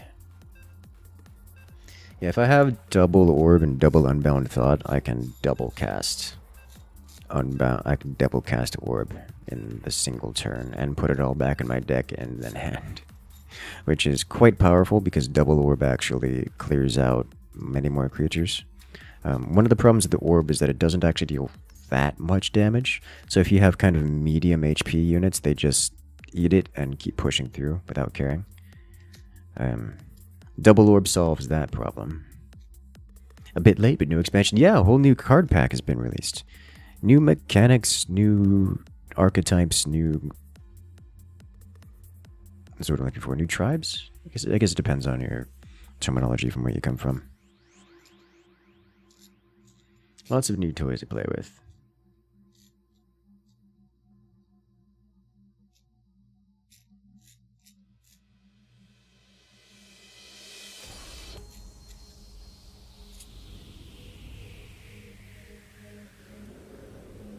I just like the control deck.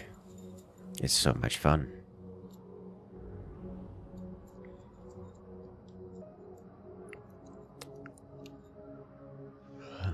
Welcome in there, Olivia.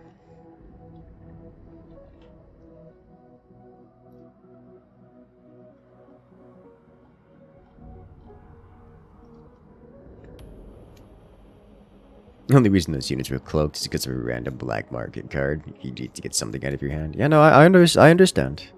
I understand what was going on there. It's just a situation that left. It was a bad situation all around. Let's put it that way for you. There's no getting out without paying the cost of damage dealt.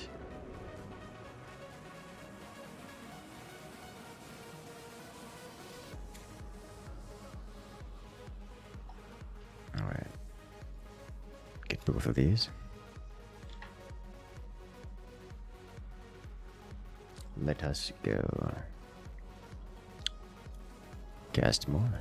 You have to switch up all your decks then? Oh yeah, yeah. There's heap loads of new content. And all kinds of cool things. You haven't played since the last tried Keystone on stream? Oh my. It's been meta defining, yeah.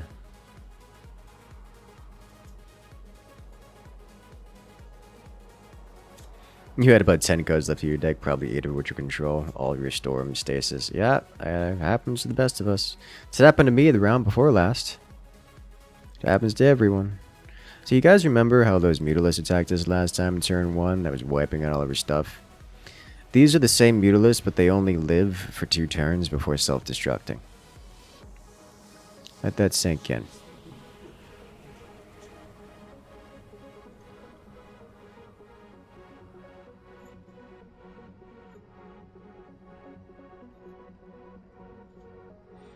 Let's get our defensive Templar.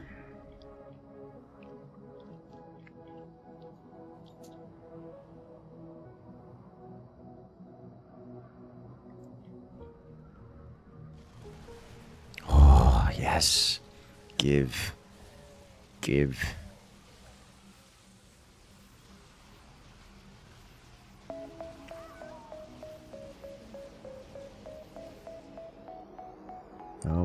All these meters, they're gonna go away.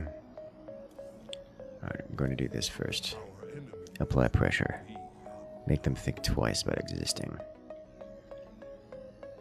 You're unsure if your base is properly loading? Is it doing the thing where it tells you that you've got You haven't had a raid in 10 hours. Really? Interesting. Are you sure it's active? 'Cause that's a long time to not get a raid. Bye, mutas. Self-exterminating.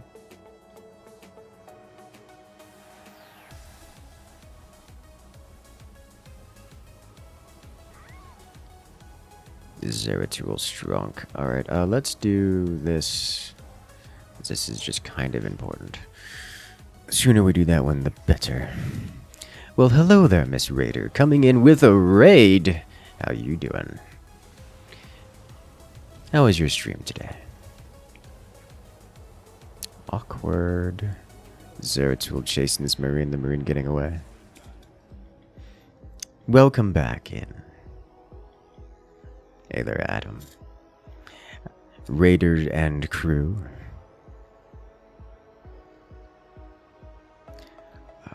Fearless Raiders here. He keeps getting slapped with the whole interference matrix thing. Get raided on. Yes. Hello, Raider crew. Coming in, Bastilin, Colibrid, Zaber. What were you playing tonight? Was it Red Dead? It seems like Red Dead numbers to me. Oh, we didn't hit our second scholars. The heretics, they survived. This means I desire to cast, I guess, repair station and a simulator. 4 horses? Oh no. You killed 4 horses. How could you? So cruel. Alright, well, there's a ghost here doing ghost things. That's not the most pleasant thing I've experienced. That's your count too? Coley likes to make stuff up. Uh-huh. I see. It's all lies and propaganda then. Oh, detection. Yes, where'd ghost go? Oh, probably got slain. Alright, that makes sense. Got a lot of eyeballs here. I need my second scholars. So, let's go. Time to dance. Brave Sir Robin bravely ran away. Yes. Is it possible to make a 0 cost 0 minerals, 0 gas deck? There are no cards. There are 0 cards that truly cost 0 resources. There are a few cards which reduce the cost of other cards. They are not sufficient in quantity that you can make an entire deck around it.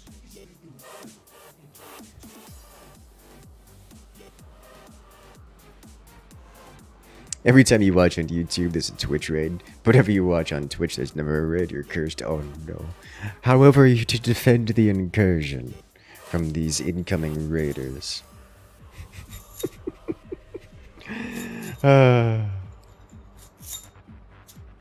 It sounds like you had a good time there, Raider. Sounds like a good time indeed.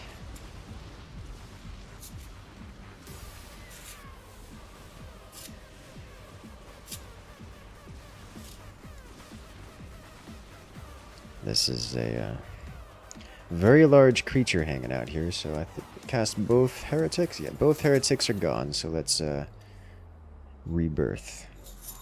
How's StarCraft? It's going very well. I've having a lot of fun with Keystone recently. Like, I understand the reason I didn't get into Keystone before was that it costs a lot of time to, you know, level up all your cards and unlock things. You know, combat card games, they just cost way too much time. But now that I've actually started it, it is indeed quite an enjoyable experience. We are casting so many spells right now. Go. Remove the threats. Ah, yes.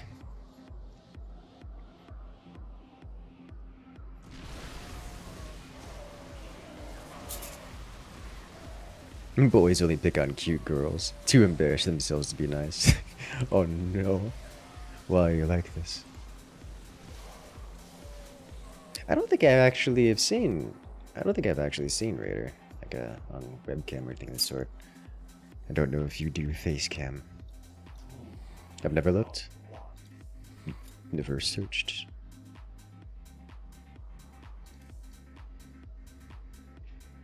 That's where we're like, oh, post Twitter so we can Twitter stalk or Instagram. Not into that kind of thing. Y'all know me on Twitter. I'm lucky if I post once a year. Which is not, social media is not really my thing. Cute is a way of being. It's true. Alright, so I need to get these out of the hand immediately. That's going to leave me with no other actions to play but this guy. Actually, is it dead? It's not dead. I need to play this immediately. Alright. Before someone does something terrible. Alright. Structure be gone. Structure be gone. Jokes on you, Discord is the only social media I have. It's true. At least it is for me.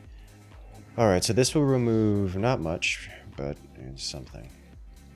I'll get a unit on the field right now, which is kind of important.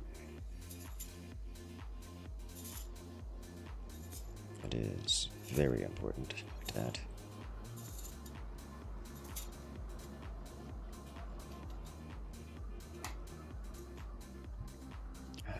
Time to sit. Gotta use Mobius Cyber for those 5 Marines. So many banelings, which are stunned, and oh, pain. Alright, so we did break them and push forward. I really don't want to storm here. That's just a trickle of units, but your cat stole your fidget spinner? Your cat stole the fidget spinner. That's a phrase I thought I would never hear. What does a cat want with a fidget spinner?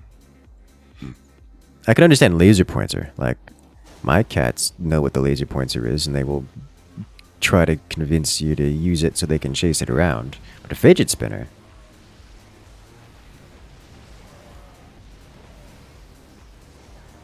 That's a new one to me. Oh, sweet. Oh, it's just gonna kill off one of the missile turrets.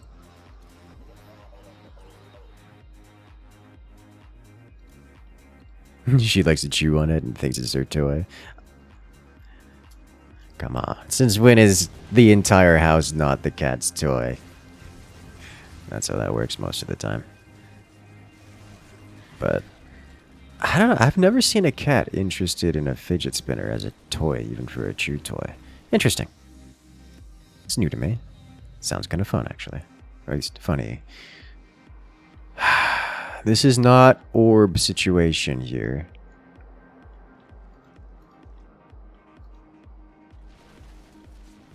Incursus' cat equipped with lasers that tracks. I equip many things with lasers, okay? Lasers fit in everything. Everything is better when you attach a laser to it. I've yet to find something which isn't improved by lasers. That is a lot of Marines. A lot of units in general. I think Storm is here to help clean it up, but it's not going to be enough. Okay, last card is Templar Archives, which is actually quite convenient.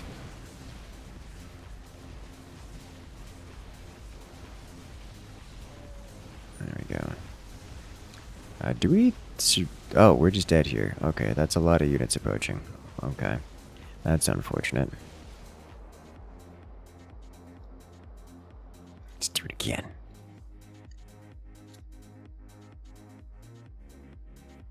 When you were a kid, you'd tie a cat foot to the ceiling fan, turn it on low, and watch the cats run in circles, and they got too dizzy to stay on their feet. That sounds fun. Like, that sounds like the cats were having a great time.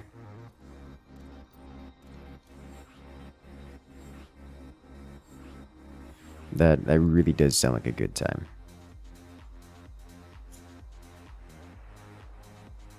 You thought it was on the right-hand side of the team. You know, honestly, that has happened to me as well. This particular game mode doesn't do a great job of indicating which team you are on. Like, at all. So, specifically playing a control deck, I kind of have to desperately pay attention.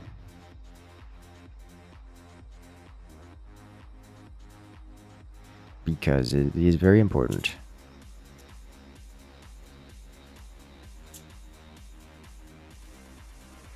No use in saving combo if dead.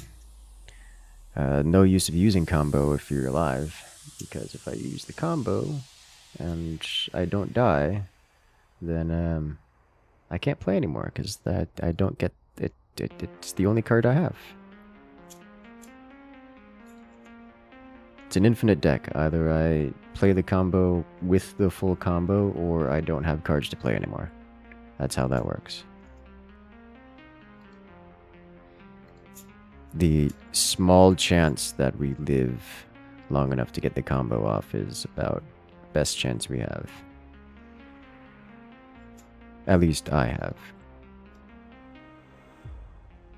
It took you a while before you discovered the players button in the bottom left to tell you who's on your team.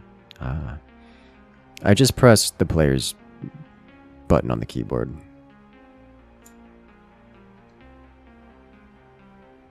Got any advice for flirting? You're a maidenless. Oh gosh, we already had a political streamer. We're getting into relation advice now too.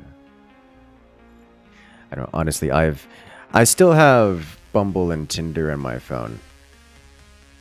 But I haven't opened them in so long. It's like the dating scene in my area is so disappointing. If I just want fun for a night, that's easy. But getting someone who isn't insane or just somewhat crazy is so rare. Like it's kind of wild out here. And don't get me wrong, the crazies, great fun. Like it's just the crazier tends to be the most enjoyable. But there's a difference between someone that is fun to be around and an actual, partner. Bumble and Tinder draw those people's. Yeah. I don't expect Bumble and Tinder to be partner finding material people. That's usually why I go outside, spend time doing things like dancing. Like I go dancing frequently. That's a good experience. Great place to meet people. Something like ice skating. I used to go ice skating a lot. I haven't gone ice skating recently. I've kind of supplanted that with my roller skating. But that's just around the neighborhood. Just generally being active in a community is probably the best place to find other people. In a community anywhere. Like, just something as simple as like, oh, go visit an axe throwing place every week. You'll find humans there. There's some good humans there sometimes. I imagine they're probably not the kind that you get at clubs or such. You gotta watch out for those Florida girls, I know, right? those darn Florida people. They're all crazy, I tell you. They're nuts. Gator loving. Oh, Jesus. It's a good time all around.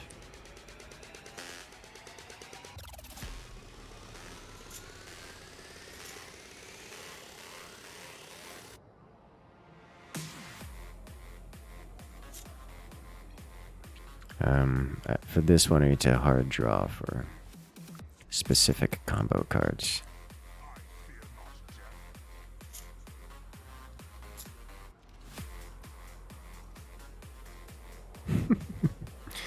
Do you keep hearing Slinky? Yes, you do hear a Slinky. I do not know when or how the microphone manages to pick it up, but it picks it up. It's just like my fidget toy. When I'm playing one-handed. Breaking news, streamer advises YouTube and Twitch viewers to leave house, interact directly with other people. It's a good start.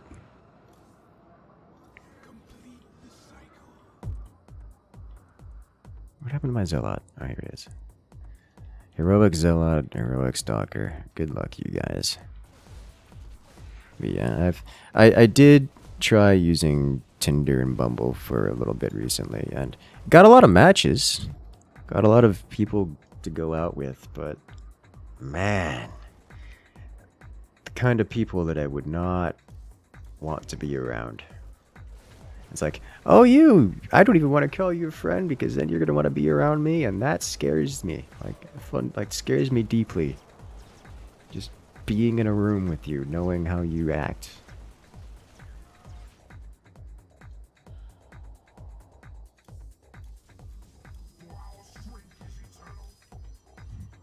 Like, some people have a blast radius. And oh boy. What scares you? It's mostly... It's this idea that I like to call a blast radius. A lot of people have different descriptions for it. General irresponsibility. Lack of self-awareness.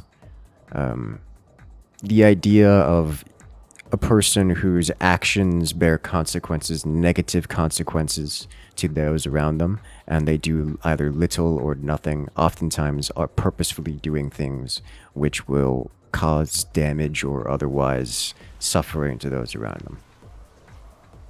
Usually in the form of things like, I'm gonna get drunk and go driving. Like, that's a pretty common one. Well, if I'm that person's friend and I have any semblance of care for my own safety, I don't want to be in that car with them. Nor do I want them driving to my house where they can do something like smash into my front door or anything like that. It's a risk to have this kind of person around. Because they are like an active liability for things.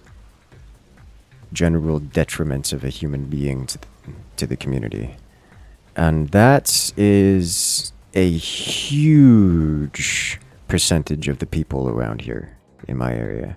And it makes it terrifying to try to interact. It's especially common in... with groups in places like Tinder, for example. Tinder and Bumble tends to attract those types of personalities. So it makes for a rough experience at the best of times.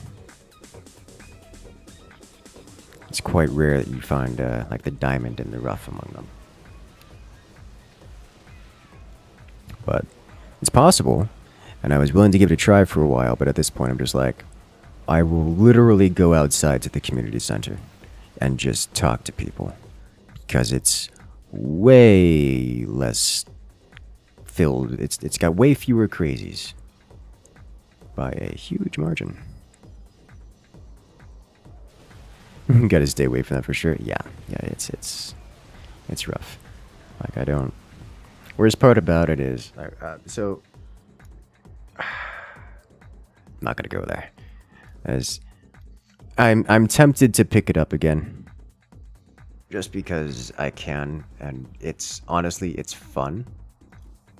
But in terms of like actual searching for someone to call a partner, it's low percentage play for that one. Remember once I was a couple weeks ago, I said a month? Like, it was like closer to January, like early mid-January, so more than a couple weeks ago now. But I was complaining to a friend because one of my friends of mine, he's so awkward around trying to do third things, or like generally interact with people on a deeper level. And he was coming up to me, he's like, Incursus, how do you talk to people? How do you try to, get a relationship? I'm like, all right. He specifically was requesting things about Tinder and Bumble. I'm like, okay, so a few things. What does your profile look like? How many of these mistakes are you making? Are you wishy-washy? Like when you asked, what kind of status are you putting you're looking for? Are you looking for a relationship? Are you looking for marriage? Like, what are you looking for? He's like, oh, I'm just kind of gonna try it out to see what I'm looking for, and I've got not sure yet in my options because you know that sums up yet. I'm kind of down for everything to do, and I'm like, all right, that's what we call a red flag. How many people are looking for? If I'm looking for something, if I'm going to Tinder and I'm looking for something, and I see not sure what I'm looking for, you know what I think? I think that's someone that I'm not gonna waste my time with. Why am I going to convince them to do what I want to do when I could just swipe left and find someone who's already interested in doing what I want? Just straight up. So, the list goes on, and at one point, I mentioned that I had 6 matches, and I had spent an entire day just chatting, like on the computer. Just instant message the entire day. All 6 of these persons just planning dates and doing the small talk thing to try to be interesting. And I'm like, 4 out of 6 of these people are just irredeemably boring, as they don't seem to be doing anything with their lives and have no direction. I actually met in person a couple of them.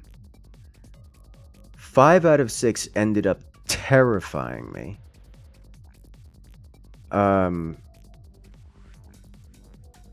Like, just on a deep level, that they were going to do something. A different 5 out of 6 were what I would best describe as rescues. The kinds of people that lived the past 8 years of their life living off of their parents or some similar and filling up on debt, or otherwise living in a way that is unsustainable and not fixing it for themselves. So they ended up being in a situation where they needed someone else to be independent for them. And I'm like, yikes, that hurts. So I don't want any of those people. The last one was in that situation, except they were actually stable. They had no long-term plan, so they were not going to be able to continue indefinitely, but they weren't actively underwater, so that was cool. You know, I wish them the best of luck as I walked away.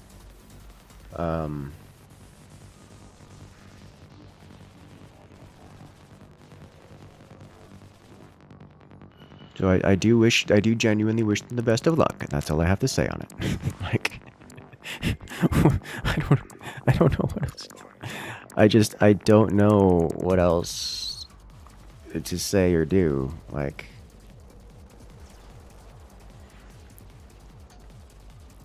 I gotta tell one of the deep terror. Because I have seen the kind of damage that can happen from people who are irresponsible or have a blast radius. Actively underwater sounds tragic, but also funny. I mean, it is what it is.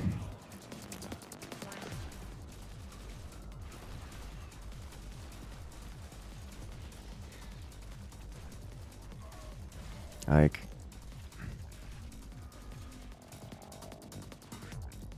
there's not much I can say about it.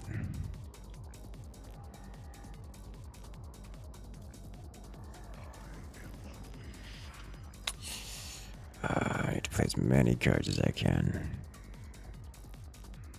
Sounds like you know what I want. Honestly, I'm getting kind of worn down about it. I have half a mind just to say screw it. I can sustain a second person, just don't be too much of a liability. And I am tempted.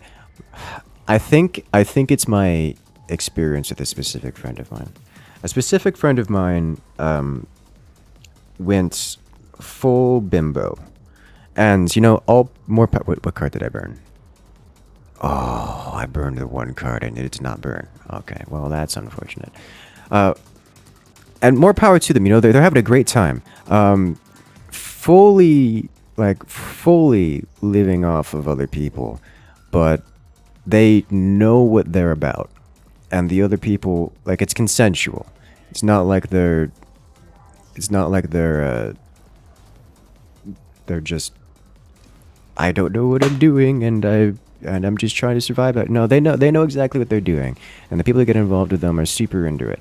And I am starting to understand the appeal in such a thing. Because the stress of attempting to find a human that is in some manner self-sufficient or responsible at a level beyond that is seemingly more than I would have ever thought possible. But I guess it is what it is. So I haven't given up on finding someone that I consider a proper partner yet. But barring that, my lord, if I'm gonna have someone around, might as well make it fun.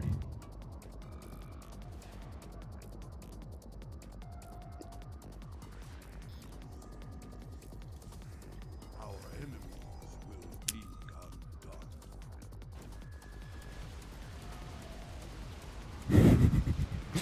Ah, jeez.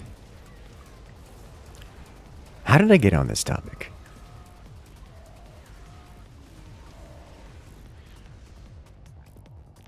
Nice removal, by the way. Taking out that dude. Alright, let's go ahead and add more units on the field. This is the Protoss unit spam deck, so just all these Protoss units here are mine. Most guys think independent and sufficient women are unattractive. I don't think that's the case at all. Yeah.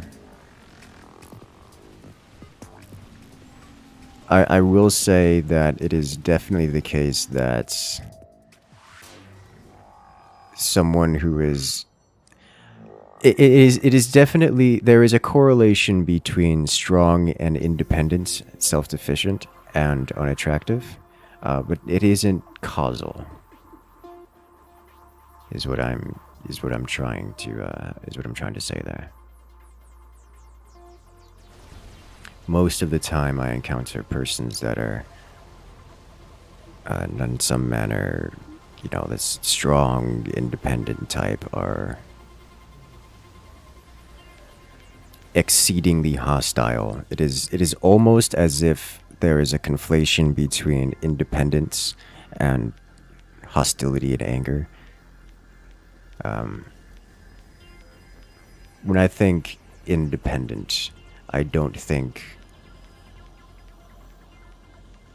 most of the traits that I'm going to say the stereotypically independent woman would consider.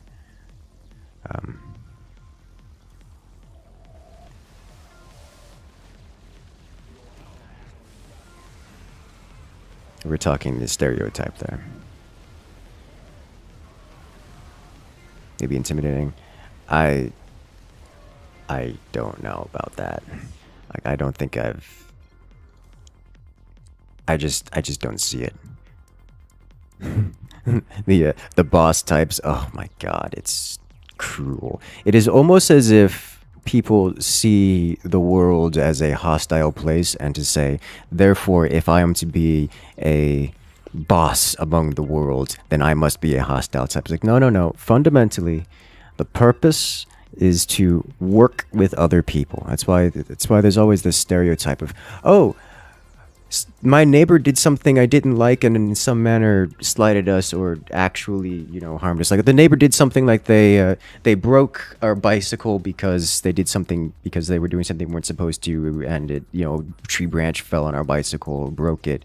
And the stereotype is that the wife gets angry at the neighbors and hates them for a long period of time, and the husband does not care less, walks up and says, hey, you guys did this, accepts the $15 bribe and walks back and does not think about it again. And there's this idea that translates from that mentality where I am powerful, I am independent, I am strong, I need to dictate things. It's like, no. The reason there are people in power and the respect comes from your ability to pacify, not to dictate. Karen like are just entitled. Very Yes, that is a description. It makes a huge difference between someone who is getting something done regardless of... is getting results regardless of the methods, and someone who is utilizing independence as a tool or as a means to an end. If you have to mention that you're independent, if you have to mention that you are self-sufficient or intimidating or whatever it may be, if you have to mention that you are a leader, then you are not the kind of person that is a leader or that is independent, self-sufficient. It is, you may be those things, but there is a huge difference between someone who is... It comes with a...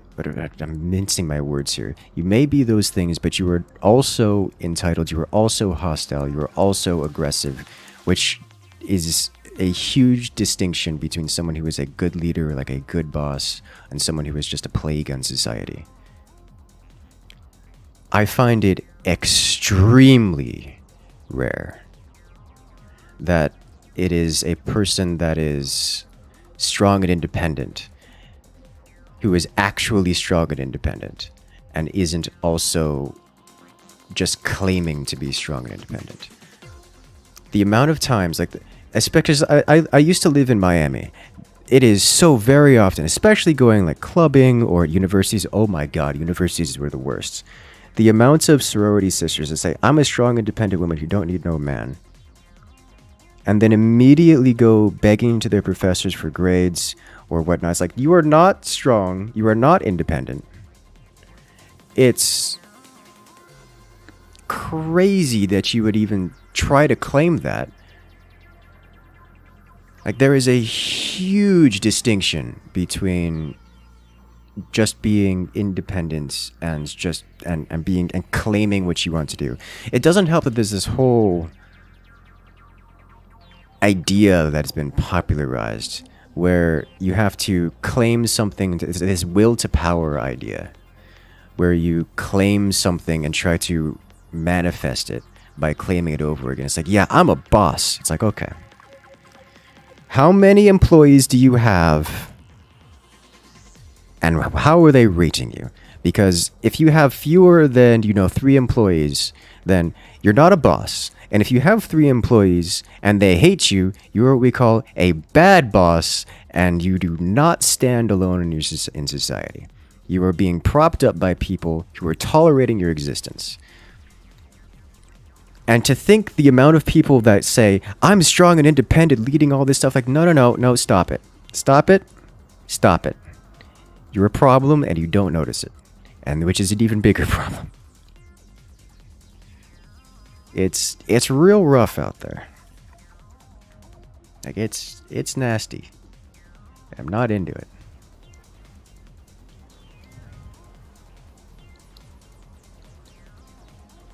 On the boss thing, you make a habit with your guys to establish that as long as you're doing well, doing what we need, running smoothly, etc., you don't exist. It's their show, you just coordinate. If those things don't happen, then you're a pain in the rear. Yeah, that's probably about one of the better descriptions you can get. At least that's how I like to run things.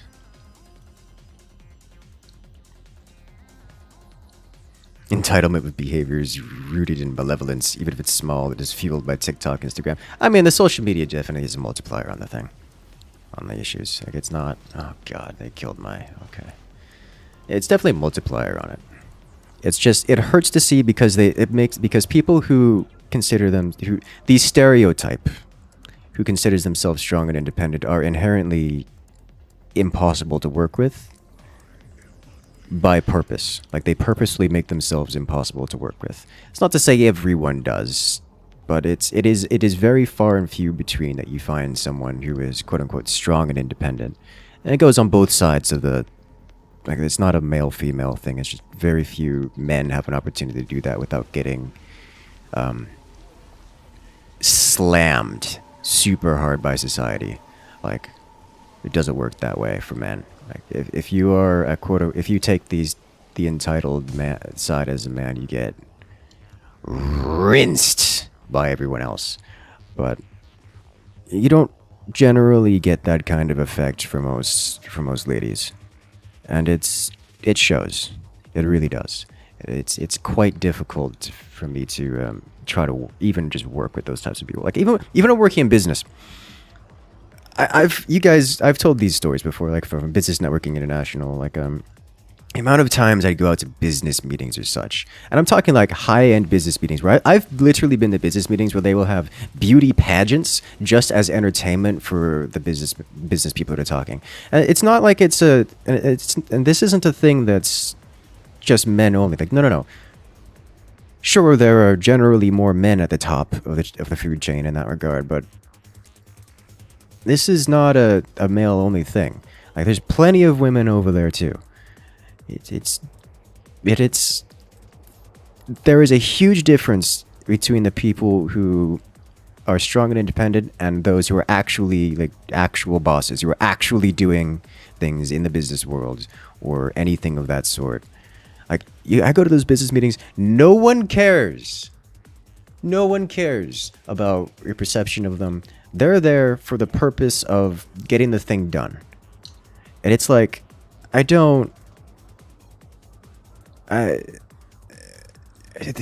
have lived with strong and independent people for so long that when I see someone out on the street that claims to be independent, it's like, that isn't something you get to claim. That's not how that works. It's something observed by other people.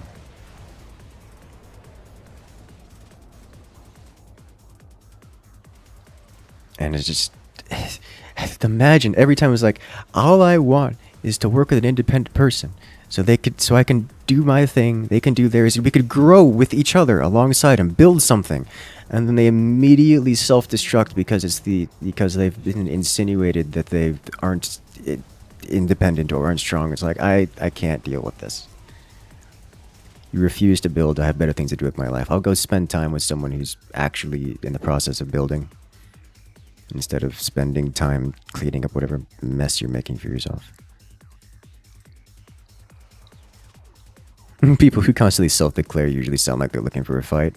Oh yeah. Oh yeah.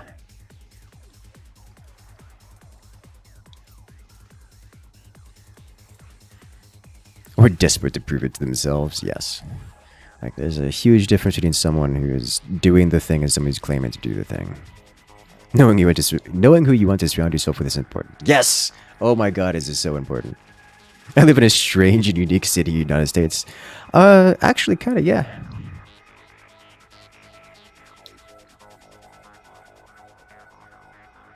Your uncle got fast-tracked to a high management role in a national grid after taking your young dad to a company retreat. Boss man likes the way you taught him. It works.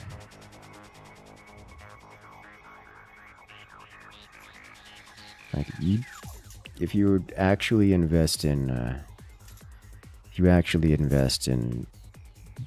building things, it's the whole independent thing works out. And to bring it back to the topic, that's why I don't buy the whole men are intimidated by strong, independent women. It's not the strength, it's not the independence of women that intimidates men. I wouldn't even say it's intimidating or unattractive. It's just got so many better things to do with my time than to put up with that kind of baggage that it comes with. Like, it is a huge red flag when someone says, yeah, I'm strong and independent, or implies that they're trying to be, or something of the sort. Like, it's like, no, don't do it. Don't. I have better things to do with my life than whatever this is. If you are actually that strong and independent person, you don't have to tell me.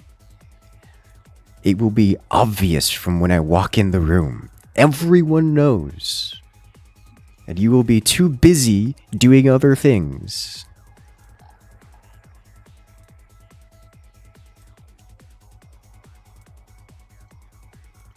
From your perspective, the strong and independent stereotype is difficult to discuss without someone claiming misogyny. It's a very layered topic from your perspective. Yep. From your perspective, men tend to be attracted to people who handle themselves well and don't require saving. That is my perspective as well. Sounds like Incursus needs a rolled up newspaper when dating. Oh no. Oh god. I actually had a rolled up newspaper thrown at my door the other day. Didn't know what to do with it.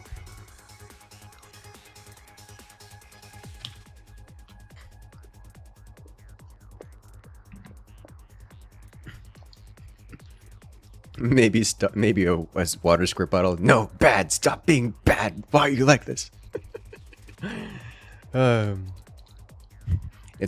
It's also like saying, I made this amazing left turn in the car. No one cares, and if you have to brag, you probably didn't perform it correctly. Or, more accurately, haven't been performing every other left turn correctly. Water bottle of discipline +1.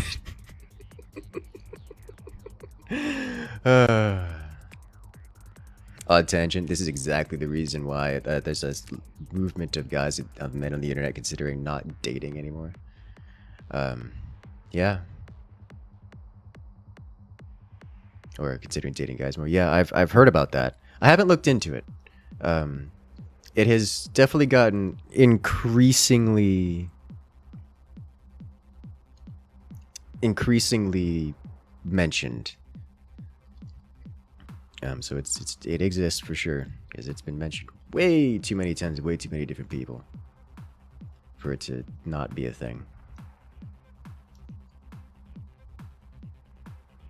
And it stems from a measure of incompetence, which I do put mostly on our school systems. Like, our education systems have kind of fallen apart, and we're seeing consequences of it, where people are not able to do the things that they think they should be able to do, end up claiming them anyways because they kind of have to in order to keep their social status, and then it just gets bad. It gets real bad from there.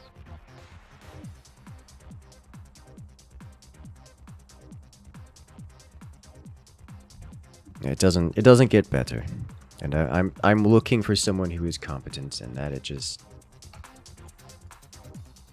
that's quite a high bar these days. Quite a high bar to pass.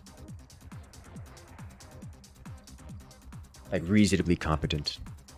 But hey, you know, I trust myself to be sufficiently successful in my life that even if I don't find someone who's reasonably competent, I could always just find someone who's incompetent and make sure that they're great at having a good time. Which is a much, much easier bar to pass. You're sorry blaming schools is nonsense. It's the parents' fault. I mean, parents definitely have a part of it. The reason I blame schools is mostly in universities. Universities, at the end, I would blame parents if the universities didn't take that responsibility. Certainly parents are a huge part of the issue pre-university. But even at university, which a significant percentage, a dramatic majority of Americans attend, fail to meet that bar.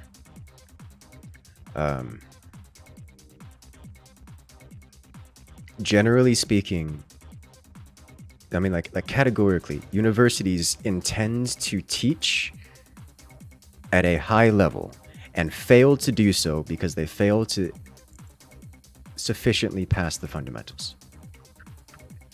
It's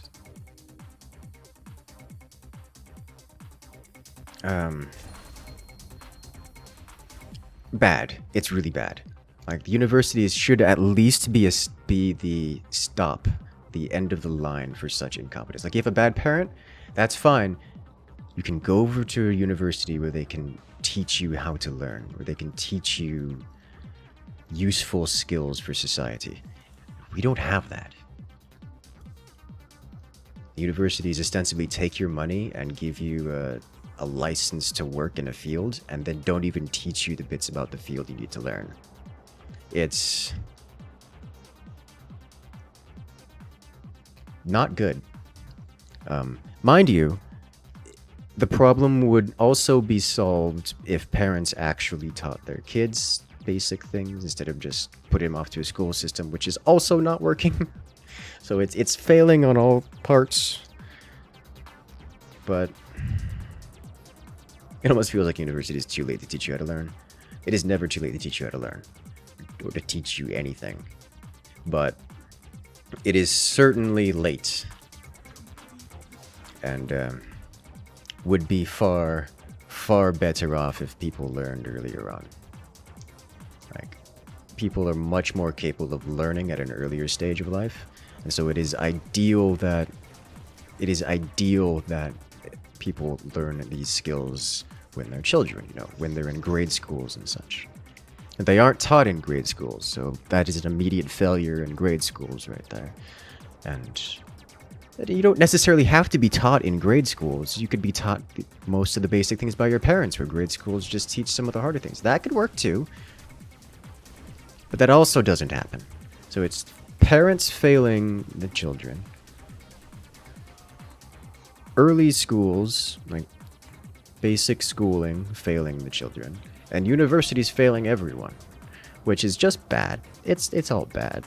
You know, we get is people who are incompetent, entitled, failing along life on autopilot, unable to get themselves out of the hole they dig in, and looking to people like me to solve the problems for them.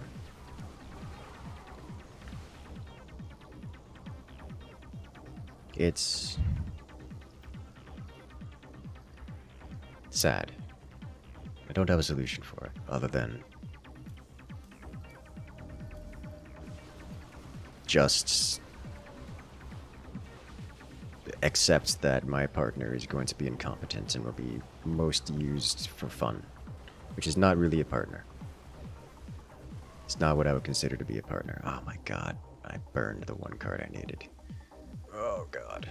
Well, that's going to be painful. At least this deck doesn't break entirely without that card.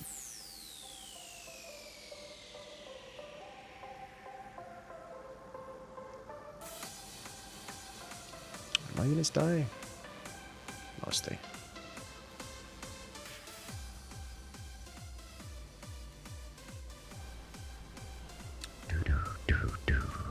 Alrighty, Clayton, have a good one.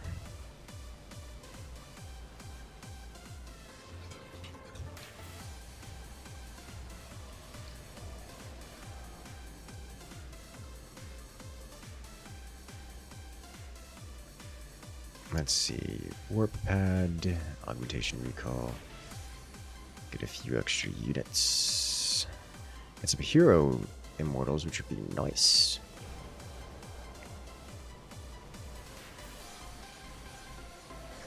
Oh, sweet Jesus. Look, all these units running away from it instead of destroying the one high priority thing they needed to destroy. At least it's burning. We got it down to burning, which is a good start.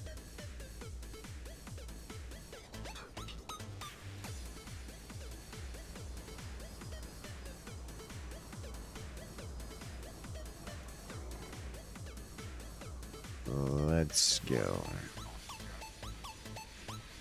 Doo-doo-doo.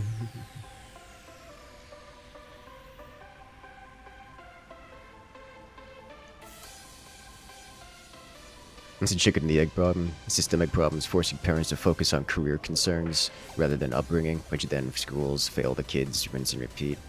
Yep. Doesn't get better. Not quickly, anyways. This is tactical now? Oh my god, it turns tactical. That's actually kind of nice.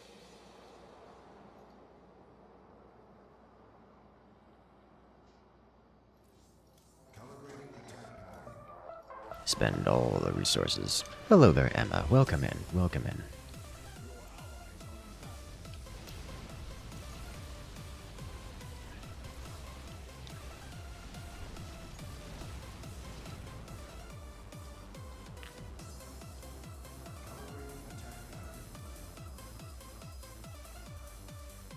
The egg came first, and 2 non-chickens laid a chicken egg. I mean, technically true. That doesn't help us solve the problem. But hey, technically correct is the best kind of correct.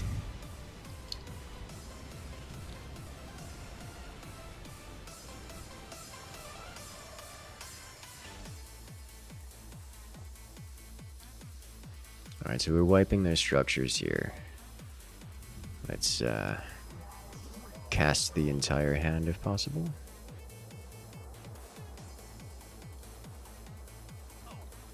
Let's do this instead. There we go. It's just a few observers. Yes, it is just a few observers. We looking.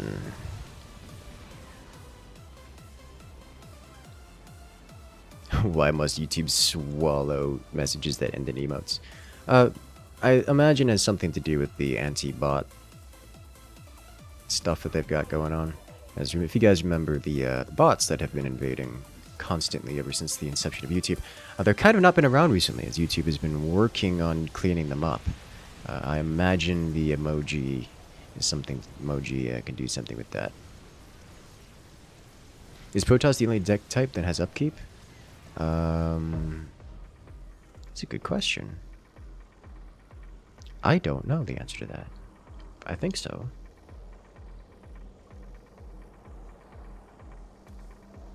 Like, I think so.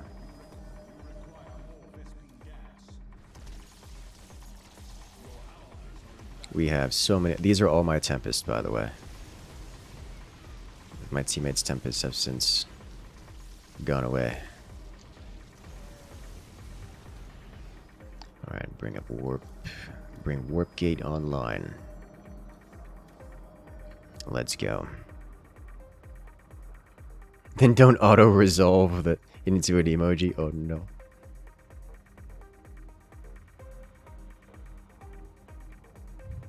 You would be shocked if engagement from legit viewers also went down for live streams.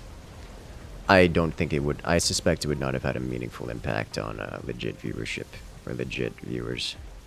Like, yeah, sure, it pins someone every so often, but its typical response is to hide the message more than anything else.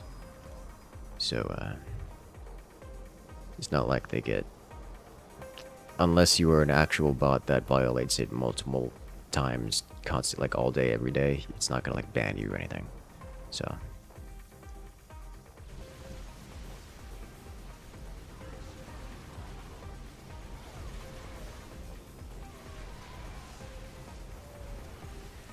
This is why Protoss is a good unit, because you can spam units all day, and it's quite strong. Bit of drowse of engagement. I don't think it... I suspect it doesn't have any serious effect on things. Hey, you started playing Super Auto Pets after watching me play. You finally got the first one of the solid buff combo. Oh my. That sounds like a good Super Auto Pets, that game is addicting. It's so simple, it's so easy, it can be played on your phone. It's good. Remember guys, if you want to see more Super Auto Pets, make sure to hit that subscribe button, because Lord knows, we've got plenty more content like that coming out soon. And remember, if you can't find the subscribe button, that's because it's on YouTube, where you can subscribe for free.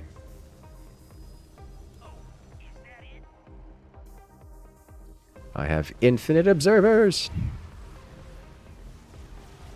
These disruptors. These aren't even my disruptors. Oh, they're his disruptors. Alright, so they are pushing us back here. If we had a storm, that would be amazing. Oh, look! Casting Psionic Storm. It's great. Orange Psionic Storm at that. Let me... Can I undo this and do this? There we go. Give me a big warp in next turn. Your unused Prime sub isn't on YouTube. That's true. Gotta use that Prime sub.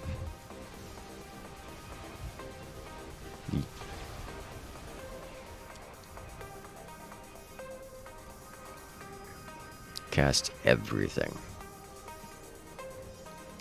Did someone say Twitch Prime? Make sure to use your Prime sub today to subscribe to your favorite streamer of choice. Not me, but your favorite streamer. Because remember, subscribing with Twitch Prime is free. And it's just like making money. For Jeff Bezos.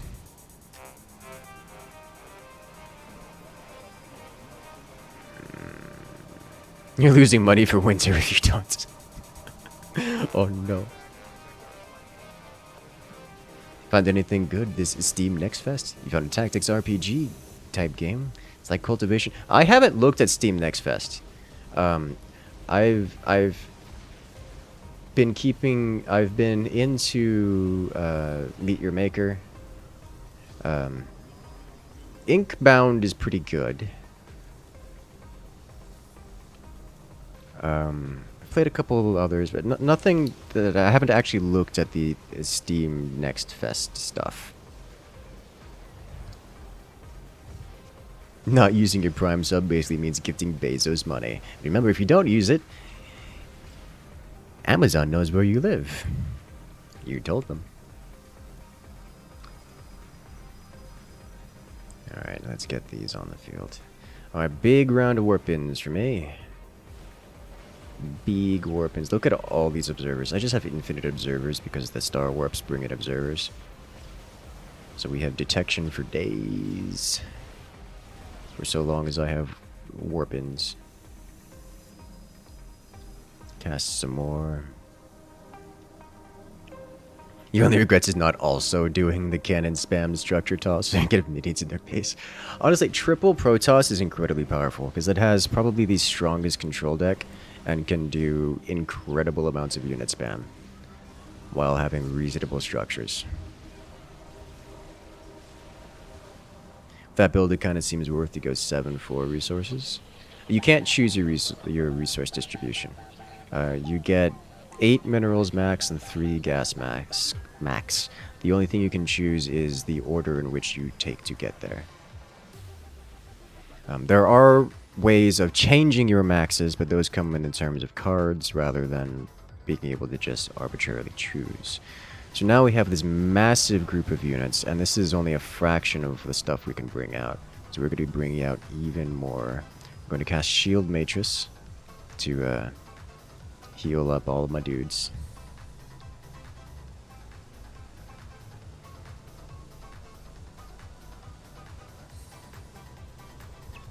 And I suspect we're going to break them here. They would, considering we're Protoss with medium HP units, even Orb wouldn't save them. They would have to double Orb to break this, and that's not something they can do right now. Even this guy, Planet Cracker, doesn't save them because we have so many air units. And that's just it. Well played, well played.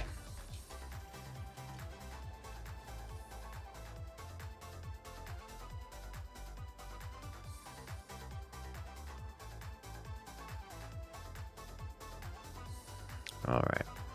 Where is my button? So we have so many things we can do here.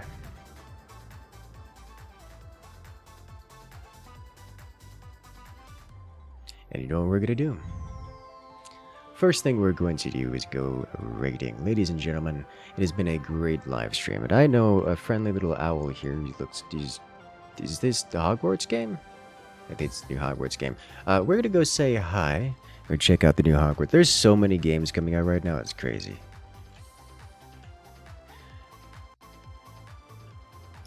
I am looking forward. I'm going to go grab some food. I am going to go watch people attempt to raid my base in Meet Your Maker while I consume dinner after I cook dinner. But for now, have a good night, everyone. Enjoy the StarCraft, and I'll see you guys later.